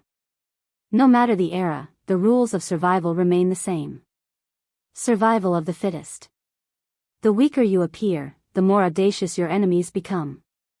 Those like Wang Xiuhong, they should be met with force. I've apologized already, now let me go, Wang Xiuhong pleaded, her eyes red and swollen. But Ni Yang had no intention of letting her go. Smiling, she asked, are you angry? Her face was calm and composed as she added, I love seeing you getting angry at me and unable to fight back. With that, she roughly let go, causing Wang Xiuhong to tumble back off balance. Stumbling, Wang Xiuhong fell onto the ground, an ominous look filling her downcast eyes. Ni Yang dusted off her hands, if you provoke me again, consider the consequences. As she spoke, she purposely snapped off a tree branch. Watching this, Wang Xiuhong broke out in cold sweat. Just you wait, my little cousin. You dare humiliate me like this? I will make you pay dearly for it. Watching Ni Yang walk away, Wang Xiuhong tightly bit her lip, fury burning in her eyes. Ni Yang carried the collected river snails into the village, greeting the villagers with a smile whenever she passed by them. Who wouldn't like a sweet-tongued, good-looking girl? Once home, Ni Yang drew a bucket of well water to keep the collected snails and clams, adding a few drops of vegetable oil on the water surface to make the snails spit out sand and grit faster. Ni Tsuhua came out of the house, curiously asking, Yang, what are you doing? Where did you get all these river snails? Ni Yang stood up, smiling cheerily, Mom, the well water is very cold, you better stay away from it and go back inside to rest. One just brought back these river snails, planning to stir-fry them tonight. You can eat river snails? Ni Tsuhua asked, somewhat surprised. Ni Yang nodded, of course, you can. It's a delicacy. She had brought back big river snails that had yielded a lot of meat, and if cooked right, they wouldn't taste worse than pork. Over the past few days, Ni Yang had introduced many new things to Ni Tsuehua, who accepted them without questioning further and dragged Ni Yang into the kitchen. Yang, I've already cut up the fish for you. Come and see if it's alright. Ni Tsuehua wanted to help her daughter and had sliced several fishes into thin pieces. The pieces of fish were placed in white porcelain bowls, making a total of 20 big bowls. The fish bones and heads were already being stewed in a pot, the soup a milky white, and the air filled with a delicious aroma. Mom, Ni Yang looked at Ni Tsuehua and said seriously, you don't need to do all these. One can handle it. You haven't fully recovered yet. It's more important to rest and recuperate. It's fine, Ni Tsuehua laughed it off, I'm not that delicate. If we were still in Dam Village, one would be working in the fields by now. What's a little fish cutting? Compared with her previous life, Enai Tsuehua felt that her current life was happier than a life in paradise. Who would have dared to dream of such a life a month ago? Chapter 29 Beauty Ingredients. Enai Yang looked at Enai Tsuehua, her eyes suddenly feeling a bit sour. If only she had been braver in her previous life and escaped from that cage earlier, her mother wouldn't have had to suffer so much, even losing her life. Regrettably, her awakening came too late. She also found her strength too late. Even though she eventually became a billionaire, she never found real happiness. On the screen, she was the glamorous boss Enai, but no one ever knew just how much she had given up to earn that title of boss Enai. Actually, the old bachelor didn't die of illness. It was she who killed him with her own hands. In order to murder that old bachelor, she planned it for a whole 10 years. This delayed her prime years by a full decade. These 10 years of experience left a heavy shadow in her heart. Even after becoming boss Enai, she couldn't get close to a man, lost faith in love, and even began to fear men. For the next 30 years, she lived alone until her accidental death. After escaping from the village, she worked in a factory, served as a waitress, and finally met a couple who practiced traditional Chinese medicine and had lost their only child. The couple, seeing that she was pitiful, took her in as their adopted daughter. They taught her the medical skills she had. Later, she worked part-time whilst attending university. Then, she managed to own her own store. Then her business grew and she became Beijing's wealthiest person, a well-known entrepreneur, frequently appearing on TV screens and financial newspapers. She became boss Enai, but didn't obtain everything she wanted. This time around, she was determined to live a more brilliant life. Everything she hadn't had in her previous life, she vowed to have this time: family, friendships, love. For a moment, Enai Yang's eyes felt a bit sour. Seeing this, Enai Tsuehua was panicked and grabbed Enai Yang's hand. Yang, Mom is really fine. Don't all the women in our village go through this? It really doesn't matter if I sit the month or not. Enai Yang was only 16 after all, and Enai Tsuehua wouldn't bear to see all the burdens fall on her shoulders alone. Enai Tsuehua looked at Enai Yang, her eyes full of concern. She must have accumulated a lot of blessings in her past lives to have a good daughter like Enai Yang. Enai Yang recovered, wiped her eyes, and said, Mom, the body is yours. If you don't want to sit the month, I won't force you. But you need to remember, don't touch anything cold. Just leave the housework to me. After you've finished sitting the month, you can work as much as you want. Having been a traditional Chinese doctor in her past life, Enai Yang naturally knew how important postpartum care was for a woman. But since her mother didn't want to stay in bed, she wouldn't force her. She would just take extra care with her mother's diet. Enai Tsuehua nodded. Okay, I'll listen to Yang. Then go back to your room and see your sister. Enai Yang pushed Enai Tsuehua towards the house. There's not much work here, just leave it to me. Having no other choice, Enai Tsuehua returned to her room. Enai Yang started cooking pickled cabbage fish soup for tomorrow morning's breakfast in the kitchen. Today, Enai Yang added pig's trotters to the fish soup, resulting in a white and richly flavored soup that was incredibly delicious. People in this era, due to their meager diets, loved fatty meat. No one bought bones, allowing Enai Yang to purchase 10 kilograms of bones for only 3 yuan. After cooking the soup, Enai Yang carried a plastic bucket to the river. It was already past 5 at this point. The sun was gradually setting. The golden sunset reflected on the river, like an exquisite natural oil painting. Even the clear water of the lake seemed lively, filled with texture. It seemed like a fairyland on earth. The remaining sun shone on the water. Half of the river was calm, half of the river was painted red. There were a few shirtless little boys playing and bathing by the river. A few water buffaloes were leisurely grazing near the river. Everything seemed exceptionally serene and harmonious, a kind of contentment that was lost in the later generations. Enai Yang walked to the river, rolled up her trouser legs, took off her shoes, and headed in the direction where she had set her fish trap that morning. The little boys by the river were shy when they saw Enai Yang step into the water, diving quickly and disappearing under the surface, transforming into agile fishes lurking beneath the water. Ni Young, carrying the fish trap upon returning, had a slight smile on her face. The trap was heavy with quite a few fish. On reaching the shore, Ni Young poured all the fish from the trap into a plastic bucket.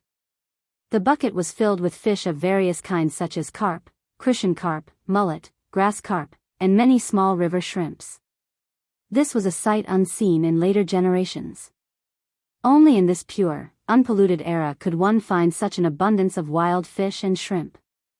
After pouring out all the fish, Ni Young put the trap back in its original place. A little boy who was swimming approached cautiously and asked, "Sister, is your name Ni Young?" "Yes," Ni Young replied with a smile. "What's your name?" The little boy tilted his head looking at Ni Young. "Sister Ni Young, you are really pretty, even prettier than Sister Xiaohong." Regardless of the era, beauty always commands attention. Ni Young finished placing the trap. "Thank you for your compliment, be careful when you swim alone." The little boy continued, "Sister Ni Young, my name is Li Changshou, but you can call me by my nickname, Gooden. I am not here alone. I came here with my brother Li Fugue, and one also have an older sister called Li Ronghua." "Gooden." Ni Young laughed without replying. Gooden continued, "However, my sister is not as pretty as you and she has a terrible temper, always ready to hit people. Only a real younger brother would dare to diss his sister this way."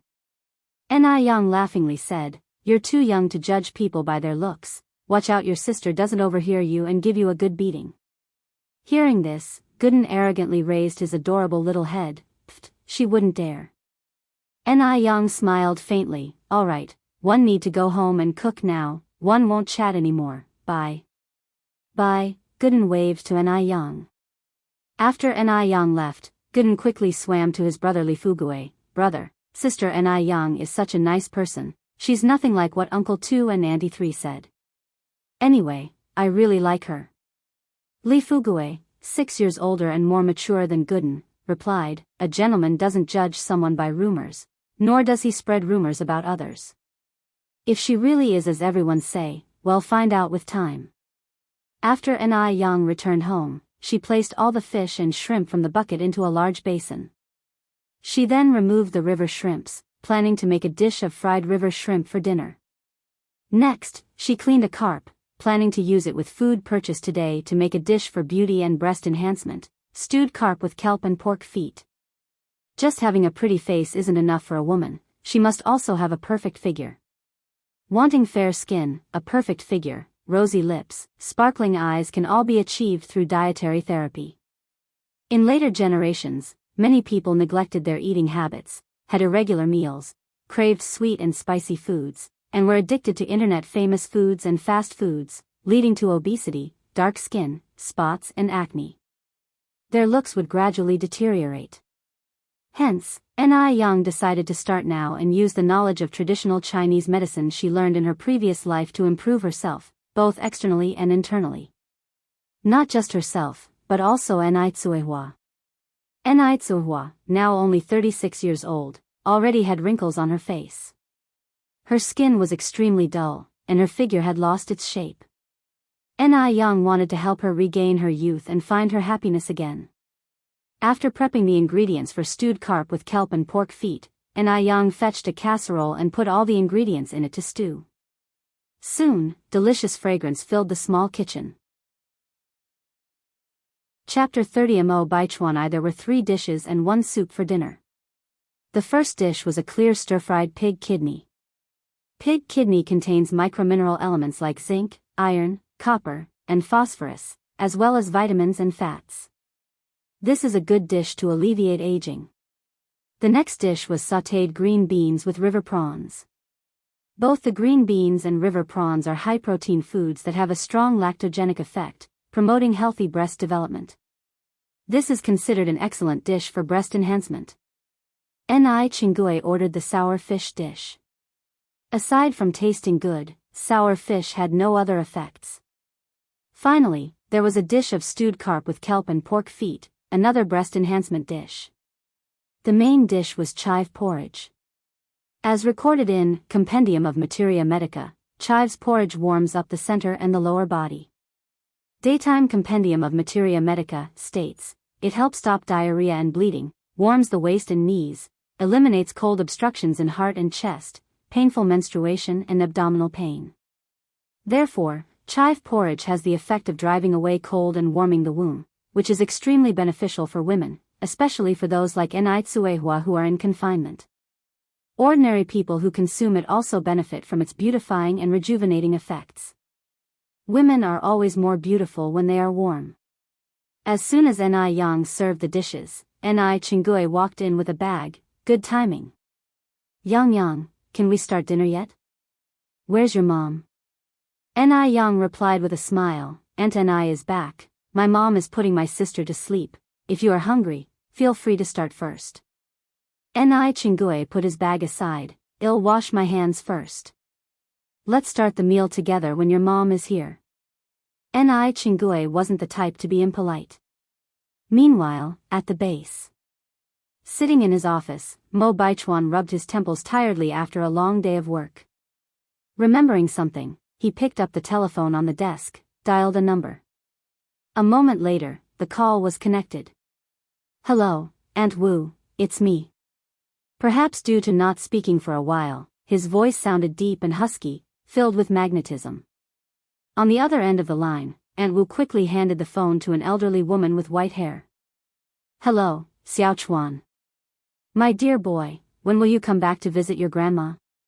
The elderly woman's face lit up with a loving smile, her speech sweetly childlike. Grandma, I'll come to see you as soon as one finish my work. His expression softened somewhat. How are you and Grandpa doing? We're good, we're all good, you don't have to worry about us, replied Grandma quickly. And Xiaodai, asked Baichuan, how is Xiaodai doing recently? At his words, Grandma's face dimmed slightly. She's still the same, Baichuan rubbed at his forehead, his face a mask of worry. His tone remained steady however, comforting, Grandma, don't worry about Xiaodai. Good people have a way of pulling through. Our medical technology is very advanced now. If worse comes to worst, we can go to the USA or the UK. Xiaodai will surely get better one day. Grandma responded, a few days ago, one heard from your Uncle Li that there is a renowned doctor in Jiangnan who is a descendant of Hua Tuo and is skilled in treating complex diseases. Grandpa has already sent for him, hoping he can cure Xiaodai's illness. If he's as good as they say he is, I'm sure he'll definitely be able to cure Xiaodai, Baichuan replied. Grandma, has any stranger visited our house lately? Possibly carrying a watch of mine? No, replied Grandma, frowning slightly. I've been at home all these days and haven't seen any strangers. Did you lose your watch? No. Are you sure? Baichuan's brows knitted together in confusion. Never mind then, Grandma. If you do see anyone, remember to call and let me know. All right. Mrs. Mo nodded, a flicker of doubt in her eyes. Mo Baichuan hung up the phone, stood up, and walked to the balcony. He gazed at the stars in the sky as if lost in thought. His exquisite peach blossom eyes, deep as the darkest night, seemed to blend seamlessly with the dazzling trail of stars. He was wearing a military green shirt. The second button was undone, revealing his beautifully curved collarbone and the appealing knot of his throat. Above that was his distinct jawline, sharply defined facial features, and smooth skin that seemed carved to perfection. A strong aura emanated from him. Just standing there casually, he made it impossible for others to reach him or dare to approach. He was thinking about Yang. By his count, Yang had been in Beijing for 5 or 6 days now. Why hadn't she come to see him at Mo family? What kind of person was Yang, really? Mo Baichuan had seen countless people in his life, but Yang was the only person he could not figure out. Though she was just a 16-year-old girl, his instincts told him she was not as simple as she appeared. Ordinary girls her age didn't have her kind of courage and determination. Mo Baichuan's brow furrowed as the realization dawned on him that he was becoming increasingly infatuated with the girl. This was not a good sign. He slowly pulled a pack of cigarettes from his pocket. With a clink, a chain of ghostly blue flame leaped up from the silver lighter. Mo Baichuan held the cigarette in the corner of his mouth and took a deep drag. The fresh taste of tobacco hit the back of his throat, instantly sobering him. He stared at the starry night sky, with an indescribable look in his eyes.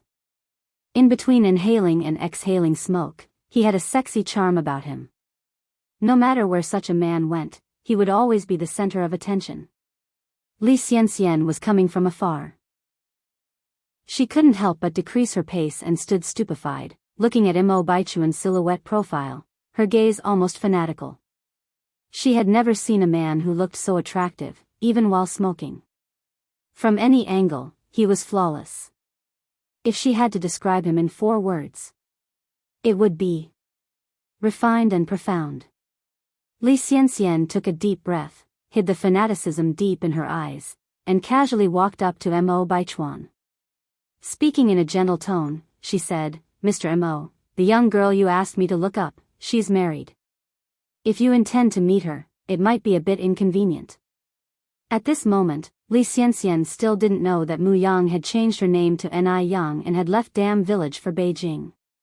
Married? Mo Baichuan squinted slightly. When was this? Just a few days ago, Li Xianxian softly explained. This is often how it is in rural areas. People marry off young because of poverty. One also heard that the girl married quite well. The man may be a bit older, but he has land, a house, and money. She won't have to worry about food and clothing for the rest of her life.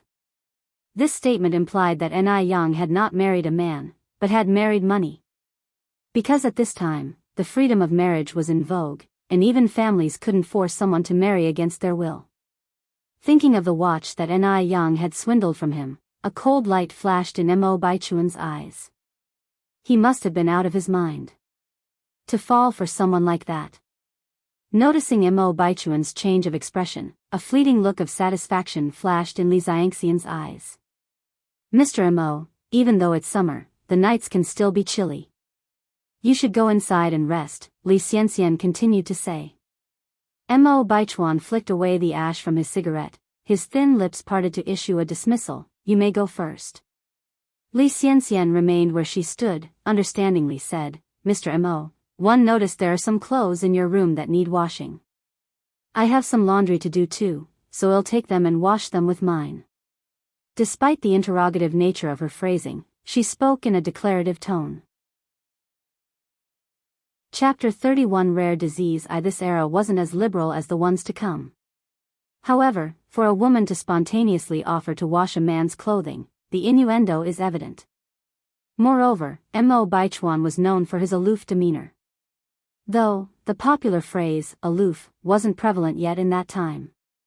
Most would describe a man like Mo Baichuan as solitary and proud. Mo Baichuan always kept to himself, never letting any woman get too close, yet Li Xianxian felt she was an exception. Being the only female assistant by Mo Baichuan's side, she was the object of envy amongst all employees. Besides, she has a lot to be proud of. She was young, beautiful, intelligent, knew how to watch her step and when to advance or retreat. She stood out from the crowd. And she was personally chosen by the Mo family. Although they never explicitly said so, Li Xianxian saw herself as the future matriarch of the Mo family, and the prospective wife of Mo Baichuan. Furthermore, she was confident that Mo Baichuan held affections for her as well. It was just that societal norms made it unseemly for him to express his feelings. Since Mo Baichuan was too shy to voice his feelings, she felt she had to make the first move. Frowning coolly, Mo Baichuan declined, "No need, you may return." He was only 26, still in his prime. But his family was in a hurry, fearing that he'd end up as a bachelor. Li Xianxian was foisted upon him by his father and grandfather under the guise of work. Outside of work, he never gave Li Xianxian any inappropriate signals. The perfect partner in his mind didn't have to be the prettiest but certainly had to be the one he loved. This brought to mind the word love. The face that emerged in his mind was distinctively fun yet gorgeous. Such a young girl already possessed qualities that could make men lose their senses. Unfortunately, she was already taken by an unknown older man. Reflecting on this, Mo Baichuan quickly shook himself out of his reverie. What was he doing, thinking of that young girl out of the blue? Upon hearing his words, instead of leaving, Li Xianxian moved a step closer to Mo Baichuan, her face slightly red, her voice flirtatious. There's no need to be embarrassed, Mr. Mo. It's my job to. Mo Baichuan's face chilled even further and he took a step back. Mississippi Li Xianxian, please respect yourself. Mr. Mo, Li Xianxian drew out her words, attempting to pull on Mo Baichuan's sleeve. But Mo Baichuan didn't give her a chance. He quickly pulled away his arm, sternly warning, Li Xianxian, always remember your position. Should you overstep any boundaries, report to the logistics department tomorrow. Li Xianxian was recommended by his father and grandfather. If he sent her to logistics, it would be a slap to their faces, questioning their ability to judge character. Thus, Mo Baichuan couldn't make such a move yet. Upon hearing this, Li Xianxian looked at him in disbelief. How can this be? She thought she had seen a hint of disgust in Mo Baichuan's eyes. Mo Baichuan clearly liked her too. Could it be her imagination? However, this was the office after all, a very serious place. It probably wouldn't be suitable for Mo Baichuan, a man in a position of power, to openly express his feelings here. Therefore, Mo Baichuan must have repressed his feelings because he had to maintain his dignity. Thinking along these lines, Li Xianxian started to feel better. Looking at Mo Baichuan, she sincerely said, Mr. Mo, I understand my mistake. There won't be a next time. Over here. The Mo family. Old Lady Mo, filled with sorrow, was sitting in a very warmly decorated bedroom, where the air was thick with the smell of medicine. On the pink princess bed, lay a young girl, barely 13 or 14. The girl's face was as white as snow, with her lips becoming paper white. Looking at old Lady Mo, she comforted wisely, Granny, don't worry, I don't feel any pain, really no pain. Despite her words of no pain, her voice was incredibly weak and feeble. Due to bedridden years, her body barely had any weight. Upon hearing this, old Lady Mo fought back her tears and smiled. Don't worry. Granny is not worried at all. Our Xiao Dai will recover soon. This little sickness is nothing. Emichim. Mo Hudi nodded, I will definitely get better. Although Mo Hudi was not very old, her mind was extremely mature. She knew that her days were numbered. In fact, it might be better to die quickly than to live. Every minute she lived now was filled with tormenting pain. It was unbearable. Yet, to prevent Granny from worrying, she never admitted the pain. The departure of her mother had already dealt a severe blow to Granny. She could not cause her grandmother to endure the pain of losing a loved one again. Therefore, she had been actively cooperating with the treatments, not letting go of any chance to survive. It had been 5 years, lying in bed. She really tried hard to survive. But now, she really couldn't hold on any longer. With the help of sleeping pills, Mo Hudi fell into an uneasy sleep. Even in her dreams, her brows frowned tightly. One could only imagine the bone-crushing pain she was enduring. At this moment, old Lady Mo finally could not control her emotions and started to cry softly. Her daughter had already left. No matter what, she had to keep hold of the only bloodline left in the world by her daughter. Otherwise, she would have no face to meet her daughter in the afterlife. After crying, old Lady Mo went to the living room, made a call, and said, Tell Divine Dr. Li that as long as he can cure Xiao Dai, our Mo family will meet all his demands. The Wang family. Yang Guobao was chasing a big rooster around the yard. Grandma was telling her daughter, Wang Meifeng, what happened on the river beach this afternoon. Listening, Wang Meifeng felt a cold chill. As Yang Guobao's mother, she knew her son's condition well. She knew that in such a situation, if Yang didn't stop her mother and take prompt rescue measures, she might not have seen her son this lively today. Thinking of this, Wang Meifeng was filled with lingering fear. Mom, we must thank that girl properly. Where does she live? Take me to her quickly. Grandma frowned slightly. Are you saying that this girl, Yang Yang, is really quite capable? Even now, Grandma still held doubts about Yang, considering her intervention as nothing more than her good luck. Of course. Wang Meifeng continued, if we sent Guobao to the health clinic today as you suggested, I might not be able to see Guobao right now. Mom, you've really met a noble person today. Grandma looked at Wang Meifeng, recalling the words Yang said in the afternoon, and said, Meifeng, that girl also said that her family has been practicing medicine for generations and she has a cure for Gobao's disease. Originally, Grandma didn't take this matter seriously, but seeing her daughter praising Yang so highly, she decided to mention it. When she heard these words, Wang Meifeng exclaimed excitedly, Mom, are you serious? You're tuning into the Romantic Tales YouTube channel. Don't forget to subscribe and join us on this journey to catch the most captivating stories.